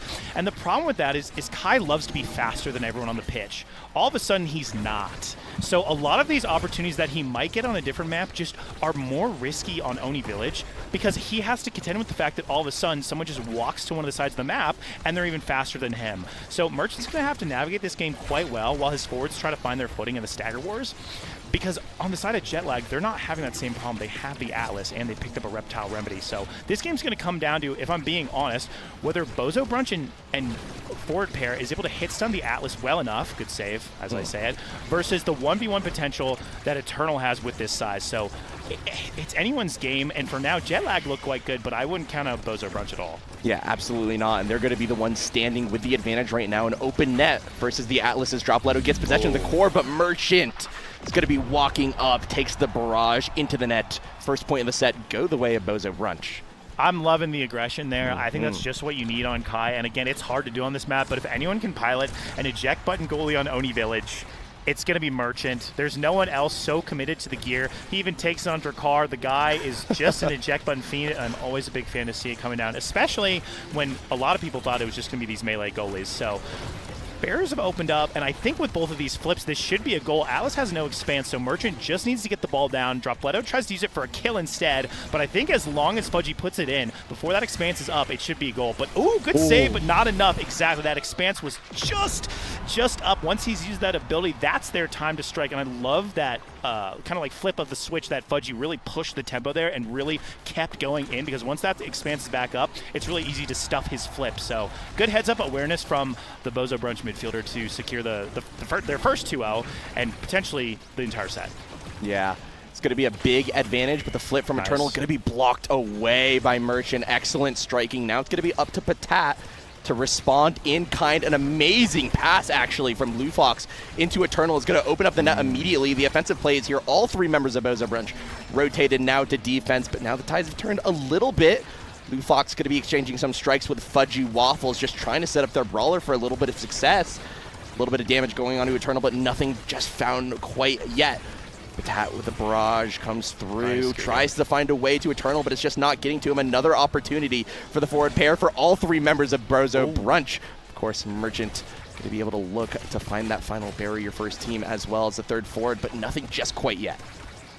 Something that I've really loved at this point, and watching just in general, is Potat's patience. He has a lot of things flying at him, and I've been talking a lot about how Kai has a long cooldown. Atlas is no slouch either, okay? Those puppies are quite powerful, and they're punished by having an insanely large cooldown, so I'm really liking his patience. A lot of times he's holding his strike to the last possible moment to make sure that he's not giving any freebies, but he's out of cooldowns now. Dropletto and Merchant have a chance. I love Fudgy Waffle standing in the bat, letting his goalie try to give his best, because that barrage is such a wonderful tool. Dropletto for the 1v1 has the ult, doesn't exactly find it, Potat able to clear it. Eternal now red coin the ball. That's really scary for Merchant. He has no meter to deal with, but doesn't able to find it. Good secondary coming out to save the ball now. Potat's back under control, has the primary and the expanse, trying to get Bolt. Dropletto has flip. They're going to look to give it to him. Has the safety clear from his own. Dropletto still has the energy burst. Be careful if you're the side of jet lag. He has a potential. Blue Foxy recognizes, but gets a kill he didn't mean to, and Eternal puts it in. I swear, when I think jet lag's counted out, they just come roaring right back, and Lufoxtio has a huge play in the midfield to get Eternal the 1v1 he needs for the goal. Yeah, there is just so much playing, like you mentioned, so much playmaking potential from Jetlag. Like you mentioned earlier, right, Luna unable to play the Kazan to do her own thing. Kazan as well with the size has so much room, so much ability to outplay the opponents as well. And I think we're seeing some explosive plays coming from the forward duo, not to mention backed up with the confidence of Patat's patience. That guy held flip in situations that I would not have, and I would have lost that resource. So excellent play all around from Jetlag, a well-deserved comeback point, and that's hopefully the momentum they need to carry this to another point in the set. I think one of the biggest things we're starting to see this set is Lufoxtio is doing a really good job of not greeting his ult. A lot of times Lunas will just wait until they have like a kill with it, but if you look at the side of Bozo Brunch, they have no energy for even an evade on anyone. Merchant just getting it now with his barrage, but it's such a powerful tool when you have no meter generation, and that's really one of the biggest strengths of Luna that isn't talked about. Yes, she has the damage. Yes, she has the secondary. Yes, she can kill you across the map. Those are all things that she's good at. Nerf Luna, by the way. But the real thing that is so important is on Oni Village, when it gets to overtime like it is now, there's one thing you want in your back pocket as a goalie midfielder, and that's core flip. And one thing that Lufoxtio is doing a really good job of contests the orb, and constantly, whenever his ult is up, is trying to get multiple people. Doesn't care about the damage. Cares about the meter. And in this game of attrition on Oni Village, that's what's going to matter the most to let Eternal make sure that he gets those 1v1s for success. Yeah. We're going to see attrition as well start to come into overtime on Oni Village, a little bit of a classic, as Potat could use the primary to clear away. Eternal now able to get that bottom barrier off of a good top spin.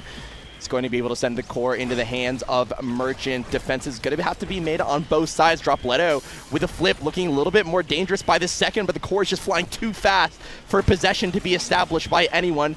Atlas secondary coming out. Going to be a big cooldown coming down, but Eternal is going to have the one with the shot. Primary going to potentially give another opportunity, but flip from Merchant is here. Giga Blast out, but no purchase found. Lufoxtio now trying to sneak away a kill on Dropletto, but it's not going to be found, and it's a clutch up from Merchant again to close out the set. The aggression from Kai, backed by Fudgy Waffles moving back. That's a Nassau goalie, by the way. Able to clear out the set.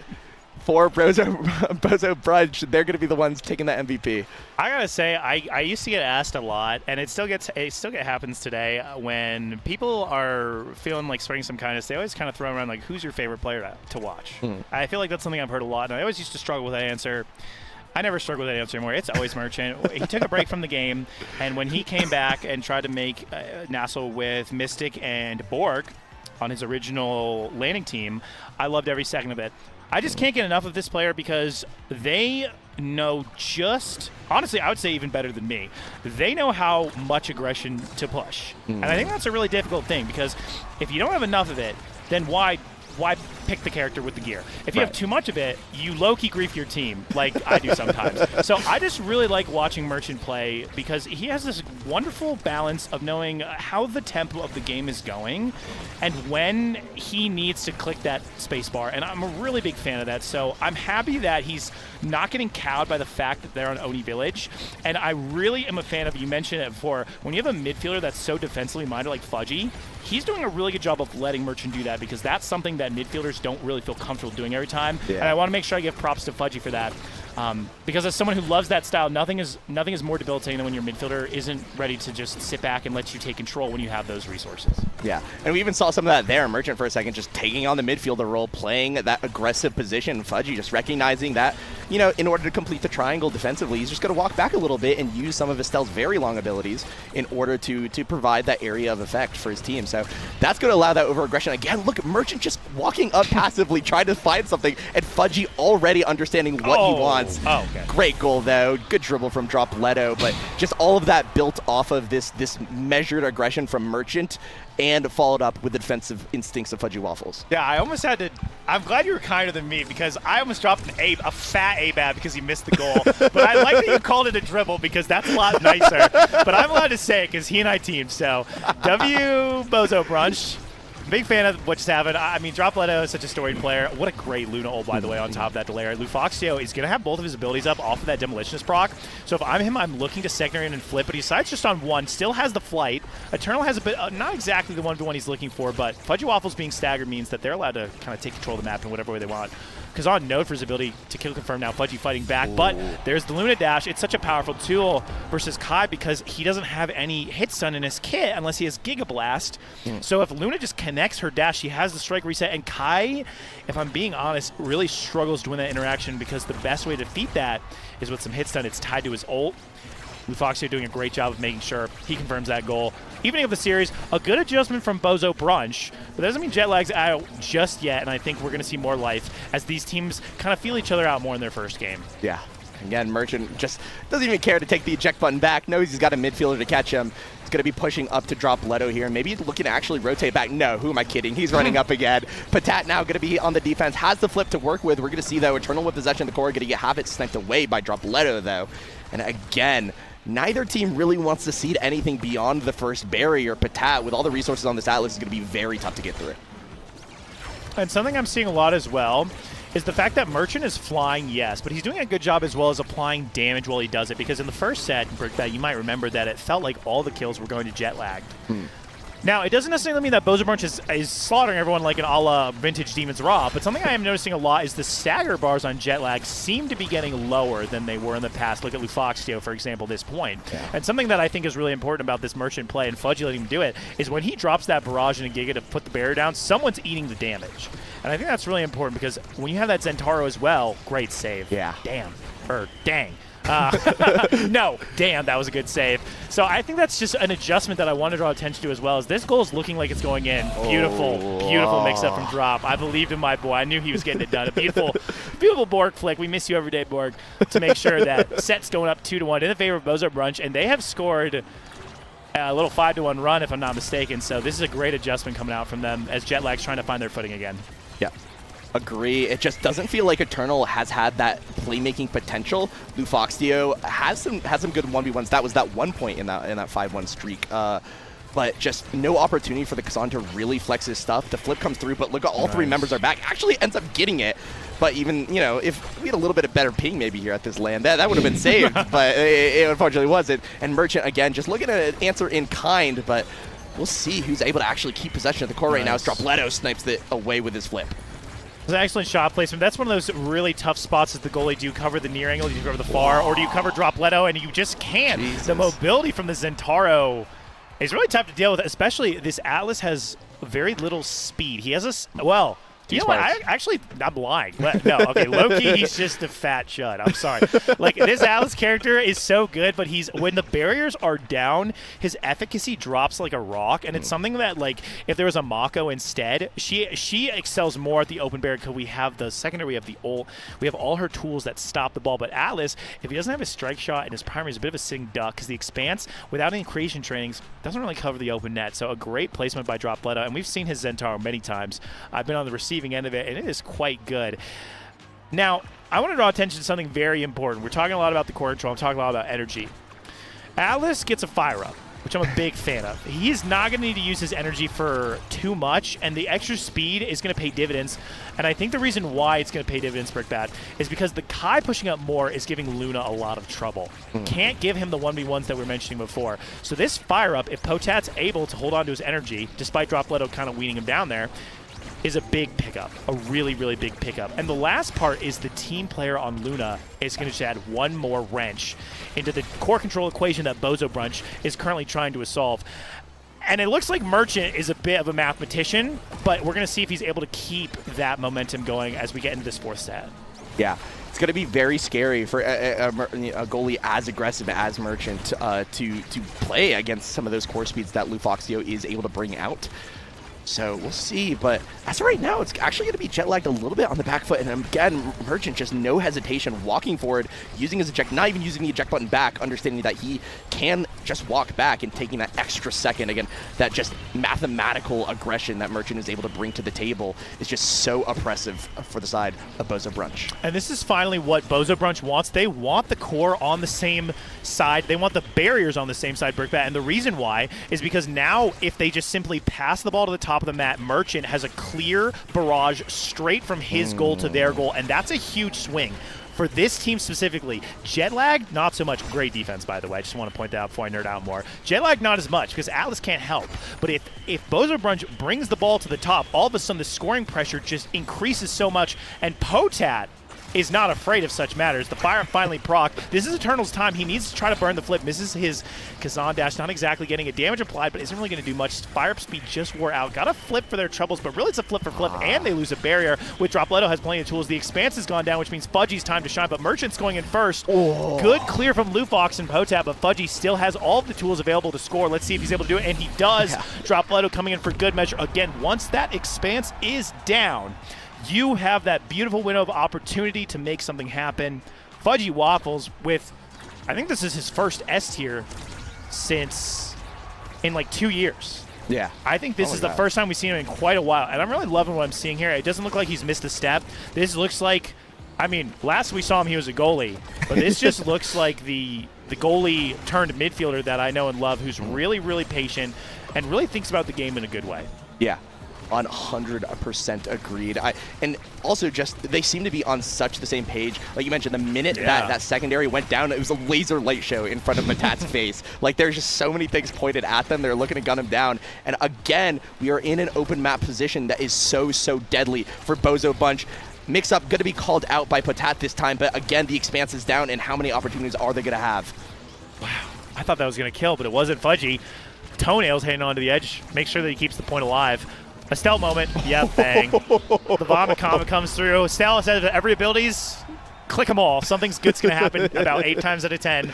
And it's funny, too, because Estelle is the queen of the map, and we talk about how much Fudgy's going back. I'll just leak this on stream. I think Estelle goalie is the best goalie on Oni as well. So it's really funny because normally you're like, oh, the midfielder comes back. I don't have as many defensive tools. I can't trust them. This is a Nassau playoffs goalie on a pick that I think is the best on the map. And it's just like nothing's happened, but instead now you have Chrono Kai popping his head out every 5 seconds, and it's such a headache for Potat to deal with. And Lufoxu just doesn't have the speed or the cooldowns to contend with it. Yeah, it really does feel like it's going to be a situation where maybe Merchant a little bit out of position or a little bit of overaggression or just a KO found out of nowhere. Just got fridged off screen. I wasn't even looking over there. Yeah, I didn't notice it either. Magician. Yeah, a little bit. Yeah, disappearing trick onto the enemy midfielder / goalie, Fudgy Waffles. And that being said, that's a point on the board, but I'm still looking at the scoreboard. Bozo Brunch is going to be looking pretty good. We've got some nice energy advantage. I can never count out a team when a fire-up proc is available. We'll see if they're able to get one down. The first barrier is going down. I think the second one will be 2 as well. Eternal gets it, which means that Potat has a chance to play aggressively if he wants. Looks like he's not opting to do it instead. Keeping his flip defensively, which I do like. Eternal has the speed now. Potat's walking up. He heard me, but Dropletto's in there like swimwear. Lufoxio dashes into the net. He's going to die to himself if he's not careful. Asshole goes down to make sure. Oh, but Dropletto reads the strike and seals the deal. Game 1. After a tense first set, Bozo Brunch really looked like they figured out how they wanted to address their problems on that map. Yeah, it did. It looked like the individual play from the forward duo of jet lagged was no longer able to get that star power that seemed to carry them through that 1-set win. Unfortunately, the adaptations meant that Bozo Brunch were able to close it out, and I believe that was jet lagged's map pick. So we're going to be going over to Bozo Brunch's map pick, which is going to be the At Lab. There we go. Yeah, looking to bring out a different composition, or maybe just take the one-on-ones, understand, play a little bit more confidently now that they have a game under their belt, and see what they can do. And I just want to shout out the ethical core control of Bozo Brunch. No disgusting KO slop on my screen. Just some old, this is my uncle's Omega Strikers. Just hit the ball at them and score the goal. Okay, if you play damage, you're a bum. The team with more KOs lost. It writes itself, guys. Am I right? Beautiful. +2 in the chat if you agree. And one thing, again, I really have to say, there's something to be said at LAN. And this is the magic of these events where It's really just which team figures it out faster, because none of these teams, sure, you have some Nassel duos. You got EKC with Grumella. You got my team with Shapeshifting. You've got Polar with Tempo Melon. Yada, yada, yada. You got all these teams. And you got some teams that are 3 pickup players. And I love the fact that you watch in real time what you see behind the scenes during a Nassel season. That's the thing about these events I like a lot, because if you watch that first set, Jetlagged was in control. Okay, they were completely in control. It wasn't even close. And then what happened? What happened was a marked difference. Like if you had a heat map for the players in that last game from set 1 to the rest of the sets, Merchant heat map this way, Fudgy heat map right here, and he did a great job. And something that I'm going to pay attention to as well on AtLab, not a great start for it, unfortunately, but this is a Vice goalie map. I believe in it. Now, people will tell you Oni Village is Vice goalie map. Hoopla. Banana. Not correct. Okay? You can tell me, you can try to gaslight me that it is. I'll say pick it. Have your favorite player pick it versus me. It's going to suck. So I don't know if it's going to come out because it's a size Berserker start, not really her cup of tea. It is the man. I actually would rather just love to see the Kai again, if I'm being honest. That's something ideal for me. Dubu taken off the table by Bozo Brunch. That does not surprise me. I'm going to expect that is their ban for the entire tournament. That's just one of those teams that just bans Dubu. In Bozo Bunch, not Bozo Brunch. God, that's hard to say. In Nassel, permaban Dubu. We're seeing it here, and I get it. I get it. The hamster, I don't know if anyone's doing stats. I would be shocked if he's under 90% presence. Yeah. I don't think I've seen a series where he's gone unpicked. Yeah. He's been picked every game that I've played, or at least maybe picked or banned. So that doesn't surprise me. What does surprise me, though, is the fact that Jetlagged. No, I just try to have a cool transition. It doesn't surprise me they picked Asher. Okay, I'm going to tell you exactly what's going to happen this game. Okay, I'm going to lay it out for you because I know this is Eternal guy.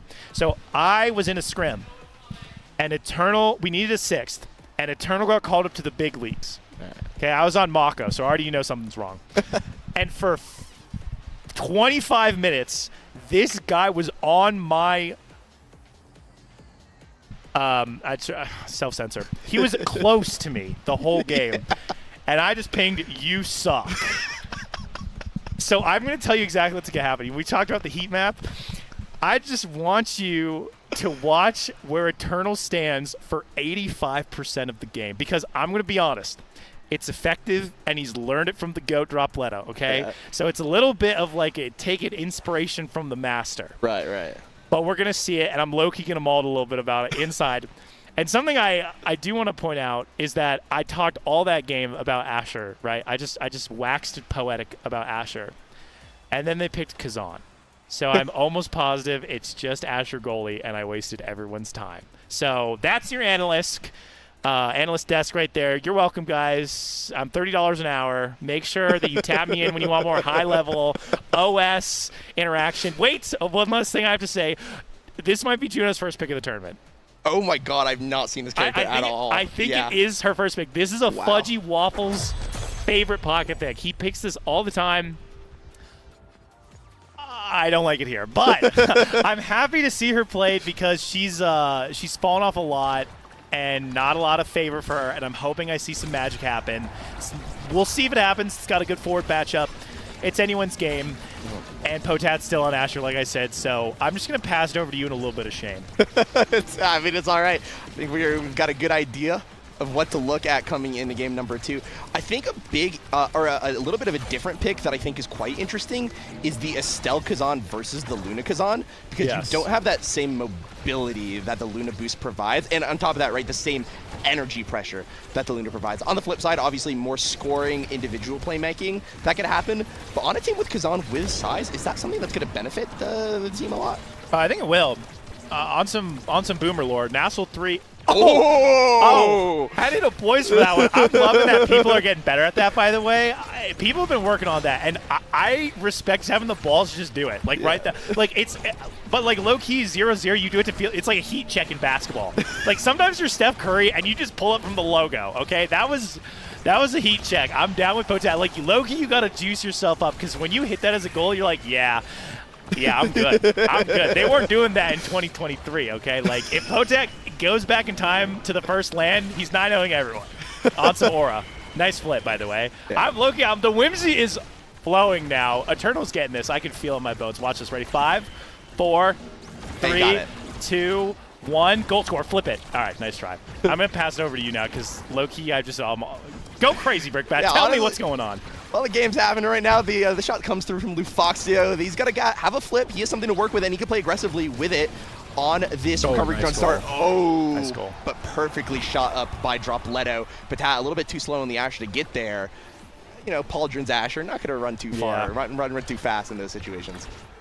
I think it's interesting because I think this is one of the games where Mom Boots Azure feels good. It's been seeing a little bit more popularity. We saw it in National Finals when Gumi picked it, and I think it would have benefited quite nicely.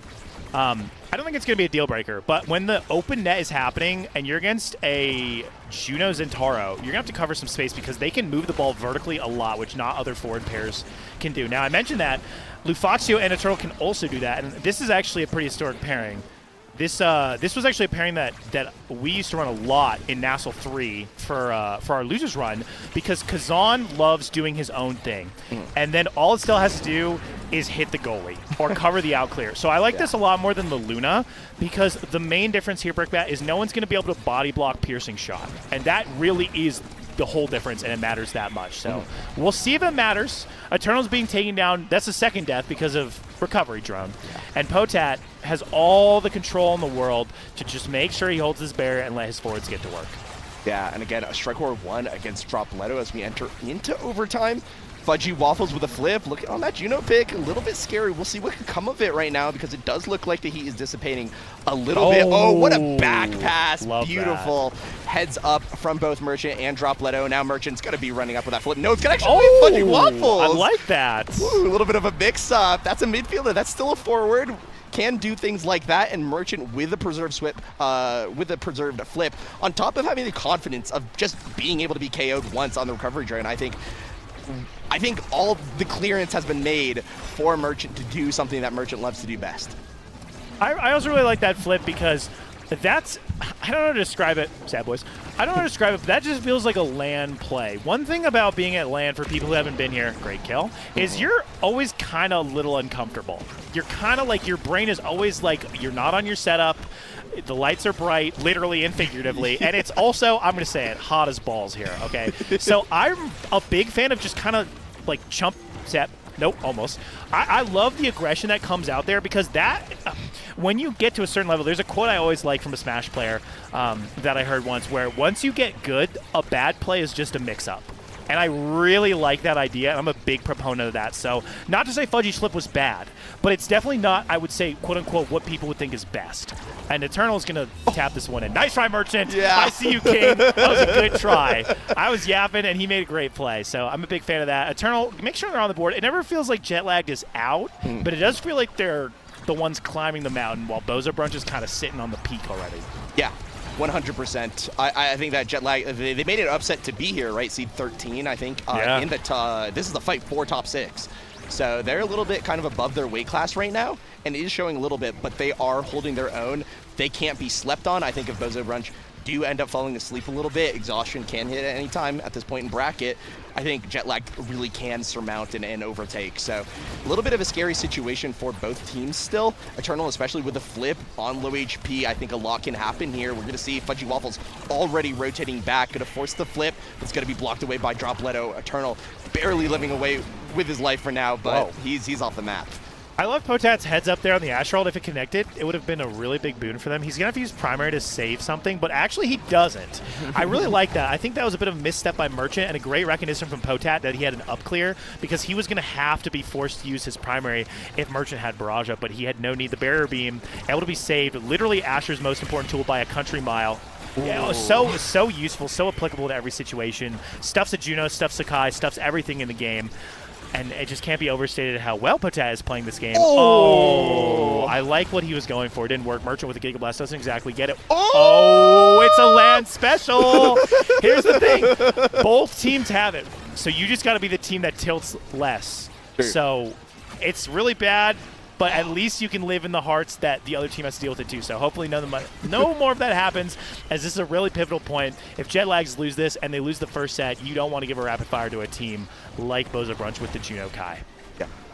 couldn't agree more myself. And Lufoxio trying to make a play, but Dropletto honestly so willing to rotate on the defense as well. Had the flip, didn't end up needing it, but there's just kind of a defensive wall showing up for Bozabrunch the minute that Merchant potentially might show an opening. Both players are so willing to just drop the ego for a second and be like, all right, fine, like I won't be forward for like 30 seconds. And it is making it super hard for either of the playmakers from Jetlag to do anything.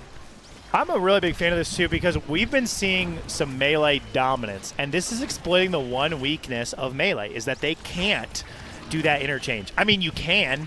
I'll try, but is it better than the Kai Juno? I definitely don't think so. Look at this passing play, by the way. This is some crispy ball movement, and Fudgy, Juno goalie is real. He's able to drop the slimes and keep that going.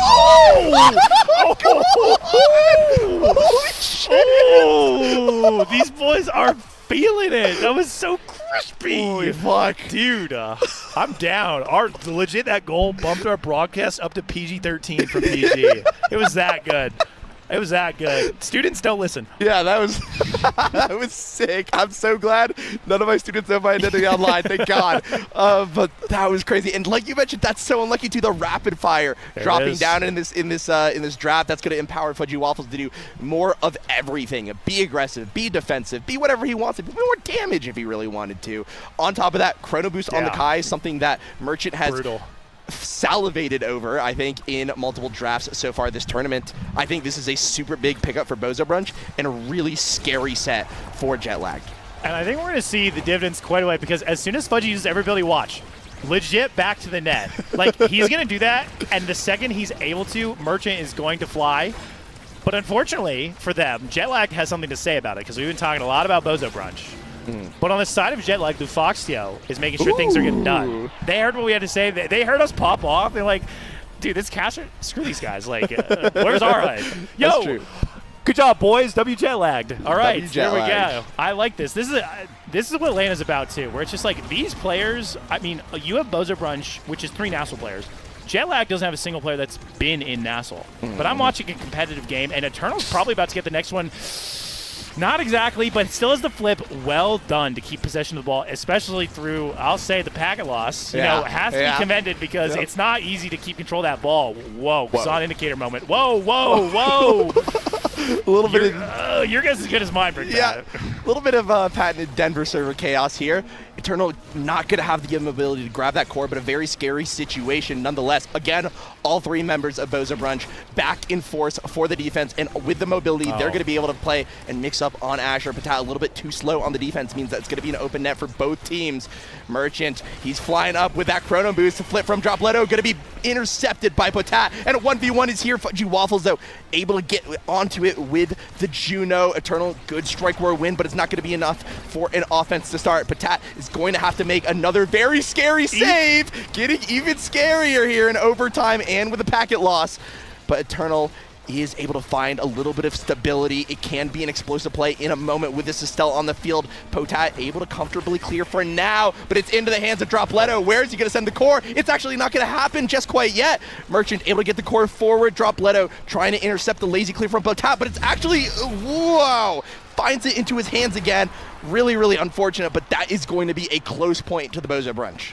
I was surprised to see the ball end up in his hands. I'm not sure if that was the Juno slime or a potentially missed strike. It's not really clear, and the important thing is that Dropletto is making the most of these chances, especially against this triple size with Pauldron's Asher. It's no easy feat. I think if Jetlag wants to come back, this Asher needs to prioritize using every ability to just make sure her barrier stays up. We saw in that last point she held flip, lost her second barrier, and all of a sudden she's a sitting duck for these really, really impressive passing plays that Bozabrunch is putting on full display.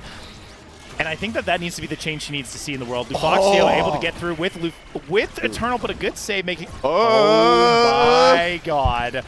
I'm sorry. I'm glad I'm not these fellas. It throws a wrench into the plans that just isn't for sure. Dropletto, excellent kill. Has the potential to get a second if he wants on Eternal, but has the recovery drone. It's a little bit of a choice. I think he's electing to save it for a potential attempt at a score. Potat, let's see if he uses the flip this time. The clear of the gods. No, like low-key, it's intentional. Like that's where you just say, I meant to do that in comms. That was fucking sick.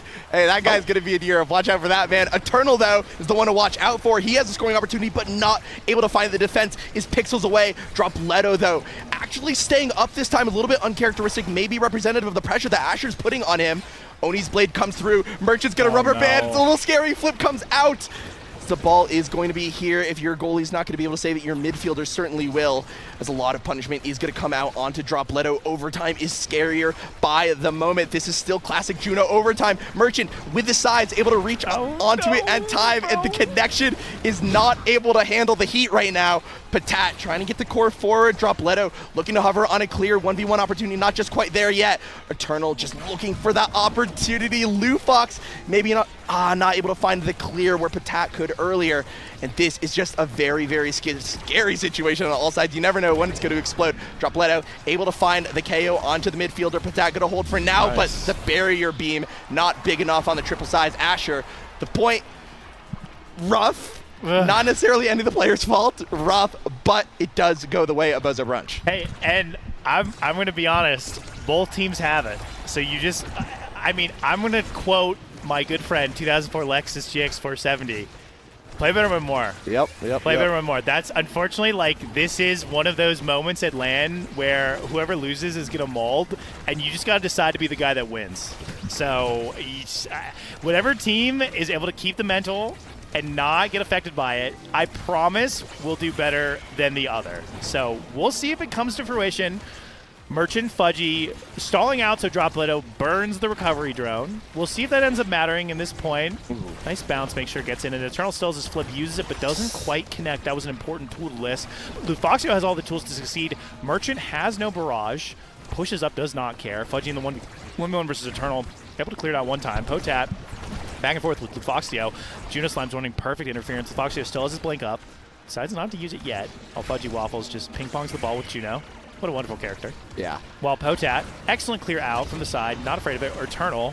Oh, okay. Smart. I like that. Yeah. A little bit, something that Fudgy wasn't expecting either. I think that Fudgy, one, thought his slime could catch, and two, it also covered the outclear, but neither of those things happened. So Eternal takes that, the recovery drone, keeping him involved in the play, making sure that 1 point, and Jetlag's evened up in this game. Yeah. It can go. Again, explosive playmaking potential possible with the, Estelle Kazan, right? Both of these players able to score out of nothing if given the opportunity, if a slip-up happens, server or not. Tat, though, we'll see, is able to clear topside. This is a little bit of a pretty scary topside defense, but it's actually going to go very, very fortunate, but not actually capitalized upon. Going into those double barriers potentially could lead to some disaster on the defense, but actually just able to be cleared out. Again, a testament to how calm and collected Bozo Brunch is right now in the defense. Something also that I'm a big fan of from Jetlagged is they've seemed to, at least this point, done a really good job of not taking excess damage. One of the things that I want to point out specifically about this Juno pick that we've really never seen before today is Lufoxio really wants to step on these slimes, and those slimes add up. And so does Dropletto's flip, but it doesn't add up to anything this time. But we'll have to wait till next time to see. So one thing that is always coming to fruition is Juno just does damage by the fact that her slimes exist, and you just don't want to let them be on the field. And since she has rapid fire, she has more than you'd ever want to step on. So let's see if Jetlag's able to hold through the Juno and the Dropletto. Yeah, and so far they're able to hold on. It's going to be very scary. The Oni's blade is actually going to knock Potat out, take away that recovery drone. Good patience from Lufoxio to blow a little bit of cooldowns from Merchant, but we're seeing that back and forth that looks so scary. And Fudger Waffles, though, now an extremely scary 1v1. Yeah, that Kazan is going to win that any day of the week. It's going to be up to Dropletto to stop it. Not going to be able to, though. Merchant quick enough. Again, the midfield Merchant is going to be here. Fudgy Waffles actually not going to be able to clear it. It has to get to Eternal one time, and potentially the set is over. The piercing shot looking a little bit too hopeful, but the 1v1 is here. It's going to go through. Merchant not able to, actually doesn't find the clear, but it's Pixels. Perfect, unfortunately, for Eternal. Now we'll see Lufoxio trying to get the core forward. Patat going to be able to find a clear against Dropletto, but it's going to be a little bit scary here with a flip. The flip is going to be there. No, the pass down to Merchant, the fadeaway, the barrage is there, and the pivotal point go the way of Bozo Brunch. Another potentially very dangerous set for them up ahead. Jetlag now in a pretty dire situation. And if you're Eternal, you got to be kicking yourself. You had it. That was the point. You even it up there. You have the strike war, and it just chromes barely off of the lab barrier, like the top wall. That's tough because you're thinking about that one. Like you don't want to, but you lose that set and you're like, damn, that's kind of on me. Like we've all been there. That's a tough one. He needs to bounce back from that, and I think he can. But you're trying to kick yourself when you're doing that. So let's take a look at how this draft played out. I think the most important things that I want to draw attention to is Kazan gets some pancakes, some stacks on stacks, and he's having trouble surviving. And if I'm the side of Bozo Brunch, I think one of the only ways we could lose, if I'm their perspective, is if Kazan fully stacks those. So one thing I'm looking from Bozo Brunch is some kills. And it turns out you can just pick up a freebie on Lou Fox there. And that's really the story of this set, Brickbat. Is Eternal going to be able to get those stacks fully stacked before the hyper-offensive, run them down, Bozo Brunch style, overwhelms Potat in the open net? We'll see the answer to that right now up in the air, but we'll certainly see that conclusion in just a bit. As right now, Potat looking good, able to find one clear. Barrier beam able to prevent that offense from Merchant. Now forced to stand back just a little bit. Going to send a barrage, trying to find anything. Actually, it looks like some of the focus fire going on to Lufoxdio here. As Eternal, again, with a little bit of a breakaway, is able to find it in the 1v1. Merchant doesn't have the flip to save it. Lufox, a very, very low drop. Leto tries to find a really cheeky clear, or a kill with the center black hole, but nothing to be found just quite yet. Lufoxdio still alert, still ready for anything that Dropletto comes to do. Tries to find a good angle on it. Overtime going to hit, but again, this barrier on Asher is not going to go down without a fight. Dropletto going to be sent out. Yeah, excellent heads up. Lufoxdio playing around the black hole. Oh, okay. Yeah. Amazing play all around. Snipes away Dropletto's recovery drone. A perfect pass to Eternal, who instead of kicking himself, I was about to say, back up. I was about to say, that's literally the shot. He was like, that's not giving me twice. Shooters got to shoot. The quote goes, I'd rather go 0 for 30 than 0 for 8 because it means I stopped shooting. True. So I love, Luke Foxer just had a really great point. I'm really happy about that. And one thing that I'm looking at now is both sides have quite a few core flips. And the one I'm most nervous about is Eternals. Well, okay, I'm not nervous about it anymore. Good job making sure it's down. Potat has it as well. Both Whoa. W. And it's... Yeah. A little bit too hard of a cook, it felt like. Costly mistake. And dude, the Merchant Dropletto passing might need to be studied. I might have to hit a bit of a VOD review on these guys. Like, I got to pull up with Shapeshift and be like, bro, can we do this? Like, get me off the Atlas. This looks awesome. So a costly mistake turns into wonderful punish by the side of Bozo Brunch. And we'll see if Jetlag's able to bounce back. I think they can. I think they can. The energy economy is looking really rough, and Dropletto's probably going to be able to convert with his flip. So I'm going to let you know some advanced tech. Low-key, if you're the midfielder, you bait the flip and die on it. Like, I'm not even trolling. So let's see if they... They're not doing it. Oh!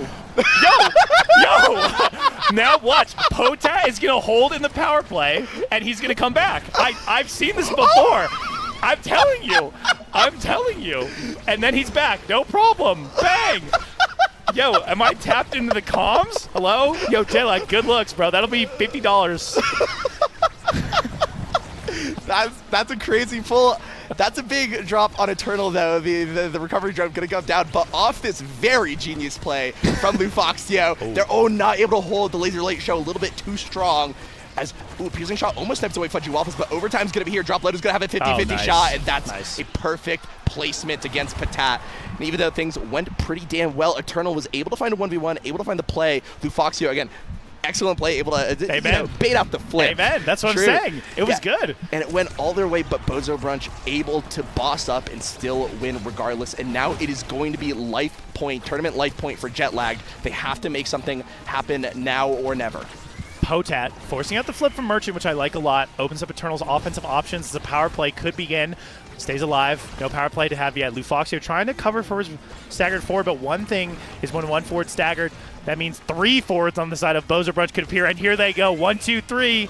High Q's minus tempo. That's 1. Trade 1 for 1. Trade 1 for 2. Eternal gets a lucky bounce and takes advantage of it well. Potat in the 1v1 should be able to handle this quite nicely while Dropletto. Sizing out the abilities, Potat now has no primer. That's a big cooldown. Fudgy looking for that play he made earlier. Doesn't quite have the same juice. Potat also tries to push the tempo. Doesn't really get it that much. While Lufoxio uses abilities, just doesn't watch Dropletto on the 1v1. Potat just doesn't have the tools. Gets the primer up just in time while Eternal navigating the midfield while Merchant pushes it up. Dropletto, Merchant, can they make the power play happen? Can they make the magic that we've been seeing time and time again? And nice save from Fudgy. Keeps it alive as Eternal and Lufox. Sharks in the water, but one thing that's in the water as well is a team player bubbling to the surface of overtime. Merchant has the ability to use it. Whoa. Can't find it yet. Fudgy holding it down in the back. I don't know who's actually the goalie here, Brickbat, but it looks like Dropleto's still the brawler. Last I checked, and has the flip, can put it in. Baits out, goes for a pass, doesn't get it. Eternal has a shot. I like the patience. Yeah. Lufoxtio running up to back up his brawler. Nothing happening yet. Potat has that sized and reach there. Fudgy Waffles looking to make it happen. Ooh. Shot 1 goes wide. Shot 2 not found quite yet. Fudgy Waffles going to have flip as well as a primer coming soon. Team player coming in as well. Well, Eternal battling. Core control tools being used. Potat taking it in, and that's going to be game. Bozo Brunch with a clean but hard-fought 2-0. Yeah. Make their way into day 2, achieving their seed prophecy. Off of some really cool team play. I'm going to be honest, that was some really, really nice ball movement. Maybe the best we've seen on stream today. No, 100%. Like you mentioned, this is your grandpa's Omega Strike. Yeah. It's just good, clean, solid core control, no gimmicks, just amazing passing plays, amazing formations, and amazing core control all around from Bozo Brunch. That being said, jet lagged, a stellar performance. Oh, what's up? No. I'm glad you're giving them flowers. I'm just chuckling because I feel a little bit of like synergy here. I just want everyone to look at Fudgy Waffle's score line. Because if you put the names off and you drop this in Oscorp general chat and you say, name the positions, everyone and your mama is saying that was a Juno goalie. Yeah. 20 saves on his goalie, 6 assists, most redirects by a country mile, and almost 80 shots while putting up a respectable 30K. Yeah. Like, all 3 of them played well, but I really, really want to make sure Fudgy gets his flowers because that is not easy. Like, I know it sounds like it's like, oh, he's just sitting in the net. He's just, whatever. But there's so much unforeseen mental calculus that goes on where it's like, should I walk up now? Does my goalie have this possession? Should I blah, blah, blah, blah, blah, blah, blah, blah, blah. Like, I'm sitting here thinking, like, maybe, all due respect to my good friend Shapeshift, maybe I picked the wrong midfielder. Like, maybe this is my guy. Like, Fudgy, like, hit my line, brother. Like, that was some, I'm retired of or something. So, well done to Buzzer Brunch, and really good job to Jetlagged. Yeah. I think that's all 3 of those players' best LAN performance, so I want to make sure I shout that out. Sounds about right, I think that they've really hit a new high, and they had some great wins to make their bracket was not easy. No, not in the slightest. This is, we were talking about this before. At 3:30 in the morning, where I said, yeah, it's really cool because I feel like I think I said like the top 10 teams all can take games. I was like, I'm looking at this, and it just feels like half of the teams can take games off each other. And then some. We got C13 making it all the way up here. We got teams like Asianer, Dave, and Twisty. Yeah. Legacy run going on, which Demons, we'll get to see them in a little bit here. But I just want to shout out all these. And this is the coolest part, I think, about what you and Saya and all the people that work on NAS really bring, which is like, if we don't have Nasty NASA, this isn't happening, right? It's so cool because we just get this wonderful competitiveness from these players that if we didn't have this opportunity, like, these guys are some killers, bro. Like, these guys are some dogs. Like, I'm saying, like, you put 2024 vibe on in these games, I'm getting packed up. It's not close. Like, these guys are running my pockets, bro. So I just want to make sure I shout that out because it's something really cool, and I'm really happy to see it. So great run from Eternal Arctic and Potat and Lufox. And that's not the last to see of Potat. You mentioned he's going to be in Germany. So make sure you tune in to support him there. Oh, yeah. Great guy. I think it's going to be him. I know a few others, and I can't think. I think Leon's going to show up there. Yep. The Fool. Yeah. Cliff. Oh, Cliff showed up too. Okay. We got a contingent. Watch it. We're coming. We're coming. You better watch it. And me. I'm there too. So. Finally. Yeah, I'm very excited to see it, especially, obviously, seeing you there on Europe, taking it home for the U.S. Obviously it's going to happen, right? I don't know. Somehow we made it about me. I'm down. Somehow we made it about me. But also, like you mentioned, the skill, even present here in the loser side of this LAN and in NASA Nasty, it is shot up. It has, these guys are chomping on the heels of everyone in Europe right now, I think, and I'm so excited to see how they perform in their brackets in the upcoming LAN. Yeah. I'm really excited about that. The what? Did they die? Yeah, that's what we said. Our producer's acting like we don't know ball, by the way. Bro. Like I don't have the bracket pulled up right here. Yeah. Do not give Bro. this Asian hair guy Dubu. That guy Bro, has done yes. some Can we? disturbing Okay. things. Okay. I just need to say this. I need to lock in. Hold on. Guys. Look. I'm going to let you in on something, okay? Okay. Everyone and their dog is picking Dubu. Yes. So, what is the natural response? Do we go to break? Okay. What is the natural response to nerf Dubu? Guys, just buff everything else. Yeah. Please. True. Nothing is pickable. Please. Dude, Okay. Dubu has like no losing matchups, it Yeah, feels like. and he doesn't die because if we buff damage by 1%, everyone loses their minds on some Joker lore, but not the player. And we're getting really pressured to go to break, so let's go to a break. Sounds good. That was fun. Yeah, we'll have do we have another series after this, or We is this do. it? We Okay. do. We got one more series after this to wrap up the stream. There's our guy, Fudgy Waffles. Look at that guy. The hybrid goalie / midfielder of Bozo Brunch. There he is. He's gonna wave us off. Come on. Yeah. Let's bye-bye. All right, Bye-bye, bye, everyone. everyone. See you from Stay tuned. ROS.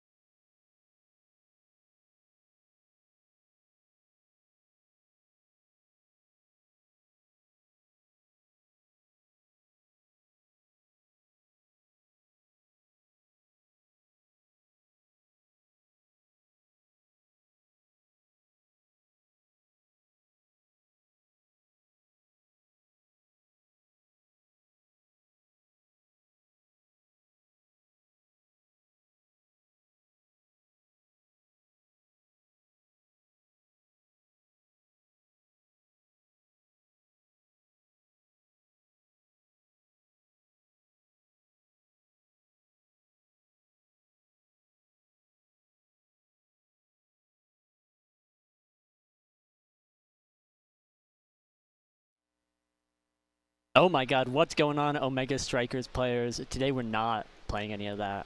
We're done. We are done.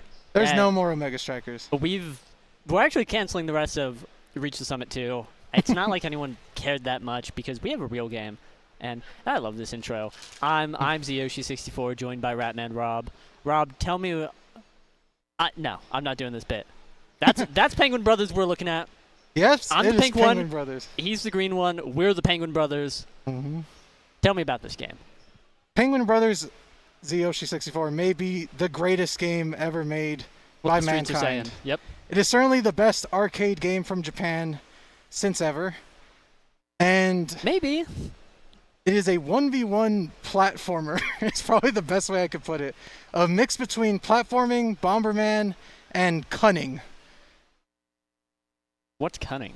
You know, like being like outsmarting your foes. Oh, you suck. As you could see by the demo here. Yeah, take a look at the demo. This is what the game is and looks like. And this game is, oh my God.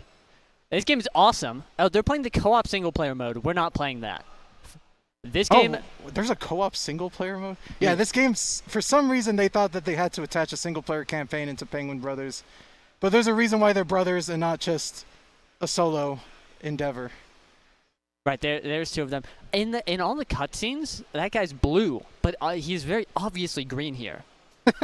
We've got the Penguin Brothers quick guide. Oh my God, it's on the stream. Yes, the Penguin. If you can't want to zoom read in on or that show real it. quick, you Yeah, could catch no. about a couple, I want to say like 20 words in there. Yeah, just about. So I pulled up I've pulled up the chat for us. So Oh, far lovely. we have no messages because we're here to play Penguin Brothers. No, it's okay. The goal of the game, viewer at home, is there's going to be a coin. Again, we're watching the single player mode. We can't see that, but it's called the key. I found out, and both players are going to be fighting to get the key and then bring it back to their goal. And as you can see, the Penguin Brothers, they can throw bombs, and bombs are going to be integral to the motion of the game. Often you will have to destroy enemies or other obstacles to get to the key. You can't throw bombs when you're holding the key. That would be too easy. Yes. Come on now. And you've got these rotating platforms that suck, that aren't fun. Okay, the rotating platforms are fun. That's where a lot of the strategy in Penguin Brothers lies, is Strategy. trying to outsmart your... Why the derision? Yes, the strategy What are you talking in about? Penguin Brothers revolves around using those doors to your advantage. You could drop a bomb on a door and then flip it around to launch the bomb to a different area of the map. It's really cool.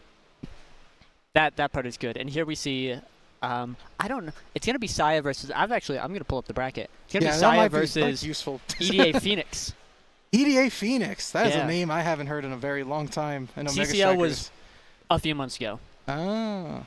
Anyway, I hate you, and we're gonna be seeing them map their controls right now. I don't know if they're gonna be doing a double keyboard thing if one of them has a controller. I don't think one of them has a controller. I may be so the only person playing with a controller at the venue. I'll keep it a buck. I should have brought my controller. I signed up for Penguin Brothers today. I'm gonna be playing. You're gonna be seeing me later, and not on the desk. I'm talking about in game. I'm gonna get waxed.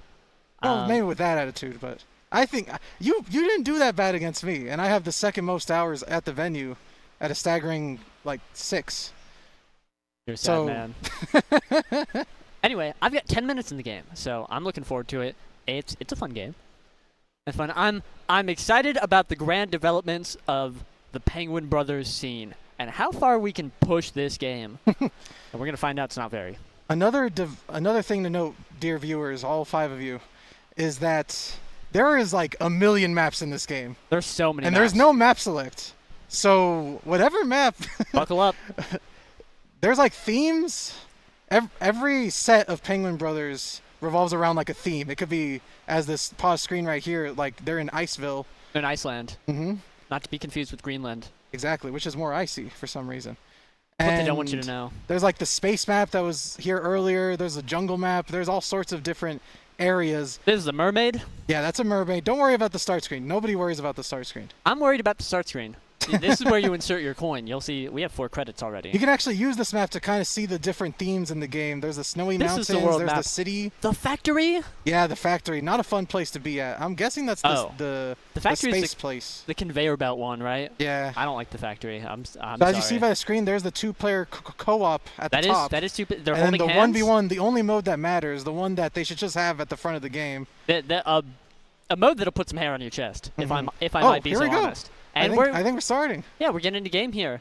I have no clue who player 1 or player 2 is. A little bit of shimmy. We're doing a button test. Actually, it's unhelpful. Saya is in full light, and EDA Phoenix is complete Shrouded darkness. in darkness. Yeah. Anyway, something else that I learned in my extended tenure is that player 1 has killed theyself, and so is player 2. It's an adventure. You can jump on every enemy in the game except the spiky ones. Yes, And the so- spiky ones and bees for some reason. Well, bees are spiky. Oh, yes, they have the spike at the bottom, but the head still hurts. We had to find out the hard way. Anyway, so you'll notice that these are 2 new players who don't know what's going on. We've also got this screen wrap. Fun fact, if you fall through the bottom of the screen, you will come back at the top. So we're talking full screen wrap. Anyway, player 1 has the key, is running away. Gets it yoinked by player 2. Yeah, now, oh if my player 2 God. makes it to their gate, they automatically Oh! win. A little juke there. Yeah, did you see the drop into jump? You're very slow when you carry the key.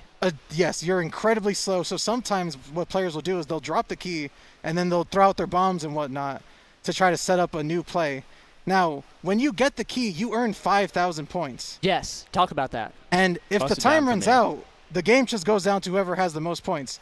So if you're the first person to get the key, it's usually in your best interest to just hold on to the key. You don't have to risk going back to the vault.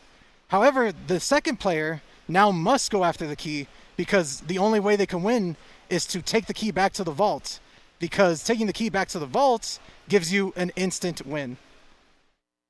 We're troubleshooting something here, but yes, this is something we in the biz call play lane win games, and sometimes when you get the key first, it is in your best interest, especially if you're up a game, to just hold it. I will say some maps, there are enough enemies where if you kill all the enemies, you will get more points than just getting the key.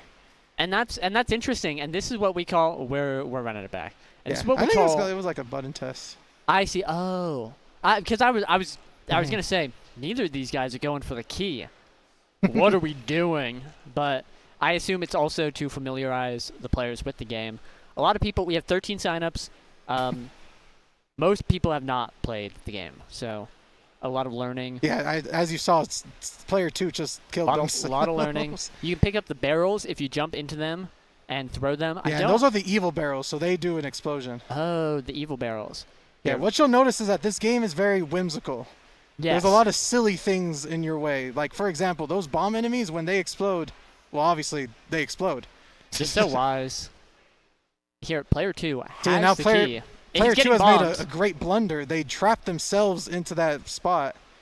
Player 1 almost died to the porcupine, though. Is going to have to find a way through. Player It's- 1 it's takes out player 2 Yeah, it's to the vault. so clean for player 1 right there. It is an unfortunate blunder for player 2. Got the key first, could not get it done. Got the bomb dropped on them. The cannons you see in the middle are cannons. I believe if you jump on, you can walk over the cannons, but if you have the key, you almost certainly jump into the cannon. And here, if you notice, the left and right side at the bottom are pretty open. It'll drop you straight into the top of the screen, which is the opposite of where you want to go when you have the key. So Yeah. Clearly, neither of the players know that, because I don't think they read. Player 2 is about to find out. There it is. Player 2 has found out, which means player 1 has also found out, which means now we have a game. They have both died. Though, player one of them has opened. Has died. Opened the side. Doesn't matter, though, because that's going to be. The armadillo with a vengeance Oh takes my out God. player 2. We're getting a little bit of PvE. The jungle monsters are just running these guys' pockets. It's unbelievable. Now remember, when you have the key, you can't defend yourself. Yes. So the only way to counter any monsters while you're holding the key is to jump on their head. And even then, that doesn't destroy them. That just stuns them for a little bit. I believe we haven't mentioned this, but getting the cannon. Oh, there's the cannon misery. And there goes the it's back key. at the top. So this game's awesome. I don't think we've mentioned, but you can do a dive if you press down and jump, and that is the leading way to stop a key holder. And because if you get dove into, you're going to be hashtag owned. You're going to drop the key, etc. Here we have player 2, who's just play lame, win games. games. They got the key first. They've got 6,000 points. it's a pretty big deficit. Getting the key first really does enable this win condition. Yeah, especially some maps are definitely much harder to take back the key than others. This Yes. one specifically, there's a lot of avenues for the key holder to just hold on to the thing. Not this one. Not this. This one looks insane. Yeah, those guys at the bottom, they eat bombs. Again, had to find this out the hard way. Those guys throw that thing. Both players have died. This map looks crazy. It looks like the only way you can get in is through these rotating platforms, and so player 1 is going to be grabbing the key first. Did win game 1 of this series. If you're wondering about the rule set, we're going to cover every base. It's a double BO3. Fundamentally, the game is run on a best of 3, first to 2, whoever gets the key first, and that's going to count as a game. And so whoever wins 2 games in a row, not in a row, what am I saying? Whoever wins 2 games, classic best of 3 scenario, is going to win. That's going to be a player 1, game 1 win. That's going to be player 2 getting sent to the stratosphere and beyond. So running it back right here, we are going to be, and then the beauty of this game is we're right back into it. Yes, very fast action, a lot of different enemies. That guy's getting bullied by the porcupines. Yeah, those walls look like you can blow them up, but I don't know if you can. No, you cannot. I didn't think so. Both players believe that you can. On the city map, the only walls that are destructible are the brick walls, I believe. That's some As good you game should design. clearly know if you Yep. play any video game, honestly. It's you can see it. Player 2 experienced something that I absolutely despise. Is that if you are jumping in a direction. Oh, great play by player 2 right there. If you're jumping in a direction and trying to get onto the spinning platform, you can't. You need to do just a stationary jump to hop on, and it is quite frustrating. Anyway, player 1 able to capitalize on player 2's. Been poaching a lot. Yes. It's been a lot of just blunders from player 2's side. It's a learning curve. We really got to figure out we're going to tell Saya after this. We got to figure out Who's who? who's who, yeah. Because like these players have names, but right now it's pink and green. So player 2 though, having the key, looking to get something done. There is there's walls on the side. I'm talking about some screen. Oh my Player God, 2 yes. got Oh, mixed the up, but jump. Yes. Lastly, if you notice the after images on player 2, there's actually power-ups in the game. True. So if you thought If you thought that there wasn't enough happening in Penguin Brothers. there's more. Oh, We're having some technical difficulties. I'll go. We got I hate this guy, and I wish the worst for him. He's gonna go set up the controllers because he's the guy who did that. Here we have riveting, hot, sexy banger. They're penguins. I'm sorry. Just a bad look all around. I'll be better. We got these 2 penguins. Oh, and we're engaging in cannon warfare. The bombs blowing up, favoring player 2, who is able to take that space, get in. But now both players getting stuck in the cannons. Again, if you're holding the key and you jump in the cannon, that's it. You are going to be taking a flight. Although it looked like for a moment, we're still figuring a lot of the game out. But it seems like, yep, the key is getting stuck in the middle. It seems really, really strange. Just kind of finicky all around. But here, just the key is going back and forth. Player 2 looking to capitalize it. Big Pink has not stopped the barrage, but player 2 has also picked it up first. If you look at the scores, 2020 to 2,200. Sorry, 2020 was 6 years ago. Hashtag feel old yet. But player 2 sitting on their 5,000 points. Has the key. Hurry up. But again, 13 seconds left. I don't think either of these players are getting the key out. It looks like if you stand on the edge of the cannon, the edge that's pointing away. So on that cannon to the left of player 2, the pink player, or to the right here, it would be on the left side, that kind of thing. But here, it looks like by Saya's reaction, Saya was player 1. Player 1 has been sent to the stratosphere, to the meat department. And that's a game 3. I didn't even realize. Yes. That was player 1, game 1. Now player 2, game. Is it? Did player 1... Who won the first series? This is my job to pay attention to, and if you believe it, I didn't. And that's my bad. Okay, no. We're going to a cinematic game 3. I feel so sad. I can see myself on the screen. I feel so sad. I'm the only guy. My co-caster had to be one of the TOs who set everything up. My bad.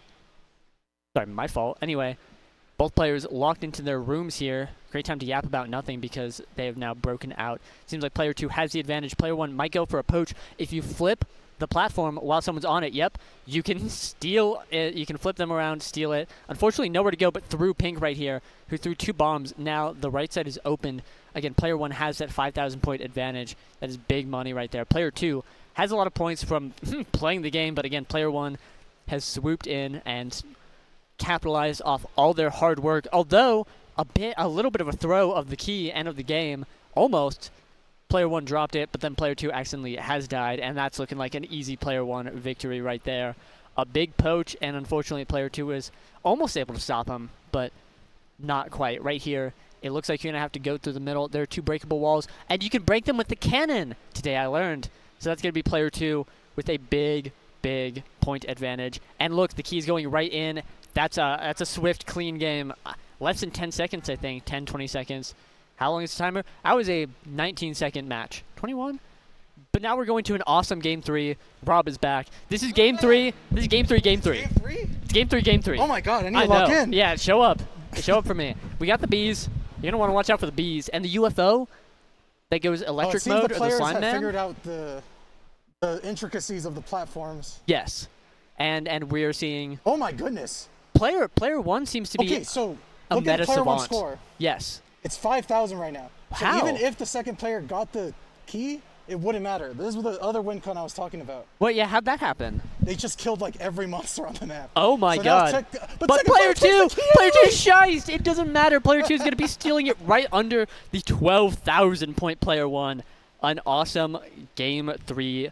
So do you think Saya 0.3. standing up means that he won or lost? I have no idea, man. He looked sad after the last game, but I don't remember who won. I have short memory term loss. I have short brain. Alright, But I don't think Junior Jam's played yet. Because I'm also playing in this tournament, ladies and gentlemen, so... yeah, this guy has a bye. I am probably gonna have to play soon. Let's take a look at the bracket. Oh, that's big Saya win. Saya was player 2. Saya was doing all the work. EDA Phoenix. Look at Hooray! a poach. Look at a steal. Hi. Here, let's get the Let's winner hear on the the winner. mic. Let's get a winner's interview in round 1. You want the chair? Sure. Guys, I kind of suck at this game. Do you see the second to last I noticed round? that you weren't like you weren't as good as I thought you'd be. This is the first time I've played Penguin Brothers. Wait, really? Yeah. Wow. I thought Drop Little got like all of his friends to play this game. I just like never booted up the game. But like considering it was my first time, I think I did pretty well. It's a bit like it's like riding a bike going uphill. You know what I Yeah. mean?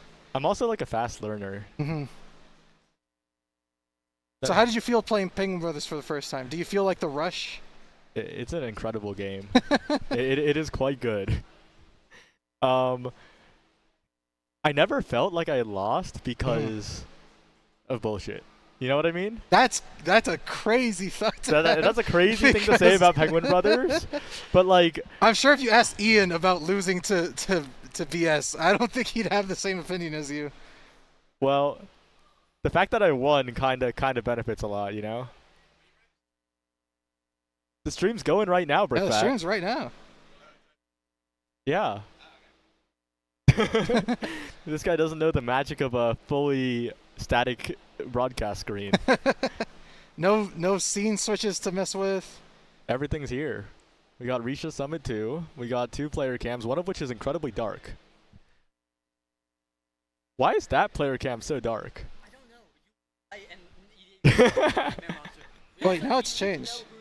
It says here that I have to play Zack Smack right now. Okay, go. All right. Goodbye, ladies and gentlemen. It was a pleasure. You have to play someone, don't you? What if we just like leave the stream unmanned? Okay. Okay. They got like setups and stuff. Setups and stuff that they gotta figure out. I'm also streaming some UMA thing in like 1 hour 30. That's awesome. You do too much. I'm back. I got rid of that stupid Rob guy who's got to play because he lost his bye. Fraudulent. Bum. Anyway. What does the bracket look like? Good. I don't know. Yeah, good because I'm the only result on there and I won. How it feels. Anyway, is the player on the left player 1, player on the right player 2? Do we know? We didn't know who was who. It was player 1 versus player 2. It depends on what control scheme they're using, actually. So I was player 2 because I was on WASD. Uh-huh. Yeah. That's terrible. Is there any way we can... The problem is that Penguin Brothers is on the exact opposite side of the venue that we are. So it's not like... Yeah, it's like all the way over like really, really far away. Yeah, unless we get Brickbat on the stream set up to like text us who's Gesture. who. Yeah. Oh wait. Oh well, no, we can't tell with this either. You know, we're gonna be seeing a lot of pink and green, a lot of player 1, player 2, because we just don't know, and we'll find out. I don't know. No, Kurikan. Kurikan's remapping the controls to make it even more confusing. That's awesome. No, Oh. you're overwriting the WASD. You're overwriting the arrow key controls with the WASD controls, and you'll have to overwrite the WASD controls again with arrow key controls later. Does each player get a keyboard? Yeah. Okay, I'm thinking I don't want to play on arrow keys though, but I guess it does. You gotta like convince your opponent Yeah, to play on arrow keys. Yeah, Like, 'cause speech 100. low key WASD is better. Yes, yeah. What was your jumping bomb button? Let's get into the mind of a champion. JK. JK. My jump was space, and I was using numpad 0 Oh, for wait, bomb. Space is smart. Space is smart. Space That is was so that was a smart. Rob idea. Shout out Rob. I believe he's seed 2. But the thing is with space, like you have to know that the other player doesn't know about the space tech, you know? Oh yeah. Oh wait. Okay, but the way you reacted, I don't think anyone's gonna know about the space tech. That's true. I'm taking space. Well, unfortunately, it's a 1 round. No, because then you beat them with your superior WASD space tech, and then you go into the next guy who doesn't know. This is how we're gonna this is how we're gonna maximize Penguin Brothers. Anyway, we're getting into it. Are they actually getting into it? We might do a button warmer. Rob and I thought that you guys were playing on the hand warmer, Oh. and we were. I didn't get to say it in time, but you were just like sitting there not playing, and it's like these guys suck. These guys are. I get it's their first time, but like, I know where the objective is. Oh, they're actually playing. I can tell. Yeah, it definitely there's that frantic nature. Player 1 unfortunately not bombing that wall. Player 2 is learning a little bit right here. Wait a second. I think player 1's Kurikan because they were the ones that remapped over. Oh yeah, over Yeah. player 1. Okay. So here we have 3 walls to break through. Welcome to my nightmare. But player 2 right here, who's Kurikan playing against? I can't see them. I'll check the bracket actually. Yes, please. I can also check the Kurikan bracket. The walls. versus Merchant. Merchant! Oh my god, Merchant broke the walls first, but unfortunately did not pick up the key, did die before then. Here, Kurikan gets the million point bonus right here. Is looking for an opportunity to get down, of course. Oh! You just don't have to. Oh, but a big KO, a big apple pickup. That's some points. The barrels often will have items that give you points if you want to play against a point mechanic. But here, we're in a little bit of a stalemate. Kurikan is holding down the side that Merchant wants to get to. Obviously can't go the other way. There's a wall, which is just kind of tactical out of Kurikan, although I don't know if it's intentional. I won't lie. But there's a bomb. Yeah, Merchant's expertly got to run. dodged. Just run, Merchant. Book it.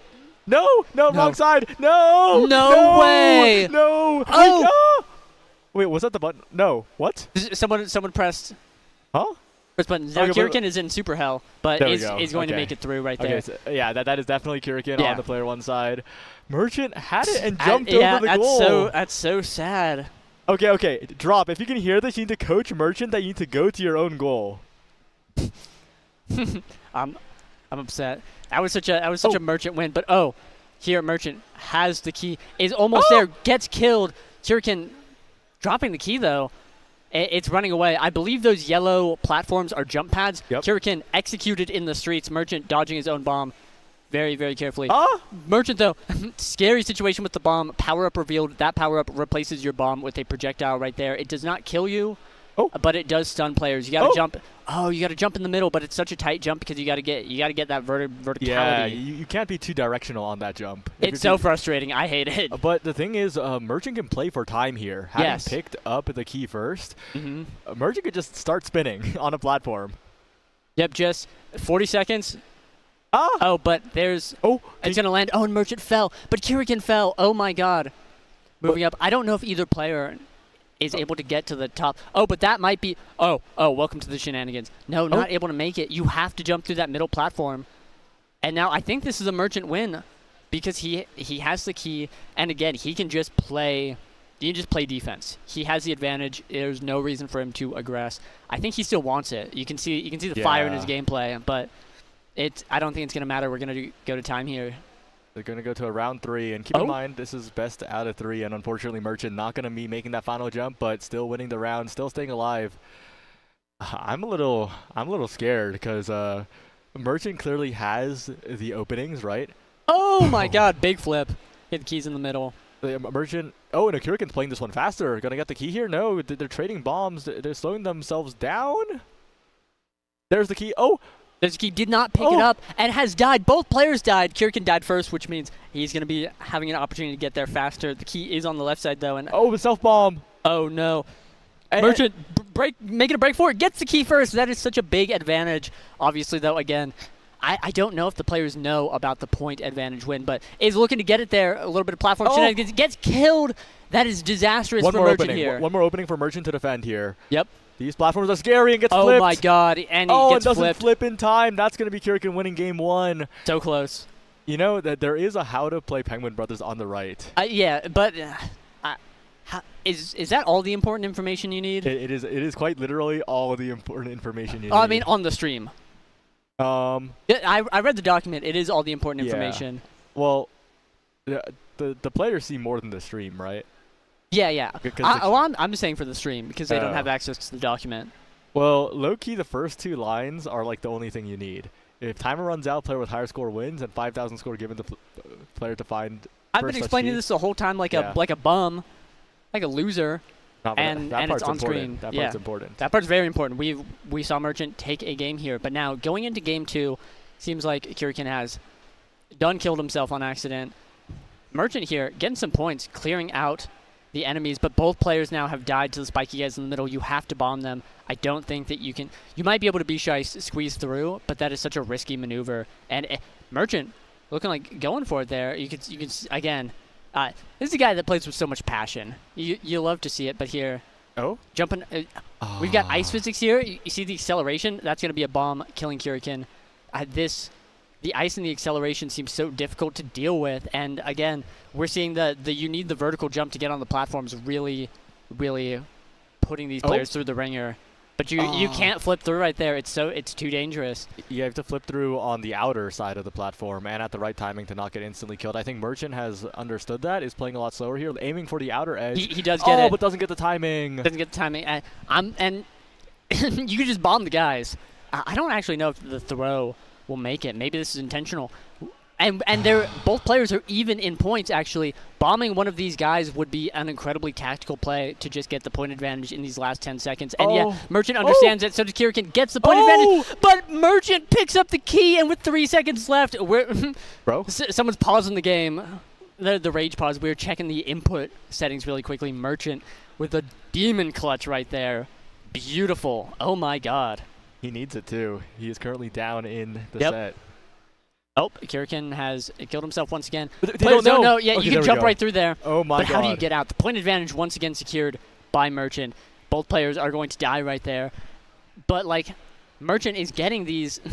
Yeah, but Merchant has an incentive to stall. Yes. This is neutral, by the way. No, if this is Merchant, I think was Merchant. That is good, right? Because you burn so much off the timer. You just need time, and right there, that is actually crazy. It is on the left side or on the right side. Sorry, I'm one of those guys. I don't quite get it. I know what you mean. Like you do the I do. I do it. I do it in my head, but obviously it just off the dome right there. The walls though breaking down. Kirikan dying once again. Merchant trying to figure out. You can tell that he's thinking about how the platform works right there. Oh, and he's committed to stalling. I think. But an amazing bomb from Kirikan. That was perfect placement. I think he realizes that he has to press down on the right side of that platform, and was trying to time it. Oh. And here, Kirikan dying. Merchant just having. He's got the gamer gene. He's got and there he's got the timing. Kirikan is now camping out the area, but Merchant doesn't care. But this is fine. No, Merchant should have stood there though. It was an insane play to keep standing there. Yeah, incredible aura. Again, play lane, win games. Does not matter. Just getting it done. Kirikan running away with it right there. Merchant trying to follow. Dives to the Raptor. Here, Merchant jumping around. It's 5 seconds left. We're headed to game 3. We're heading to a game 3. What a clean. Were they both to time? Yeah. They were both. Yeah. What a clean double time win from Merchant. The mark of a true hero. Also, timeouts are kind of hype in Penguin Brothers. It is tactical. I think it really works in a game format like this where it's not a fighting game. There's a little bit more depth and strategy here.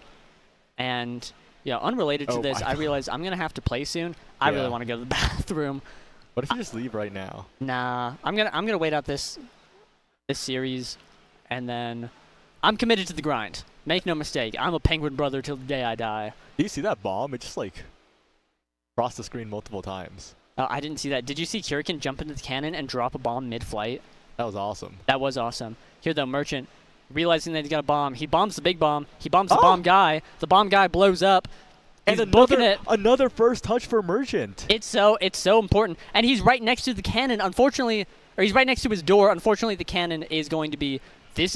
Okay, Merchant secures it. What a devastating situation. Almost jumped off Kirikin's head. Kirikin now with the coin. Oh, the recovery. Kirikin, misses a jump. That could have been it here. So close. Merchant's defending with the bomb and gets it. Oh, this is such a good situation for Merchant here.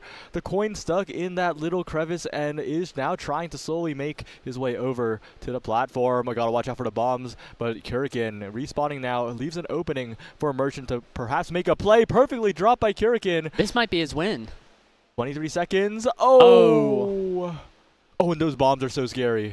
I don't think either player, and like a guy like me, I'm not making it to the door. So that point advantage is so valuable. Kirikin has one more opportunity right here to make the jump. I think he's figured it out. No, wrong way. Wrong way, wrong no, side. No, Kirikin Actually, had the win. Oh, he's stalling when he's behind. No. And that's going to be a Merchant win. I just realized the actual tactic is you want to use the cannon and then get to your other side, but it's so risky. No, you can just go one level up and just walk to the edge. There's a gap there. You can walk it? Yeah. Oh, yeah, but the gap lands on the cannon, and then you land in the cannon. Really? That's what happened to Merchant. I think there might be a place you can stand, but it seems tight. Okay. Well, another frantic rush for the first touch, and it looks like almost dimed up Kirikin, unable to get it though, and that's Merchant again, and this. Oh this my could God! Be, he's booking it. It's looking clean. Oh my God! And that's it.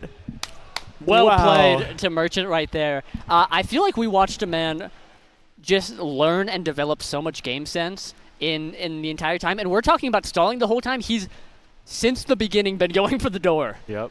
But there he finally makes it, gets it, and that's going to be Merchant moving on. It's going to be me going to play my game. So you're finally rid of me on the cast, and hopefully, well, I guess not hopefully I'll be back. Hopefully I'll be playing more, but I don't know. Yeah, I don't know either. Can you... I'll send a guy. Yes. I'll send the guy get a guy. over. Bye, stream. Bye. Wait, send Merchant over. Low key. Send Merchant. Low key. Alright, well, now we're just waiting for our next game. Dropletto is mapping controls. Is this Dropletto playing Penguin Brothers?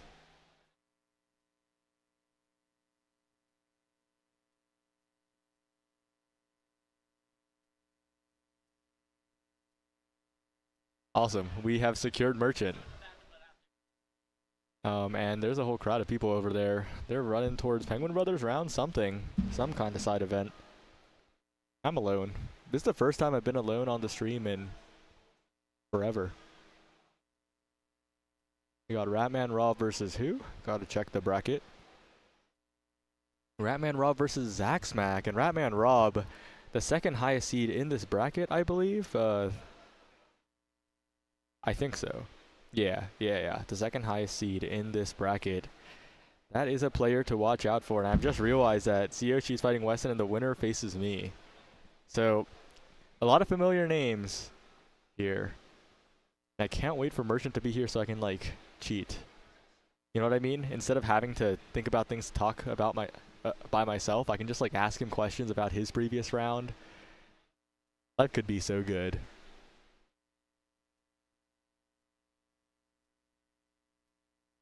They're trying to find a player over there.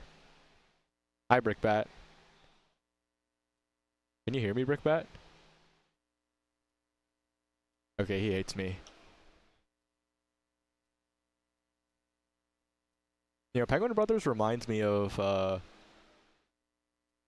when a friend in Japan took me to the arcade where all the shmups still exist. And that was pretty awesome. Oh no. They gotta relog into Fightcade. Never mind, they don't. We're good. There's Merchant here to save me from my lonely existence. Hello. Hello. You won. What's up? You won. I did.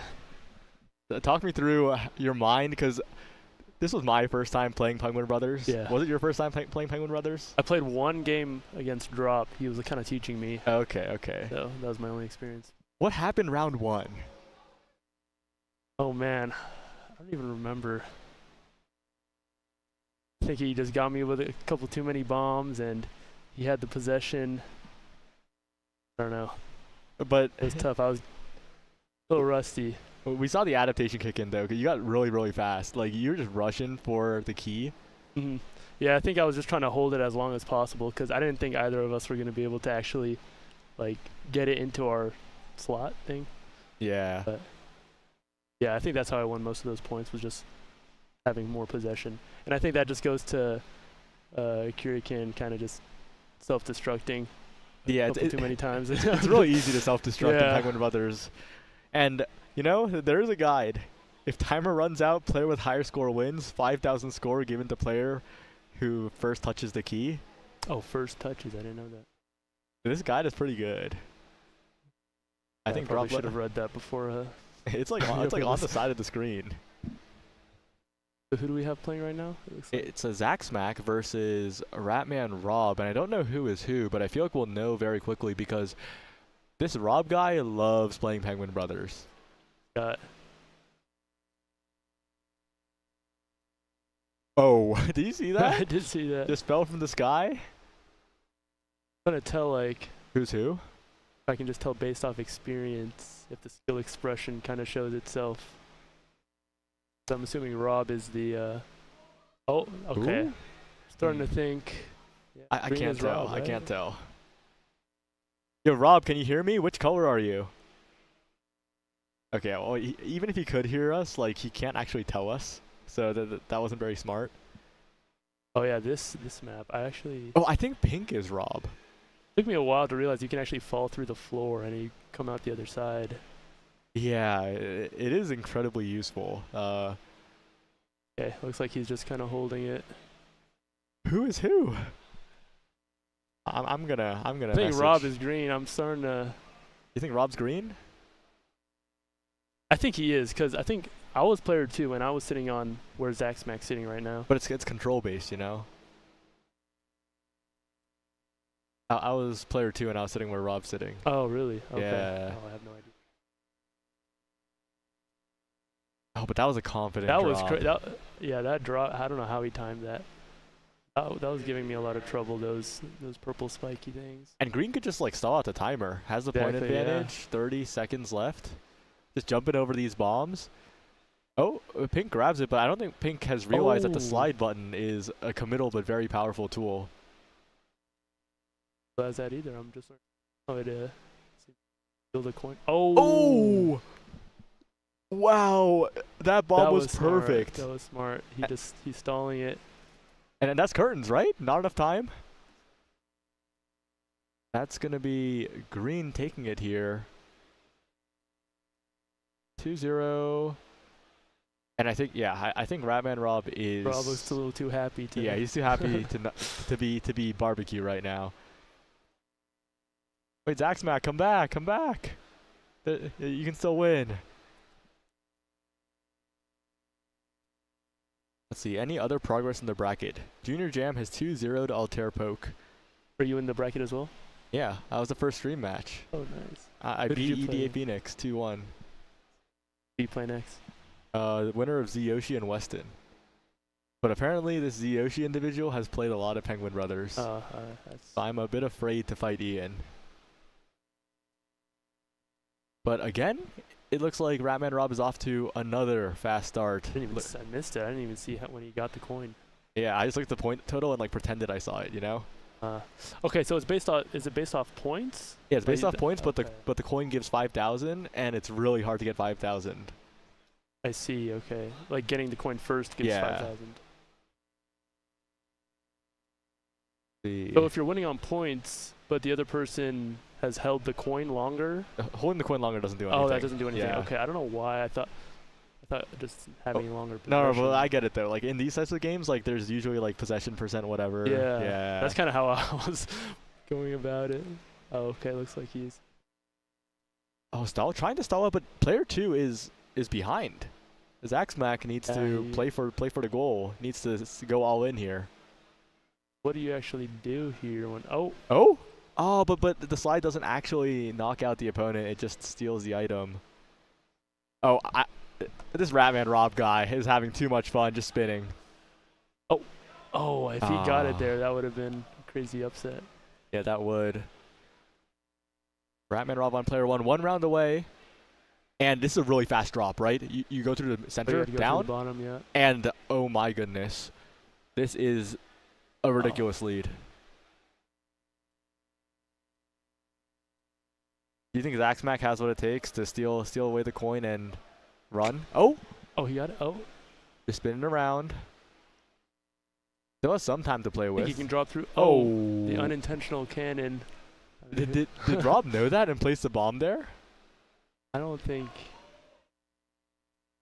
Zaxmac meant to fall into that cannon thing.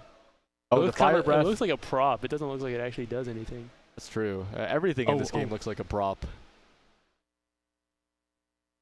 Okay, player 2. But what do you actually do here when the... You gotta like do the 50-50, right? It's like a fighting game. You either jump or slide, and you have to try to bypass the opponent like that. And oh my goodness, with a perfect flip there, sending Zaxmac into the fires. Ratman Rob with a 4-0. 4-0. We need to get Rob back on the mic. That guy's too good to be playing. Here's his thought process. What is he thinking through? Yep. Dropletto DQ'd? No, now we're not going to get the awesome Dropletto versus potentially Ratman Rob match. Is he just going to like sit on the mic the entire time then? No, I DQ'd. Can we just like abandon the stream setup and just like go over there? Yeah, I don't know. I'm not sure who all is. You gotta go over there. I don't know what the Penguin Brothers fan base looks like. You gotta go there and like kidnap someone else. You gotta like find someone to replace me and you and everyone. Oh.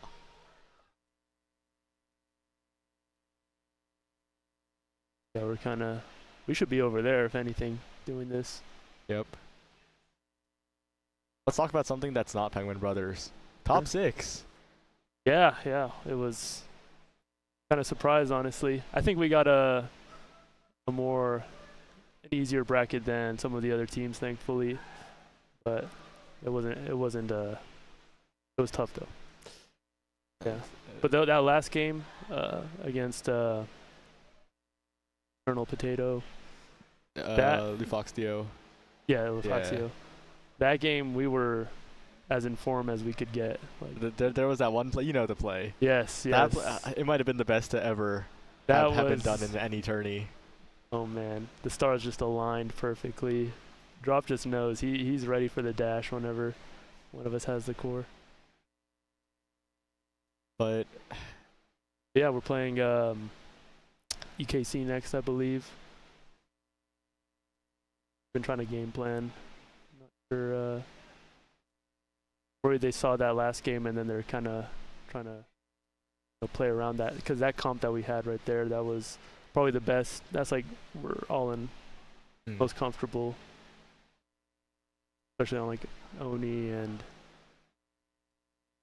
map we played. Atlab? Atlab, yeah. Oh my goodness, we're getting some heavy hitters on the stream setup. It's Junior Jam versus Ratman Rob. Wait, that means we're stuck here. Junior Jam, is he Junior Jam, Yachie Kicho? Jam from Bozo Chord? I think I've seen the name. Yeah. I actually got to meet him. Is he an avid Penguin Brother player? He's played it before, I think. See if he can give Rob a run for it. It's gonna be difficult, but I think, but this Jam guy plays like every obscure fighting game. Yeah. So I have high hopes for his ability to impress here. I'm still waiting on the Zyoshi Weston match, which has not been reported yet. And Fudgy Waffles is there too. Why is Fudgy there? He's not in the bracket. I think he's waiting for me and Drop to. Oh. Oh, I see.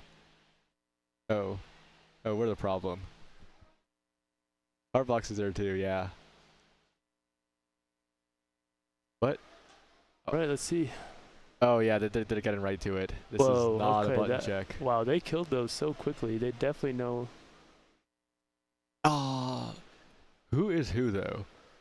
I assume Rob's still player 2? Yeah, or What, player 1? Yeah, player Rob's one. still player 1 probably. Oh, there's handshaking on spinning here. So they both have to agree to this sort of handshake. It's not like one person can keep them in the loop. I think you can leave whenever you want. Well, actually, no. If you don't time it, you're stuck. Oh? But how do you get through the? Oh, you just walk. Okay. Yeah. Like you had to like slide or something.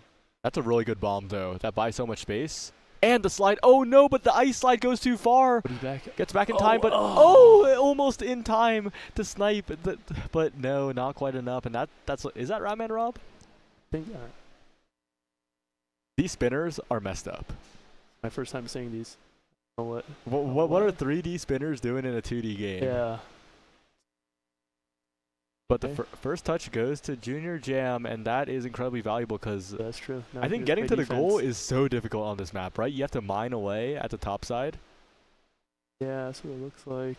Actually, wait, never mind. It doesn't seem that difficult because actually getting up there in the upper section is hard, and once you do, Yeah, you just kind of elevator up. yeah, unless you make a mistake, like what just happened there, it does seem like smooth sailing.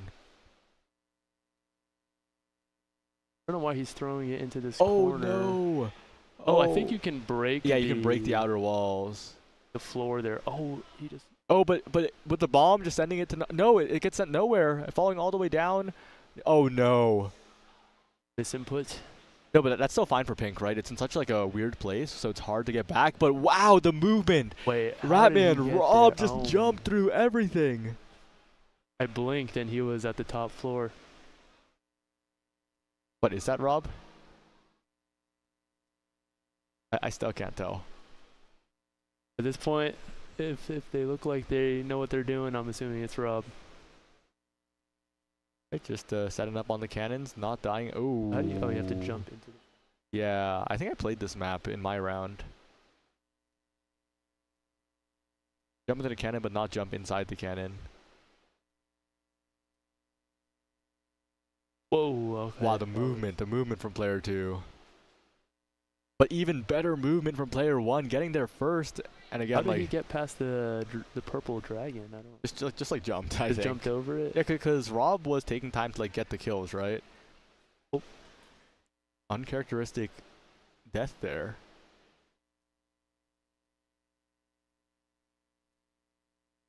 Who can get it first? Oh, they missed the jump. And player 1 does have the point lead, right? Got the first touch, so can afford to just circle camp this middle platform. This is optimal Penguin Brothers gameplay. Oh my goodness. It's just mind games at this point. Oh, once he overcommits, he goes. Oh. Oh, what an overcommitment. What do you do though? It's. Yeah, you can't really do much. You just gotta. Is Yoshi DQ'd? Wait, Yoshi's playing. Is there like a DQ timer that's like accidentally going? Is someone marking matches? Okay, they're fixing it. Whatever.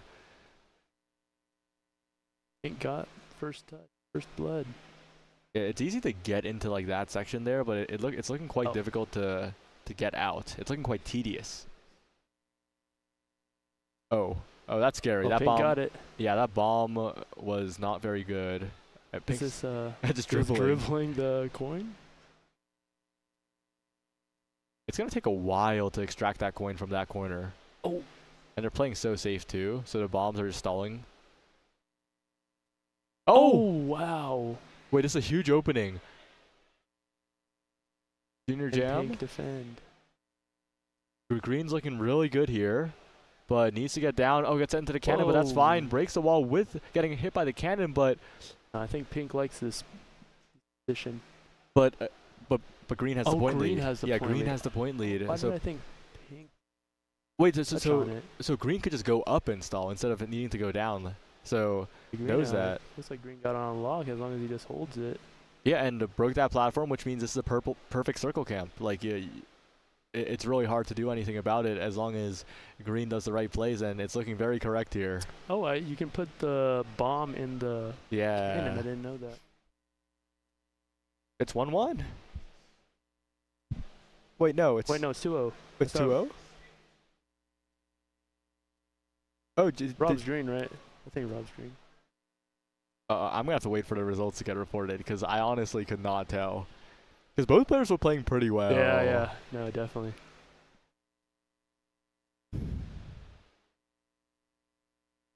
We gotta find someone to replace us. We can't be stuck here. No one's coming over. I came over after I was done.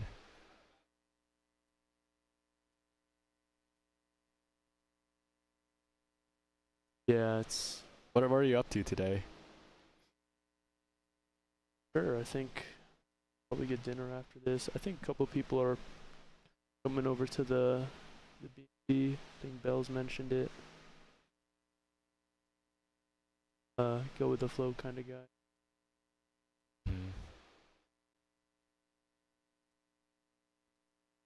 Who have you been staying with? Are you at the boys B&B? No, I'm with Jam and Brickbat in a hotel room. Yeah.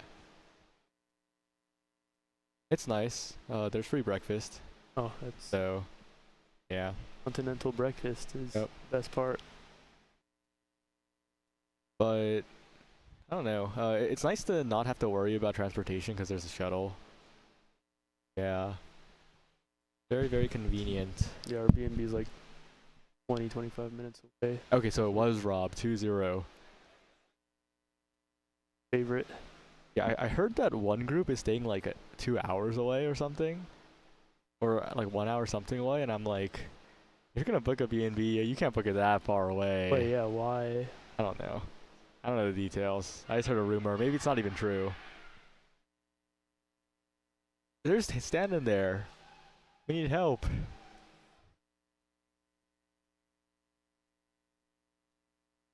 What the protocol is usually with these streams, or you can just like go over there and ask.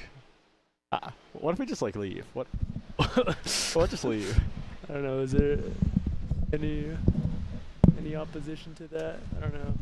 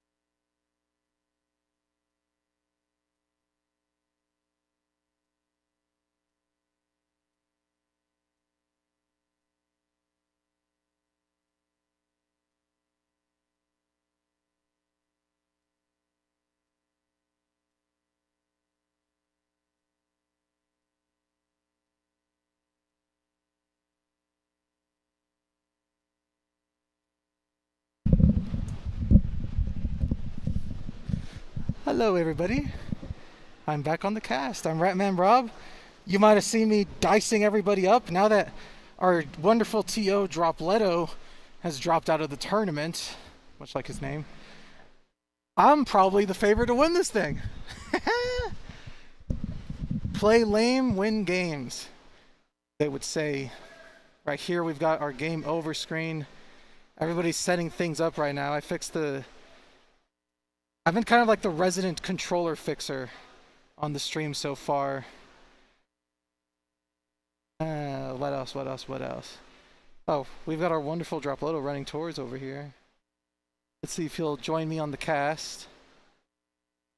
I don't know what match we're watching next, but I see Purifist there? Who's sitting down? This should be Atelier, Poke, and Zach Smack. Oh, Zach Smack. We're in the losers Zach bracket now. Smack. Yeah, we're going into losers games. I will say, Sai pushing me to cast, even though like, we're the only 2 people that can survive Fightcade setup. I hope nothing explodes, but currently, it should be okay over there. We've got 2 controllers running. If they stay plugged in, the controls never change. Everything will be happy. Mm-hmm. And we're just waiting on the button setup for Atlier and Zach Smack. I think they're deciding right now who's getting arrow keys, who's getting WASD, because they're both keyboard they're players. going to play on the same. That's funny. Yeah, we don't have to split the inputs on the keyboard, so. Rob, how does it feel being a winner's side resident? Oh, for it the feels Penguins wonderful. bracket? I don't know if the camera's probably seeing me because I'm on like the lit side. I'm like popping off after every win. Oh, yeah. And I'm playing the lamest way possible every time. Dude. Although I think I had some moments. If they don't want you to play lame, they got to get the key first. Exactly. They got to get the key first. The person first. to touch it first gets to play defense. And the stream, you guys need to know, when they get the key first, I'm getting that key. Yeah, he's fighting for it. He did fight for it. He made most rounds may have been 1 through timeout, but that's not that wasn't his choice. It was only the optimal way to fight back. Exactly. They should come to him. They need to come to me. Some thrilling input setup here. Yeah, where nothing is actually happening. How about you tell everybody how you discovered this game? Okay, guys. I did send this stream in the Hall of Gaming chat, so if anyone's watching from Connecticut, hi. So once upon a time, the Hall of Gaming was running a side bracket. They had the side bracket votes like every Friday, pick 1 of 3 games. And on it was Penguin Brothers. Man, what the hell is Penguin Brothers? No one. I think half of the people who've entered still don't really know what Penguin Brothers is. Yeah, I asked that in the general chat, and I got pinged, to join this call now. There's 2 people streaming Penguin Brothers in that call. And not only were they having the most fun ever, I thought they were also having the most fun ever. This game looks awesome. We've been watching it. This game is awesome. This game is just straight up fun. And they run the tournament. I can't show up because it was the last Friday of the month. I played in Late Market Knockout. But it was the best stream I've ever watched. It was the best Hall of Gaming set ever. When you showed me that stream, it was the best stream I had ever watched. Right? It was so hype. Everyone was popping off. Things were crazy. Crazy competitive matches. And now we brought it all the way to Denver for Reach We brought it all the way to Denver so that unfortunately you didn't get to play in the tournament. I DQ'd but the plan so that nothing explodes. was that the people who've actually played the game.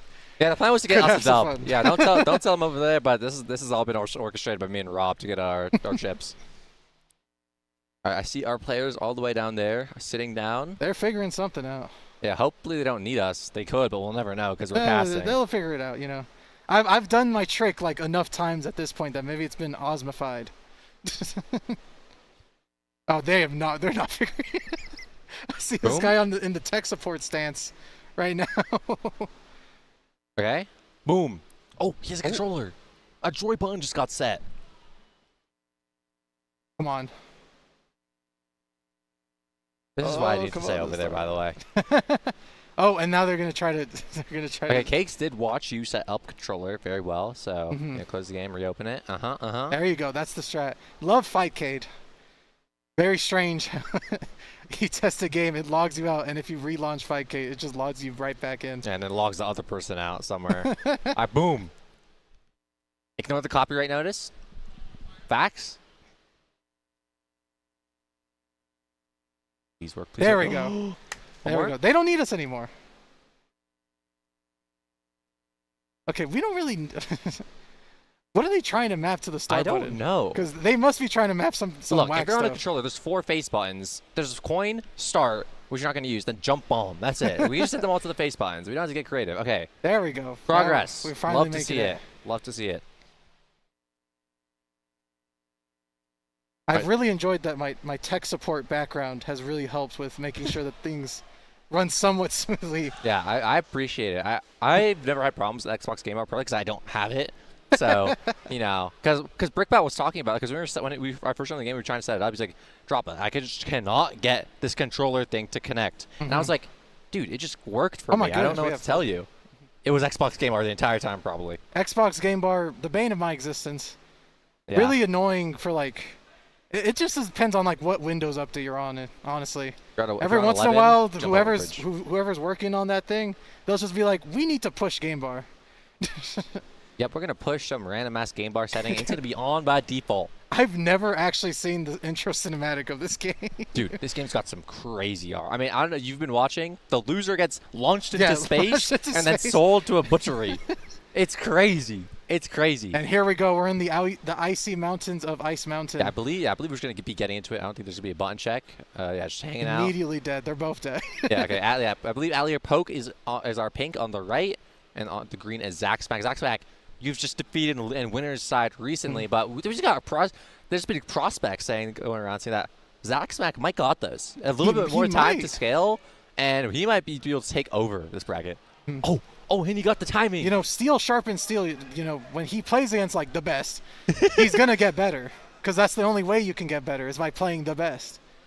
Oh, this part really tripped up Merchant and... Hey, this is hard. It's an awkward timing, and you need to go from the right side so that you, like don't roll out of them. Yeah, trying to flip into it is... we knocked down the key. Crazy strategy. Most Knocked notably, down the key.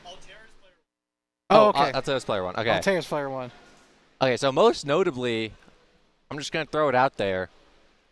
That round, Zaxpac managed to touch the key, so he didn't actually have to approach, but the round... Oh, wait, no. Wait, yeah, other way around.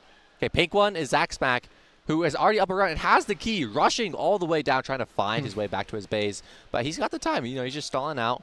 He can wait for Atlier to approach him. Yep, he's playing opposite side. Oh, nope, he's still trying to get down there. He's trying to do it in like a safe way, but yeah, he's trying to make a crazy jump. And the win is given to him. Yeah, and unfortunate timing from Atlier. Unfortunately, jumps down, rotates to the opposite side of the map, and yep, that's blasted in space. Hashtag to the butchery. Hashtag butchered. I didn't know until today that you could throw the barrels. I mean, you never try it. You have to. I don't think anyone ever threw barrels in that stream you sent me. No. I don't know if it's actually like good EV. This might be our first power up on stream. I don't even think that Zaxpac knows what he's done, but he's now currently. Okay, power not put to use. Unfortunately, I didn't really explain. Does your instructions explain that there's power ups in the game? Nope. That's a final. I don't think most people are even reading the. It's coming in. Out. And it's Zaxpac to go down, and Atlier is taking a lot of space on the top side of the map, making our way towards the key, opening up both sides, which I think is a little bit of a questionable decision. But hey, now we're just hanging out. Oh, look at that juggle. Nice little tech juggle. And they're both dead. They're both open. Who's gonna make it first? Yeah, because Zaxpac's got a smart lead, but the dinosaur completely boxing him out, giving Atlier enough time. Putting that dinosaur down there is asking for mischief. I'm gonna put it right out there. Jumped right on top of the freaking charging guy. But it is Zaxpac. Oh my god, this dinosaur is doing playtime. He's trying to open up his way to his now. path. And both sides fighting hard for the key. Lots of bounces. But it's Atlier to go down. And the key remains on the top side. And Zaxpac gets to play time for however long he wants. Dude, I'm telling you, that dinosaur in the bottom, it's going to cause some mayhem. It's going to box it out right now. Yeah, it's boxing out. Looks for the kill. Oh, the bomb. Oh, the bomb goes off. The bomb. But it's Atlier poking out no, you got to go back. Slide. No, you have to go around. No, he's invincible. No, he's invincible and got the key. When he got the key down there, what he had to do was go around, but he didn't think about the respawn from player 2. Yeah, honestly, the invincibility, being able to pick things up and you keep your invincibility, I did not know that. You learn something new every day with this game. Yeah, there's just so much tech to discover in Penguin Brothers. Like, and no one's going to be able to see that, unless you try to figure it out on stream yourself, no one's going to see the drop items through walls. Because no one knows that tech except Dude, it's crazy. You can drop an item through a wall, die to a bomb, and if your gate is on the bottom and your key's dropped all the way down there, you get teleported down. Boom, you just win. Oh, that dinosaur just barely misses its hurt box. Oh, but now it's back. Hey, but that's a big pickup coming up from Atlier. That's a lot of time to work on. And trying to ignore these mobs is a dangerous game from these players. Yeah, Zaxpac is making her way out. Atlier has to go all the way back around. Drops a bomb, and the dinosaur goes out of his way to kill him. Good looks. Now there's a lot less chaos going on his side. No. Oh, but the dinosaur's not up, and he goes down. Zaxpac giving Atlier just enough time to look for the win. Jumps over the dinosaur, but can't get the other one. And they keep going down. What is going on? Oh, it's over. Oh, we missed. It's over. It has to be over.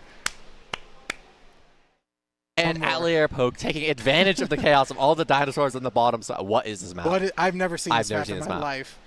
What do you even do? Okay, well, bomb's going off. He's just bomb. Oh, a little bit open. So, I mean, you have to get like a really well-timed bomb. Yeah, Zaxpac looking to try and find an angle, but clears at the top side for Atlier Poke, and there might be an angle that we're looking to try and find here. Maybe a jump throw. Oh, Zaxpac just going there.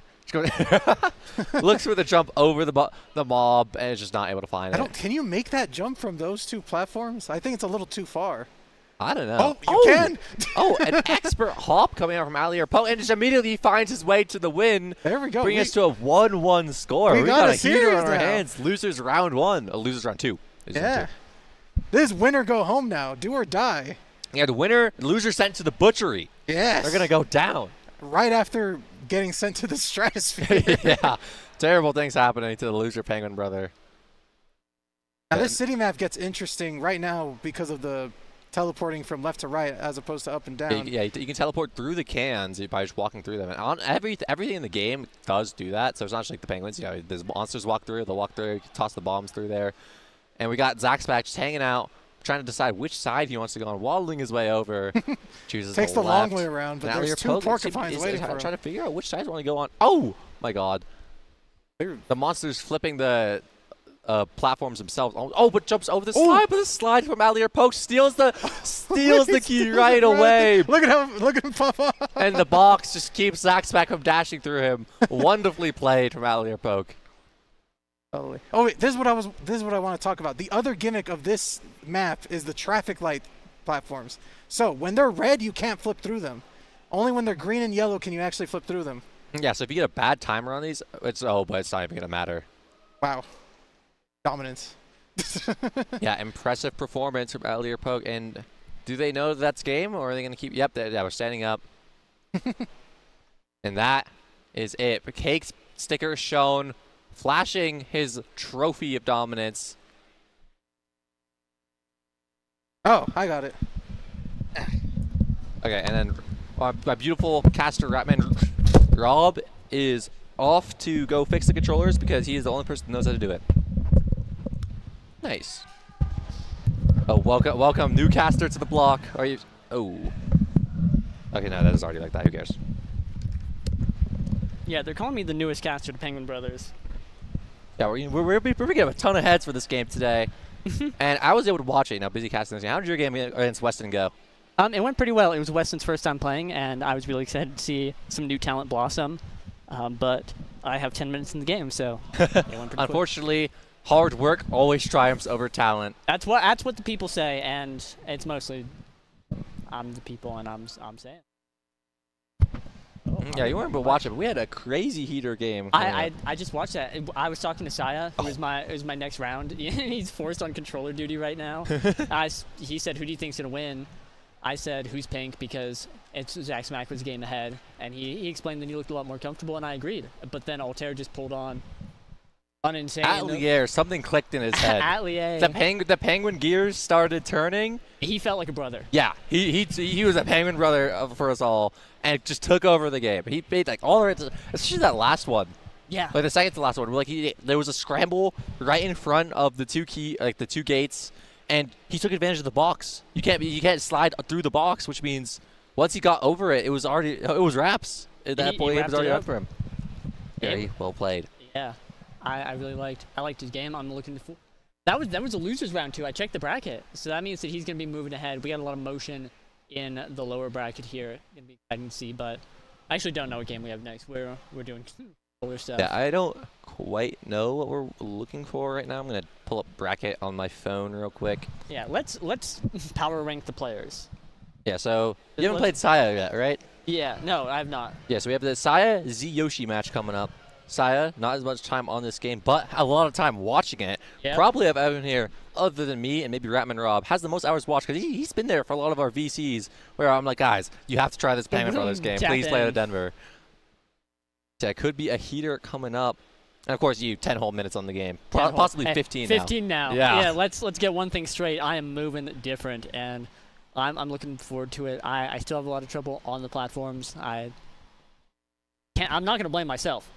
I'm going to say the game's janky and move on, but I'm looking forward to the match. I'm excited to see what a player with many hours watched can do.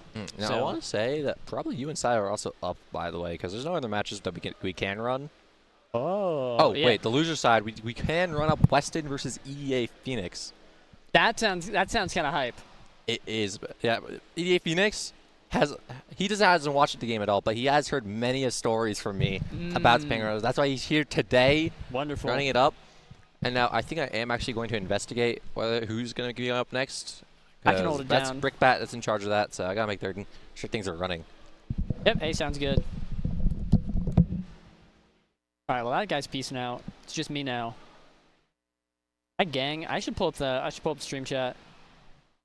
I hate to say it on cast because I imagine it's not supposed to be yapping about it, but we might be going to a day 2 for Penguin Brothers. We'll have to see. I was floating the idea, and obviously, or things aren't running along. This game's so short. Fellas, we saw the games, so we'll be able to see something go on. But actually, I don't know. I'm just saying words. I autopiloted that sentence. You have to understand. Me, guy like me, I'm here to play and watch games. So we've hit worst case scenario right now, but we're looking for something to happen. I'm excited again to play or to watch a game. But maybe not. Maybe we're done now. Maybe we day 2. Maybe maybe we reach the Summit 2 Grands and then play some more Penguin Brothers. What's up? I'm playing on stream. Hey, you guys are gonna see me in a moment in a different light. I'm gonna go beast mode or cry. So bye. This is awesome, dude. Especially because I keep winning. Okay, yep, we got two of our current Penguin Brother casters, Saya versus Z Yoshi, coming up, and we're back. We're back for another beautiful Switch cast. spots, but we're still the same casters. Hey, I'm the main caster now. You got sent to co-caster spot. So. Yeah, unfortunate. Sorry. Saya setting up the arrow key movements. Surprisingly, he's defaulting to arrow keys. Is what he's comfortable on. Most people are, because we got Omega Strikers players at this LAN. Most people are trying to play on WAS for their keyboards. Trying to play on WAS. But it's not like unheard of for like people who play platforming games to actually use the arrow keys. Yeah, I mean, I play Omega Strikers, but I played Celeste on arrow keys, so. I use a controller, so I don't think about such things. Yeah, who cares? Last time I used arrow keys for a game, it was like that Zack and Cody game on browser.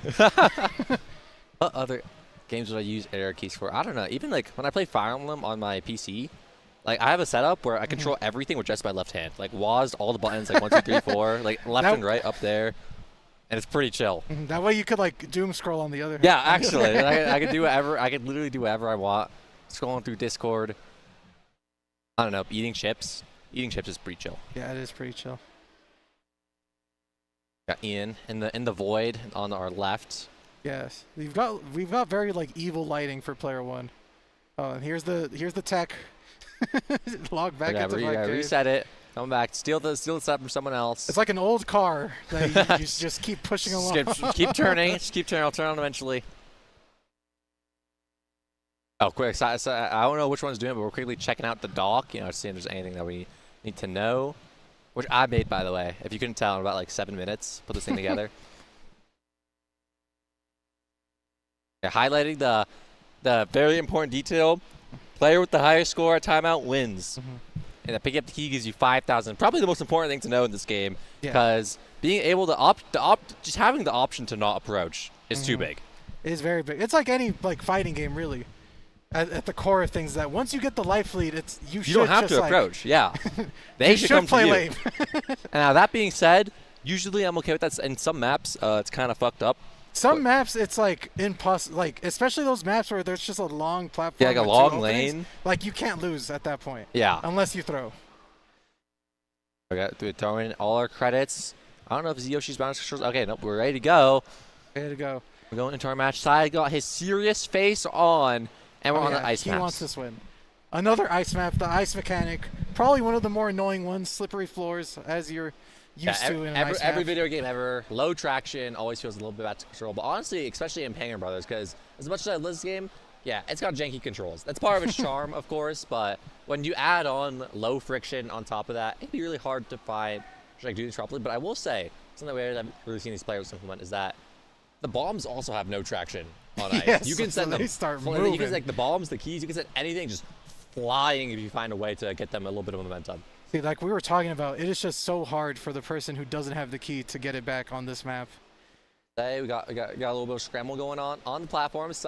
I believe Saya just hanging out, waiting for Zyoshi to approach, and Zyoshi just looking for a good opportunity to get up there. And honestly, all I would say is that Zyoshi needs to do. Oh, 4 down. Saya's looking for the opportunity to go. Are we looking for the slide? Zyoshi. Oh! Zyoshi, a little too late on the pickup. I think I saw a moment for him to slide. He could have gotten the key with the slide as it rotated, and he just got smacked right out of the way. A little earlier, he gets the key there. Yeah. This map looks terrible. Yeah, we've seen this map played a couple times on other matches. In other matches, most notably, I believe Merchant versus Shuriken, I believe. Merchant versus Kirkin, a movie if I've ever seen one. Yeah, the thing in the middle just makes it so hard to rotate around, but there's so many monsters on the bottom side. Mobs down there. Will my Zyoshi goodness, find Zyoshi braving the and misses the jump. Saya picks up the key, but it's now his turn to get Dinosaur getting poked out. But no. But you can't jump on the porcupines. I'm not a fan of that bomb. Oh, but Saya goes down, and that's it. He wins this. Big fumbles from both players, but it's Zyoshi to end up on the side of victory. Oh, look at that slide. By the way, but I'm showing it out there, if you don't hold the direction after sliding on ice, similar to like platform fighters, you keep your momentum if you don't like overwrite. So you can just start getting fast. Yeah, you can go flying. Yep. Add it to the list of movement tech and favorite Penguin Brothers. Yep, love to see it. Now this map, both players are a little confused of what they should be doing with the key as it stands on top of the spikes, which just there's one of the few things like collision objects that will just kill you. Both players just looking to play time, and I believe Saya having a little bit of trouble with the little bit of pushback that throwing bombs gives you, especially when you're on the ice and the key bouncing around. Who's it going to end up? I don't know going through the how bottom. Zyoshi did it. He got the key. That's true. Zyoshi I don't know when he got the key. Saya has to approach, and how's he going to do that? I don't know. Whoa. Ivd? He's still alive? Things are looking rough. The key keeps ending up in this middle spot. It's going to be really hard for either player to find an opportunity to get this. Oh, the tech! But Ian's figured it out. Oh, but it's the hand side position. Oh! Picks it up on the way down. But now Saya has to make... Oh. Okay, back to where we started. Oh, okay. We can grab it here. Picks it up. Oh, but can he make the jumps? Oh, but he barely misses. These jumps are sent back to the bottom platform. Terrifying. Saya's reset it. Went for the reset. And it bounces down to Ian. Oh, but the key picking up the key has had too much momentum. Saya's going to have to make a break for it. Picks up the key and he goes flying. Yep, and I'm going to throw it out there. That is most certainly game. GG's.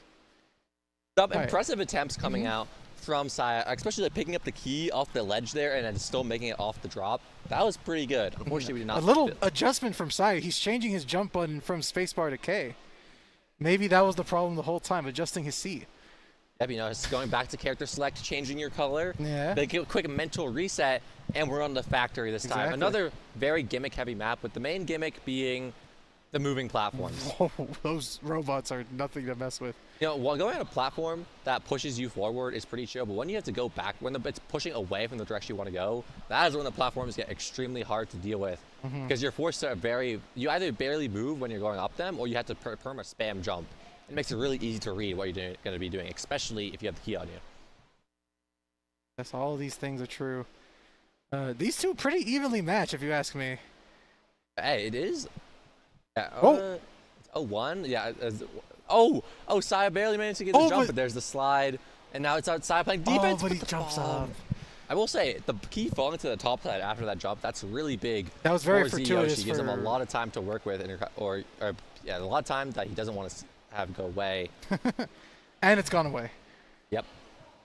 Although Zyoshi needs to get down there. He's got a little time to play with, so maybe the patience will pay off in the end, but plays must be made if he wants to win this match. You have to approach Saya, sticking with the defense, go with the bombs. I'm just throwing out there. The through walls tech would get Ian out there immediately. Oh! Barely rotates around the bomb. Saya scrambling to find the slide. Does manage to get it, but Zyoshi finds another. No! He slid it to the top. And if I know anything about Zyoshi 64, he is cursing everything right now after that happened to him. And it's over. Saya's going to retreat with the key. It's the first round of game 2 to Saya.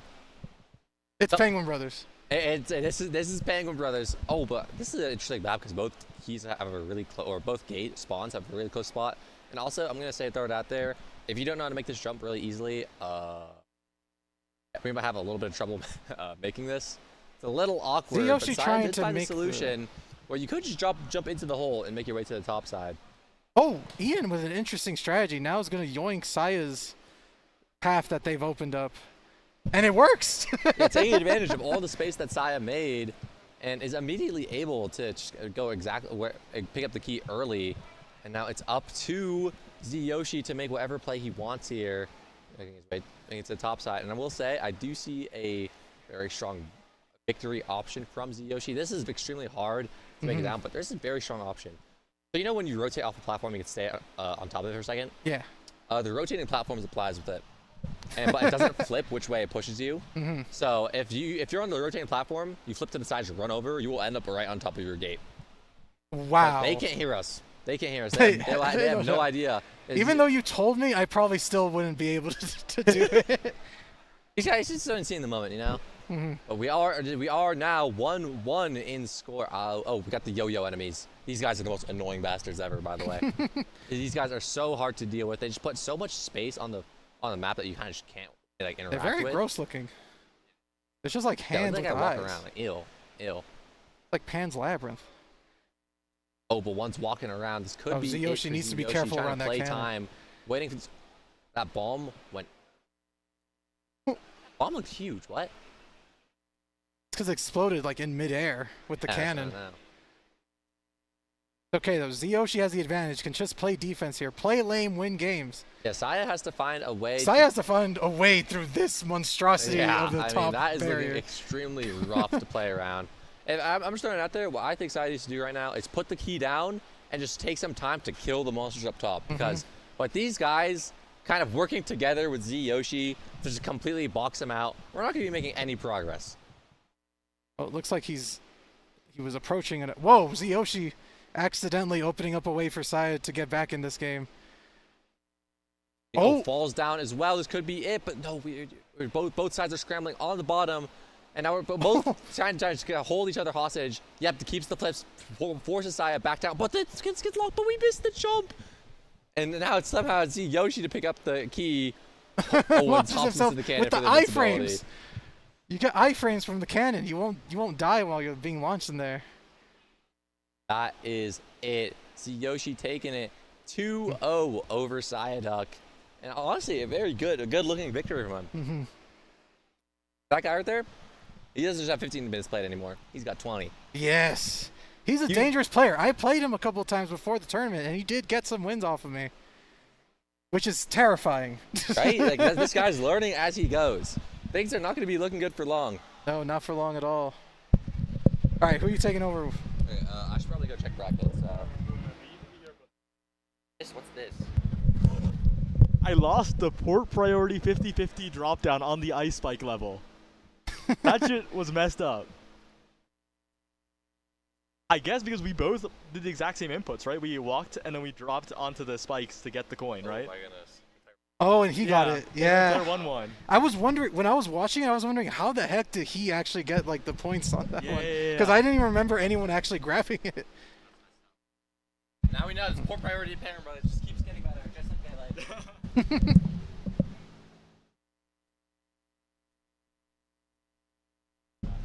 But like not Oh. with the setup. Okay. Alright, so I could get... Bye, guys.